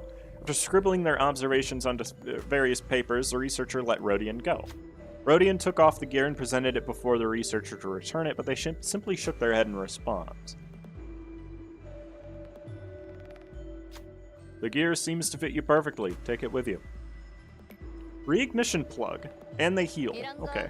What do we got? Base attack skills that inflict burn count, deal 20% more damage and inflict 1 more burn count. On hit with these skills against enemies with burn or unique burn, inflict a defense level down 2 times per turn per identity. And identities whose all base attack skills inflict burn potency count or unique burn at turn start gain offense level up equal to the number of surviving turns except for the turn they join the encounter. Okay, so all burn IDs just gain 1 offense level up per turn. That's cool. I will be doing the challenge fight because I want to see what it is. 벌써 화끈하네. So, how do we know this guy's actually distorted? He doesn't sound any different from his usual self. The sanity degradation due to the distortion affects every subject differently. I mean, yeah, but censoring his own fathoms? But, Hohenheim, you're in a dungeon of the fathoms. We will see through it with Dante's powers whether you want to show us or not. You make a fair assessment. How about this, then? If you were to see them anyway, allow me to save you the trouble and give you a quick rundown instead. Come visit me as soon as you wish to finish watching my tale. This tale began when that man walked into my laboratory. Yes, I had a personal laboratory all to myself. One of the few perks of being an elite researcher. This guy's just telling the story however he wants to, isn't he? I'm Mr. Hohenheim. Let me think. I don't quite remember what he looked like. Something like this, perhaps? That's, Daniel, isn't it? Whichever is the case, I was planning to censor his appearance anyway. Hey, I wanted to talk to you about something. Stop. Are you here to express your displeasure with me? The what now? If you are, do let me know from the get-go. I had a feeling it was about time this would happen. 3 months, not a bad record for working without a workplace conflict. Oh, if this is about quitting, then you would find a much better audience among the human resources team. No, I mean, I'm just here to thank you. For picking me, some dude from the back streets to work here. I heard it was you who made the hiring decision. Maybe this isn't Daniel. He didn't come from the back streets. Is it Yasad then? It's one of them. No, Yasad didn't come from the back streets. The only ones that came from the back streets were the Tiffereths and Netzat. Everybody else came from a nest. I guess Gabura technically came from the back streets, but she was in a nest by the time she was hired, so. I don't know how to put this, but you're the only one who saw my, what's the word? Yeah, my potentiality. You saw something that no one's cared to look into before, know what I mean? But it had nothing to do with something so grandiose like his potentiality. A wing does not hire people from the back streets for something so insignificant. While this information has never been publicly available, Lobotomy Corporation's primary criterion was trauma. Candidates with horrible, insurmountable trauma were often favored by the company. And in an indirect way, it was only natural that they would begin to favor candidates who originate from the back streets. Your greetings are acknowledged, Jimmy. Now feel free to leave my office. I ain't Jimmy. Anyways, I've been meaning to ask Mr. Hohenheim, why do you always enjoy being alone? It may come as a surprise to you, but I'm very adept at spending my time all on my own. It is one of the hundreds of distinguishing features that set me apart from ordinary men. Say, don't you need someone to be like your loyal right-hand man? My right hand is doing just fine, thank you very much. Do you believe in potentialities, Hohenheim? What an unrelentingly stubborn employee he was, even in hindsight. Thanks to you, I do. And I've been thinking, if I keep at it, one day I might even find myself living large in the nest, changing my world little by little. Kinda like how a thing like me managed to snag a position here at Lobotomy Corporation. So I'm thinking here, that I want to stick around in your circle. To bring about such drastic changes to one's life is in the realm of feasibility for an exceptional researcher like myself indeed. But you are, like most of the rabble, painfully average in most qualities, and therefore unlikely to be the moving force in that change. I have no faith in universal things like potentialities. I have faith in myself and myself alone. Besides, I am not very partial to mathematical statistics, like the probability theory anyway. So I would like to keep both my right and left hands as my own. Have a nice day. Want to know something about me? I'm the kind of guy who doesn't really think about things. Action before deliberation, you get me? Thoughtless and carefree. Possibly the only merit to be found in those who originate from the back streets. Or was that a thinly veiled threat of physical assault? No, I'm talking about the new Abno that just got shipped here. It's a tricky one to manage, I'll tell you what. It reads your mind, screwing up all kinds of strategies for whatever, as long as it's based on hard logic. Want to shoot for the Department of the Year award? Together? You seem to be rather skilled in the art of transactions. One of the few merits found in those who originate from the back streets. I will admit, I suppose I was overcome by a certain ennui back then. And in hindsight, it was foolish of me to engage in such inane conversations. The remnants of my past come to haunt us. Perhaps it is I whom they truly wish to hurt.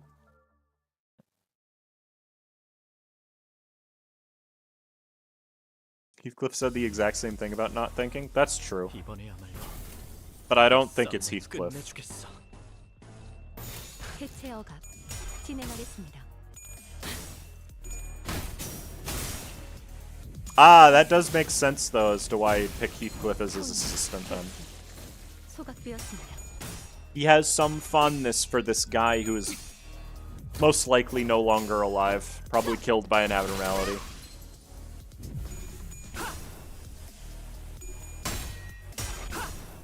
이 경적 속에서 타올라라.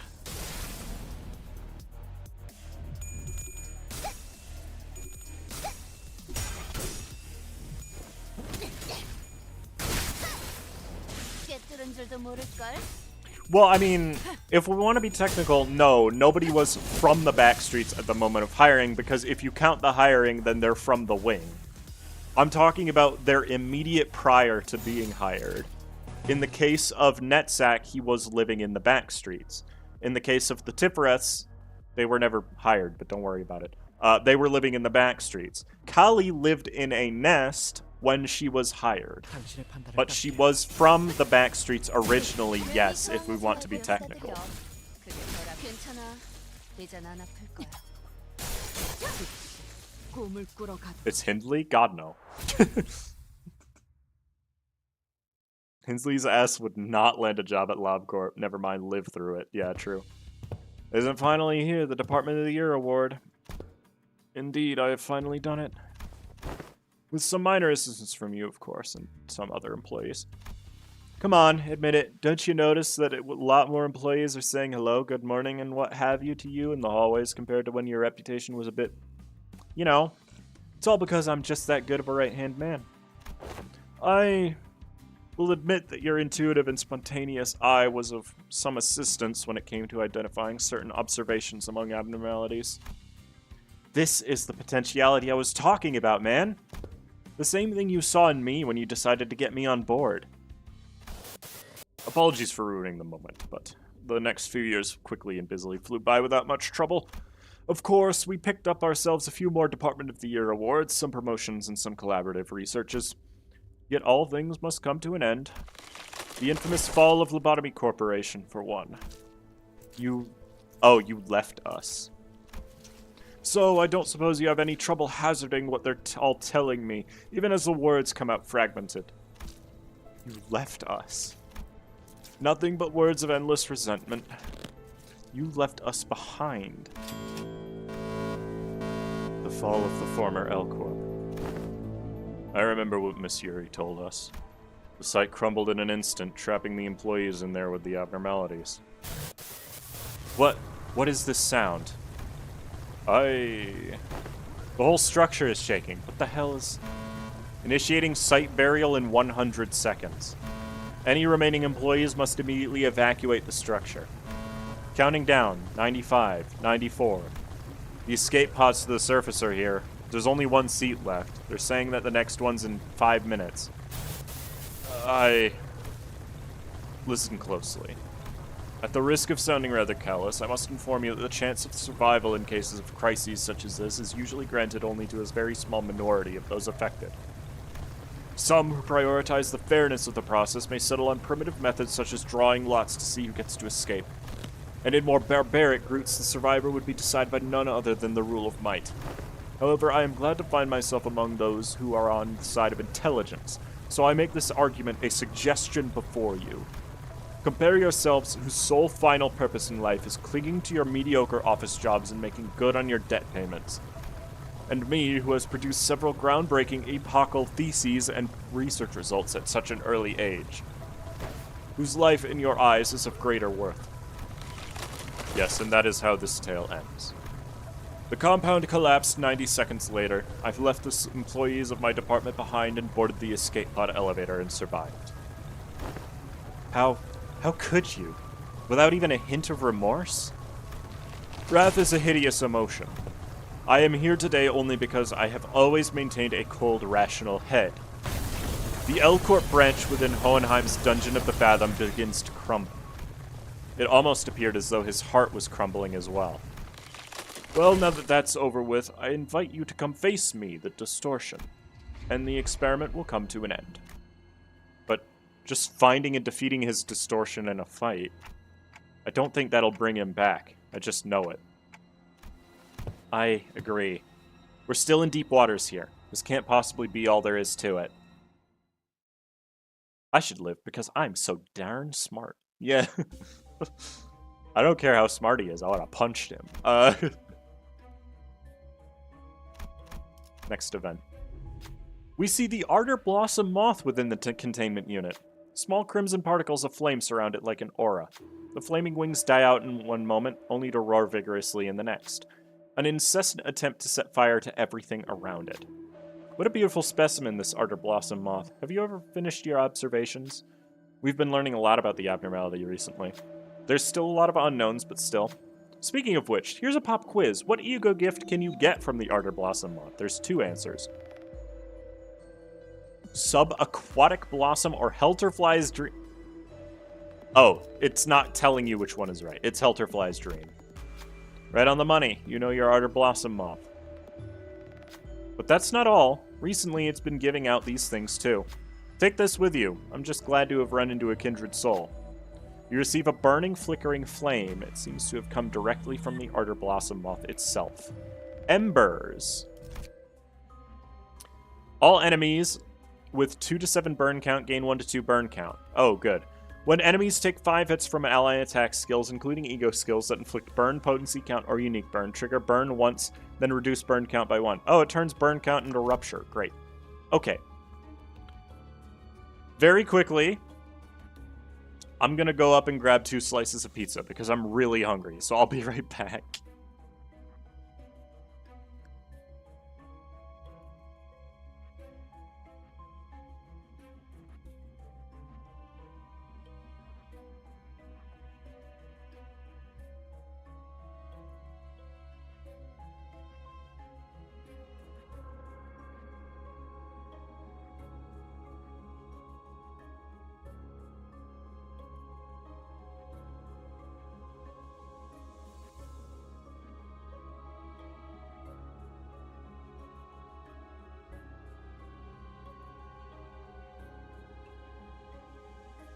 Look, I've never denied that gluttony was one of the sins that I thought embodied me more.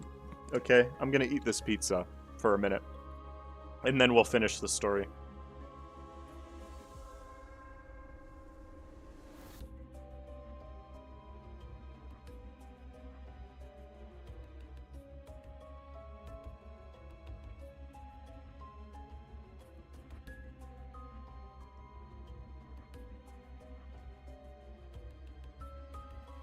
We already got a pizza, Abno. What do you mean? It's bacilla soup. Anything is a pizza if you think about it enough. Soup is an inherent construct. It's not something that you can just declare has a definite definition.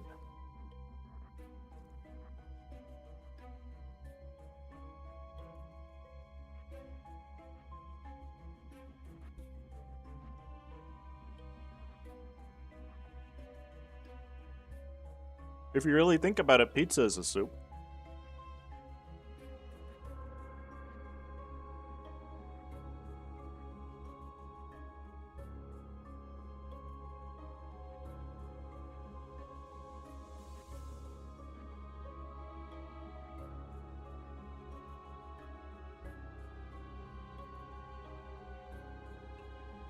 What tier of gluttony, Pecatola? I believe that gluttony is not my defining sin. I believe that my defining sin is sloth.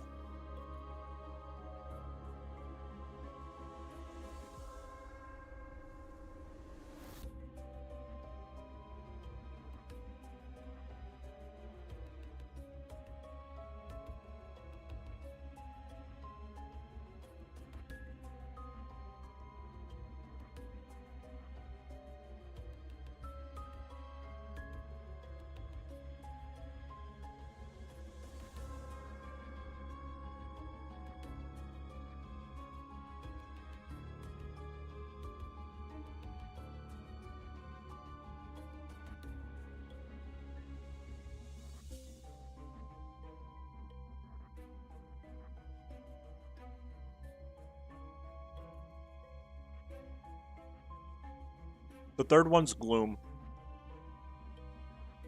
I mean, I would prefer for it to be wrath, but realistically, it's sloth, gloom, and gluttony.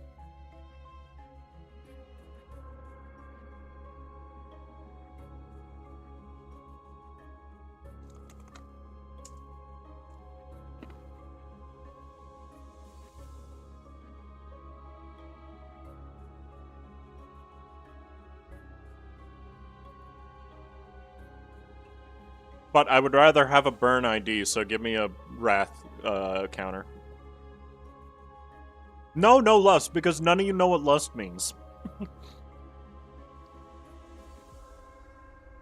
Hohenheim literally explained it like 2 hours ago. I feel like it's been 2 hours anyway.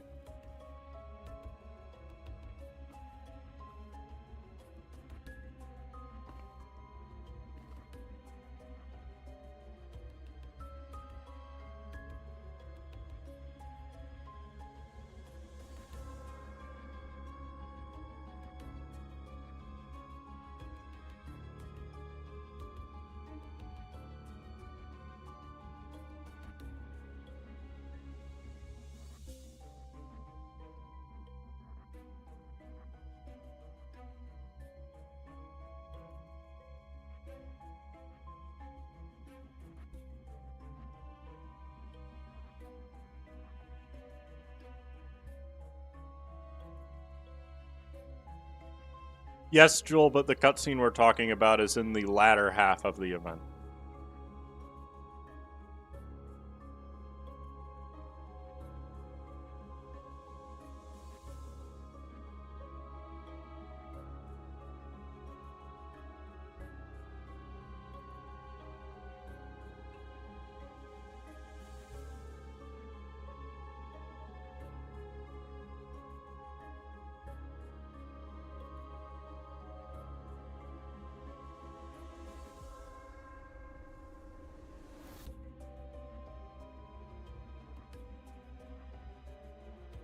I don't have any opinions on Hindley. I don't know where that comment came from.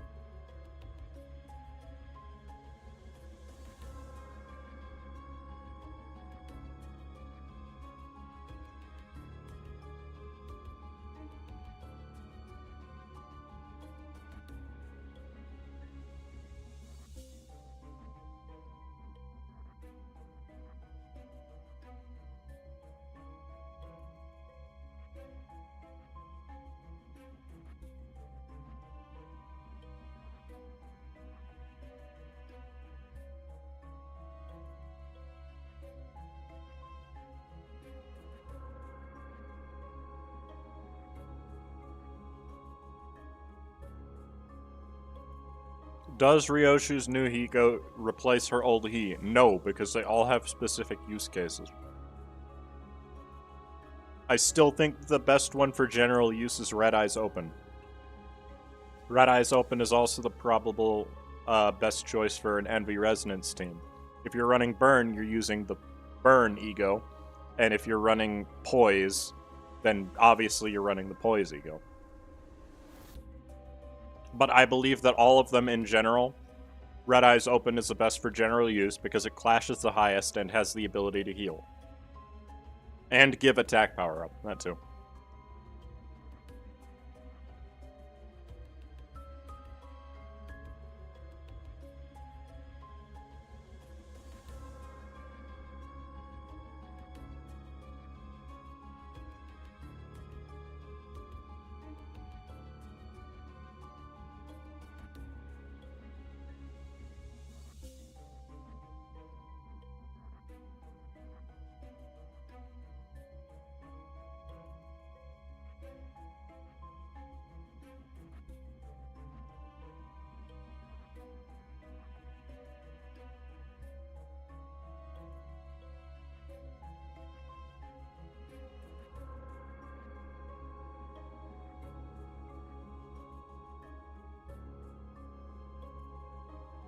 It was barbecue chicken pizza, and I say was because I've already finished it.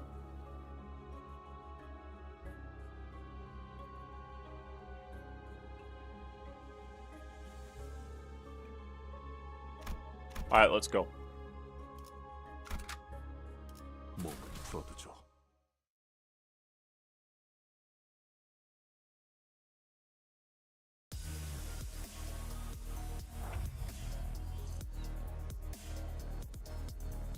Okay, these are just Pekatola. I don't care about them.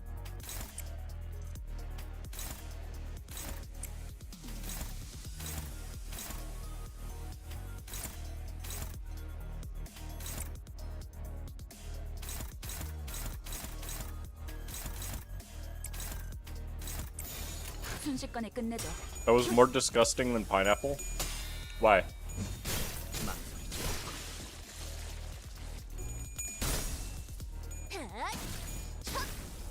괜히 저항하지 말고 받아들여. 그게 더 It's pretty good. What happened? I was eating pizza. Nothing happened.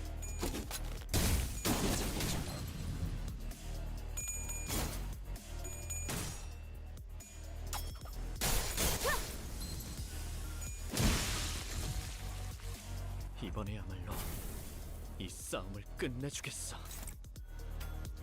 I was literally just eating my dinner because I wanted to eat. And also this stream has been going for like 5 hours. This has been a very long event. Like, no, the pizza didn't have any pineapple on it. I think it would be better if it did. 소각되었습니다. But that's because it would add a different layer of sweetness on top of the barbecue sauce. I don't really like barbecue sauce. We get it because my mom doesn't eat red meat. So we can't get like pepperoni and sausage and stuff. Alright, challenge battle because I want to see what it is. 몸은 풀어두죠.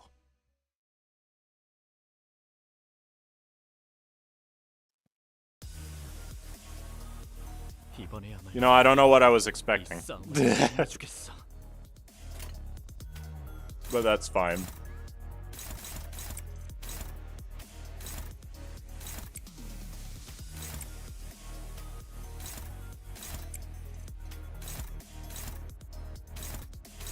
Oh, you're annoying, you know that? Hold on.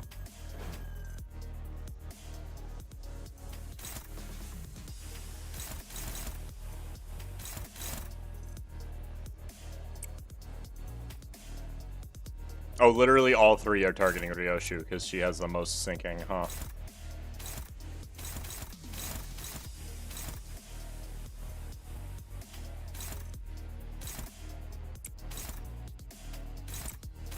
What the?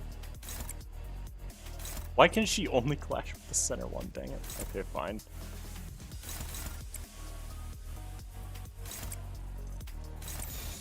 I'm not particularly worried about this fight, I'll be honest. These guys don't seem that dangerous. About to tell you to eat pizza with jalapenos on it instead, and then I remembered you have a weak tummy. No, I just don't like jalapeno, actually, is the problem.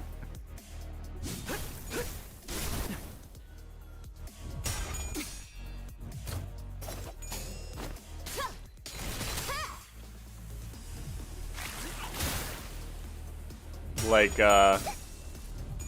I wouldn't want jalapeno regardless. I would eat, like, poblano or... What's the other one? What's the other spicy one? Like, the red-ish orange one? Serranos I would eat. But I just don't like jalapeno. Which ego would we get in the Blade lineage rerun? I don't know, dude.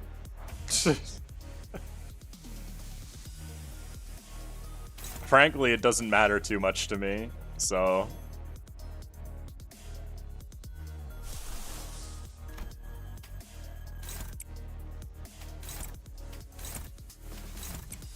Okay, in an effort to not deal with the evades, I'm just gonna attack that guy once.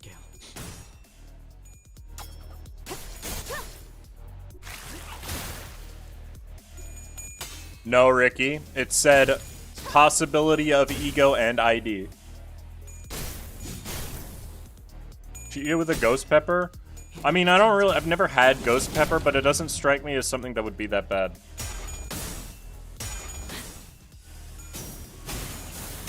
Like, go back and watch the stream again. They said for Blade Lineage, there would be ego and then maybe an ID. Is how they phrased it on that live stream.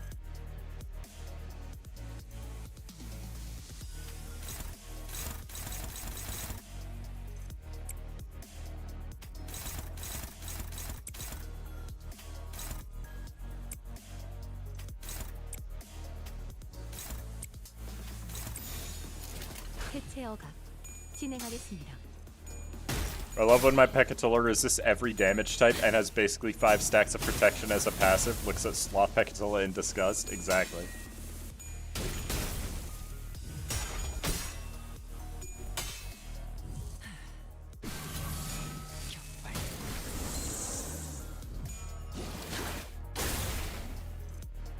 Okay. The unbreakable coins on that guy are a little bit annoying, it turns out. But also, it doesn't seem to matter too much. How much spice tolerance do you have? I actually really like spicy food. I wouldn't say my tolerance is incredibly high, but it's high enough. So... Can I not get anything but struggling against this? Okay. I know what to do then. Everybody else is killing this guy because he's annoying. 전투응대에 나선다.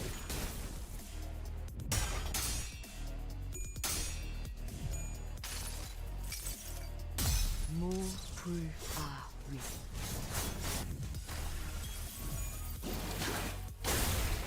Yeah, there's no abnormalities in the To Claim Their Bones event. Any events that you see in the Fathoms are not abnormalities, they're related to Blade Lineage Kim. That's how the Fathoms work.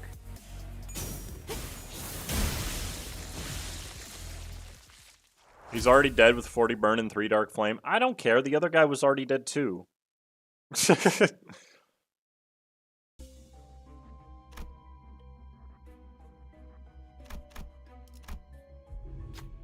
At the end of the hallway, a group of researchers is having a discussion in front of an unnaturally dark place. Noticing our presence, their faces brighten up as they approach us. Please, will you investigate this area ahead for us? We will help you with the best of our abilities should you accept. Keywordless ego gift. And heal all allies? Okay. There's not a shop, so that's a good idea. Oh, I'm so glad I have Otis with. It's a guarantee deal. I love to see some proper enthusiasm. Yes, I like your attitude. Take this with you. It'll help you in your investigations. After handing us the gear, the researchers walked up to the sinners and began examining them. Once they were finished, the sinners were all in tip-top shape again. Regular operational gear. 무엇이든 맞출 수 있는 탄원이니 말입니다. Limbus Company identities. Great. Skill 2 gains offense level +1 and deals 15% more damage. Skill 3 gains offense level +2 and deals 30% more damage. If there are 4+ Limbus Company identities among the backup units, 2 random allies gain 2 offense level up at turn start. I assumed this includes base IDs and LCB IDs. Or LCCB IDs. Which is cool. Because I think they all have the Limbus Company tag on them. But unfortunately, I don't have all of those, so... Alright, boss time. 단피가 떨어질 때군요.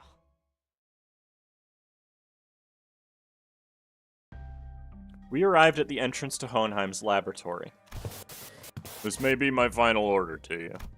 Either suppress me and return safe and sound where you came from, or fail the suppression, place me in a containment unit, and perhaps we can observe what happens next.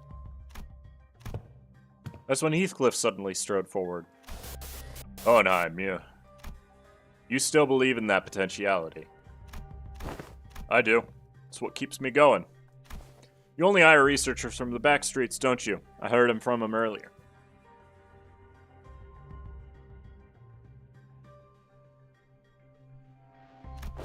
They told me that you're a right pompous bloke, but thanks to you, they can continue the research and believe that there might be things in the world that's worth working toward.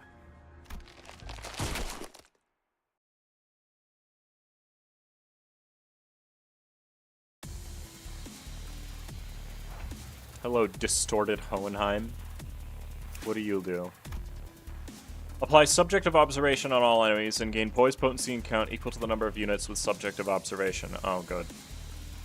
Turn start, gain 3, gain 1 every time this unit takes or deals damage with an attack skill effect against distorted Hohenheim.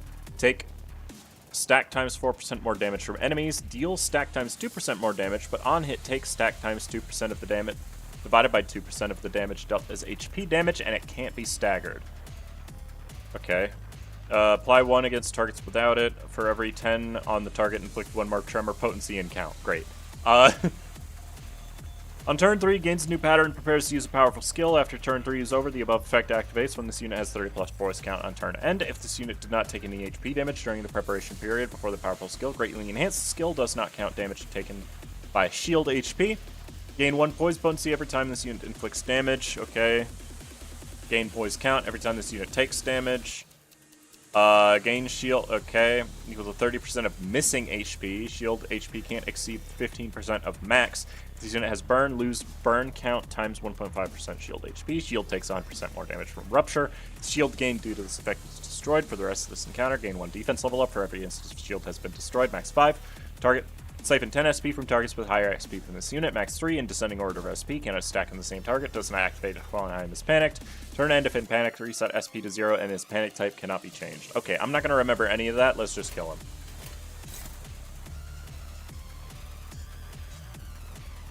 In fact, I'm going to start with this because I think it's a good idea.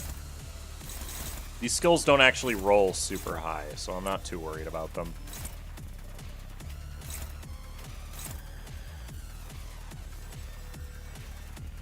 Do I want to just Wrath now? No, because I want to actually use my skill too. 전투응대에 나선다. For the reception of the crying children. 가장 깊은 곳까지 Eh. 박히도록.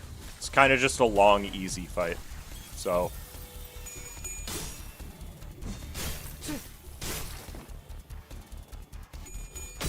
I'm not going to do a huge amount of damage this turn. The only real important passive he has is the Ace SP Siphon one. Yeah, it didn't really seem like I could do anything about the other ones, so. You know. He already has 15 poise count. So, whatever. I would love not rolling tails at 45 SP. That'd be great. Okay.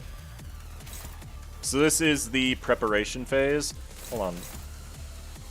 So he just gets to hit me with this for free, okay.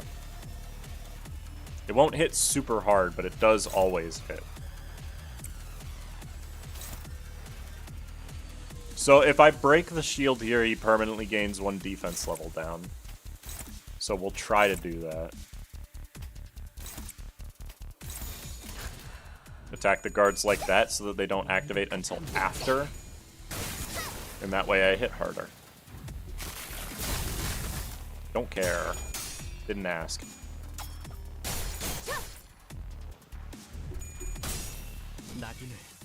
Hey, Freeze.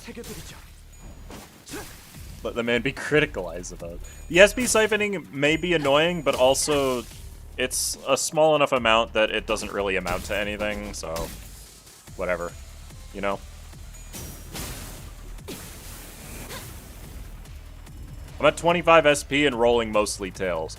Okay, so if I don't deal any HP damage this turn, then his next turn attack becomes more powerful, if I remember correctly. So I better deal HP damage this turn. What if I Magic Bullet? Which version would I be using? I would be using, version 1, which sucks, so I won't do that.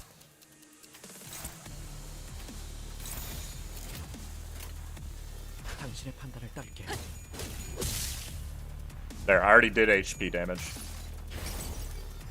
뜨거운 불꽃이 마음을 녹일 수 있다면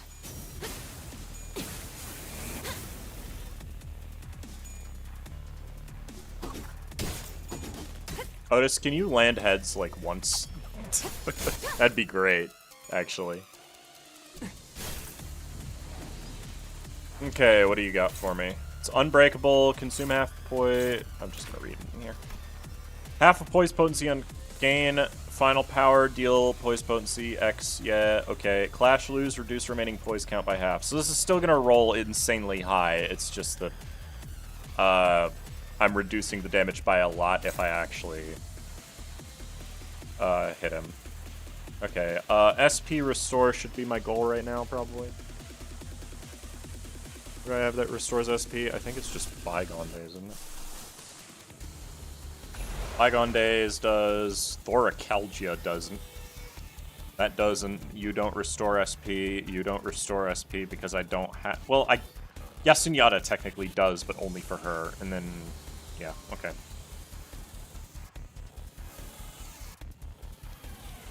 No, I'm actually just gonna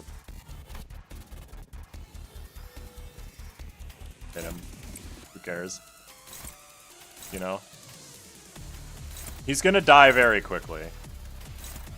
but I just need to clash with that. 완벽한 한 발을 위해 How many rolls did it take? What do you mean? 주인께서 명하셨습니다. 당신 It rolled a 14. And it's not rolling high. It's higher than most base skills do.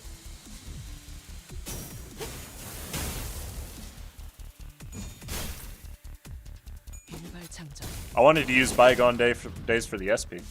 How many rolls did it take? For what? Oh, for the new stuff? 30.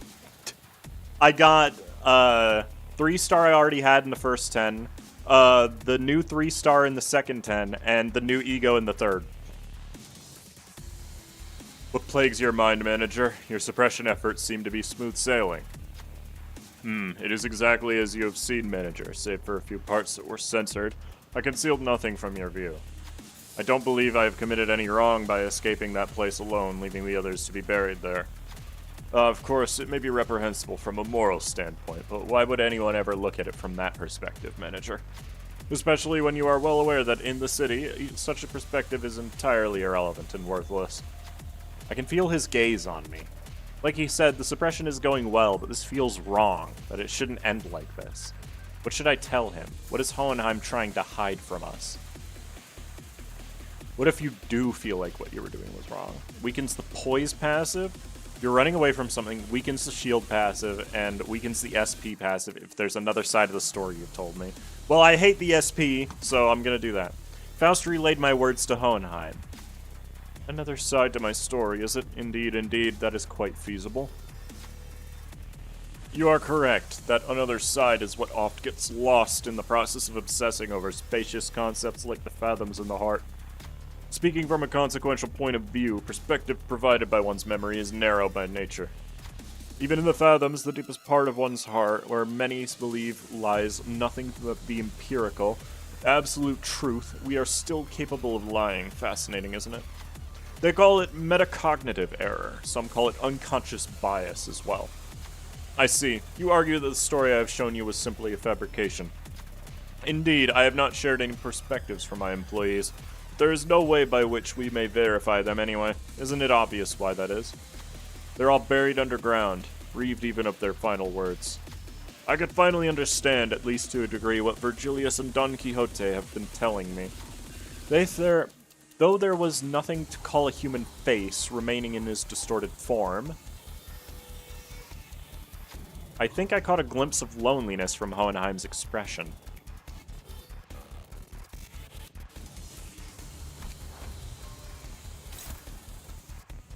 Okay, well, he's just gonna use the thing again because he has enough poise. Oh, he has the uninvited. Okay.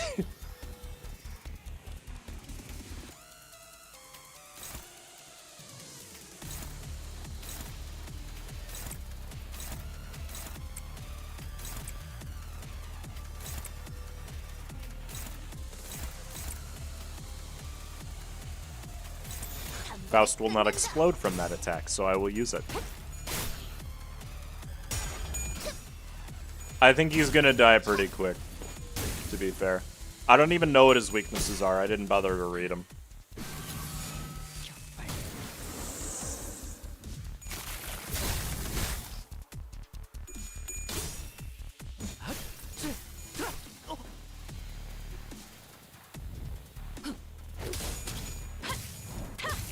Like, I'm not gonna stagger him for my attacks, I don't think, but that's not important. Okay. 75% chance to flip heads? Of course I'm gonna flip tails every time. He dies this turn no matter what I do. Thank you, Dark Flame. 전투응대에 나서라.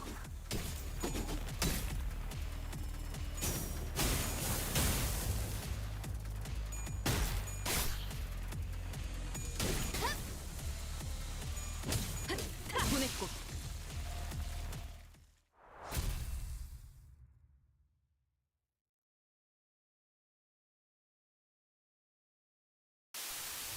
The escape pods to the surface are here, but there's only one seat left. They're saying that the next one's in 5 minutes. Look, I don't actually believe you hired me because you saw my potential or something like that. But I want to believe you that you found the hope and potentialities because of me. A hope and anticipation that we can make things better as long as we keep at it. I can't leave you all behind. I can't just save my skin not without everyone. This is what a right-hand man does, isn't it? Take my potentiality you found and rise. Take it with you to the surface. But you, Johann, what about you? Well, maybe next time. Some other time. Wrath is a hideous emotion. That is why I did nothing at the entrance of that branch. Only remembering, nothing more. Remembering the ones I've left behind. I can sense the dungeon of the Fathom slowly beginning to close. No, I'm not going to do a mirror dungeon after this, no, Freeze. I've returned, safe and sound. Welcome back, boss. To be frank, I once wished to be someone like yourself, Heathcliff. What are you talking about? We don't want Heathcliff to be like Heathcliff. Because it's not easy to put my faith not in games of numbers, but in those slimmest potentialities of the world that continue to exist. I know it's not very befitting of a researcher to be so, but it is quite the romantic attitude for a human to embody, is it not? Well, the experiment is over. It was A huge success, all thanks to us, right? No, it was a failure. I had established this hypothesis that the sole answer was to hold a firm belief in the self and nothing else. Had my hypothesis been correct, I would have remained a distortion. Thus, I would like to extend my gratitude to all of you. Thank you for making me fail. It seems that the classification for my distortion was HE-5-SU. Disappointingly mediocre, but I don't suppose it can be helped. The world is a place where we must find the ray of potentiality among the mediocre after all. Let us move on now. Mephistopheles is prepared to depart. Hohenheim's researchers waved at us. We'll meet again, right? You, no thank you. Everything has an end, so do consider this to be our final meeting. Then the last exchange this guy. The last thing we saw before the portal activated were the LCE researchers pushing up their glasses in our general direction. Though I'd only taken a step or two, the entire world around us seemed to transform, landing us back inside the transportation instrument. Now that I think about it, we didn't even get to learn why Gregor's bones made those cracking noises. All we learned from this experiment was that the sinners have all become mediocre, but they each held certain potentialities within themselves. Each of us mulling over the events of the LCE, we returned to the bus where Charon and Virgilius were waiting for us.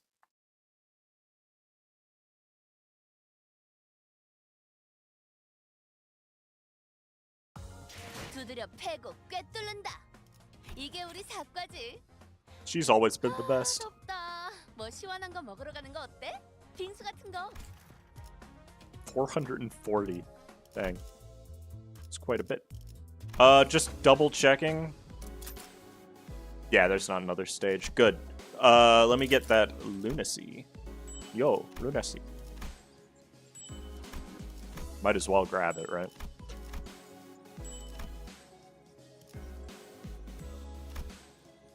Alright, rewards. I'm gonna be real with you. I don't care about anything in this top row. So we're gonna grab these first.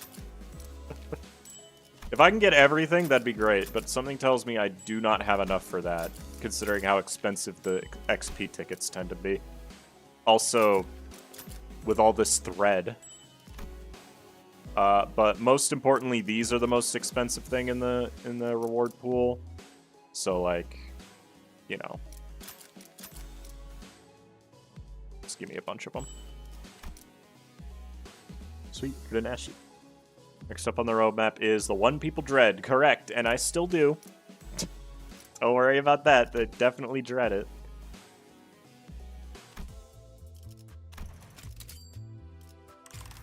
Alright, I think the new... Hang on. Oh, right.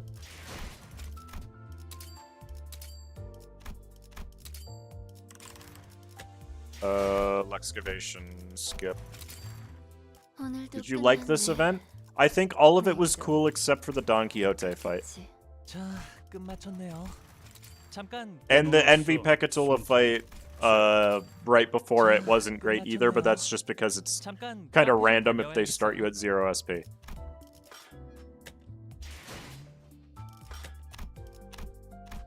But everything else in it was pretty good. What's the next event? Railway 5?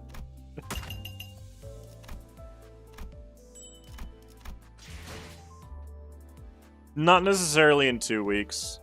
I would expect it to be in 2 weeks with how they've been doing things, but it could be potentially another update away. I'm more excited to get some Season 0 IDs. Because I've been wanting more of those for a little bit. My funds are dwindling, as you can probably tell.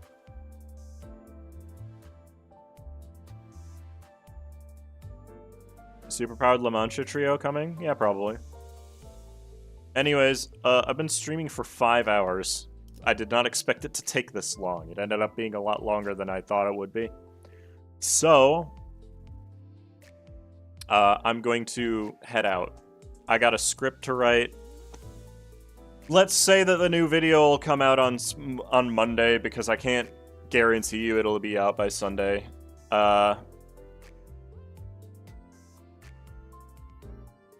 But I will be doing a video on the new equipment, just like I always do. I just don't count on myself to work on it tonight, you know? But aside from that, thank you all for watching. I hope you enjoyed it. And I hope you all have a great rest of your week. Bye-bye.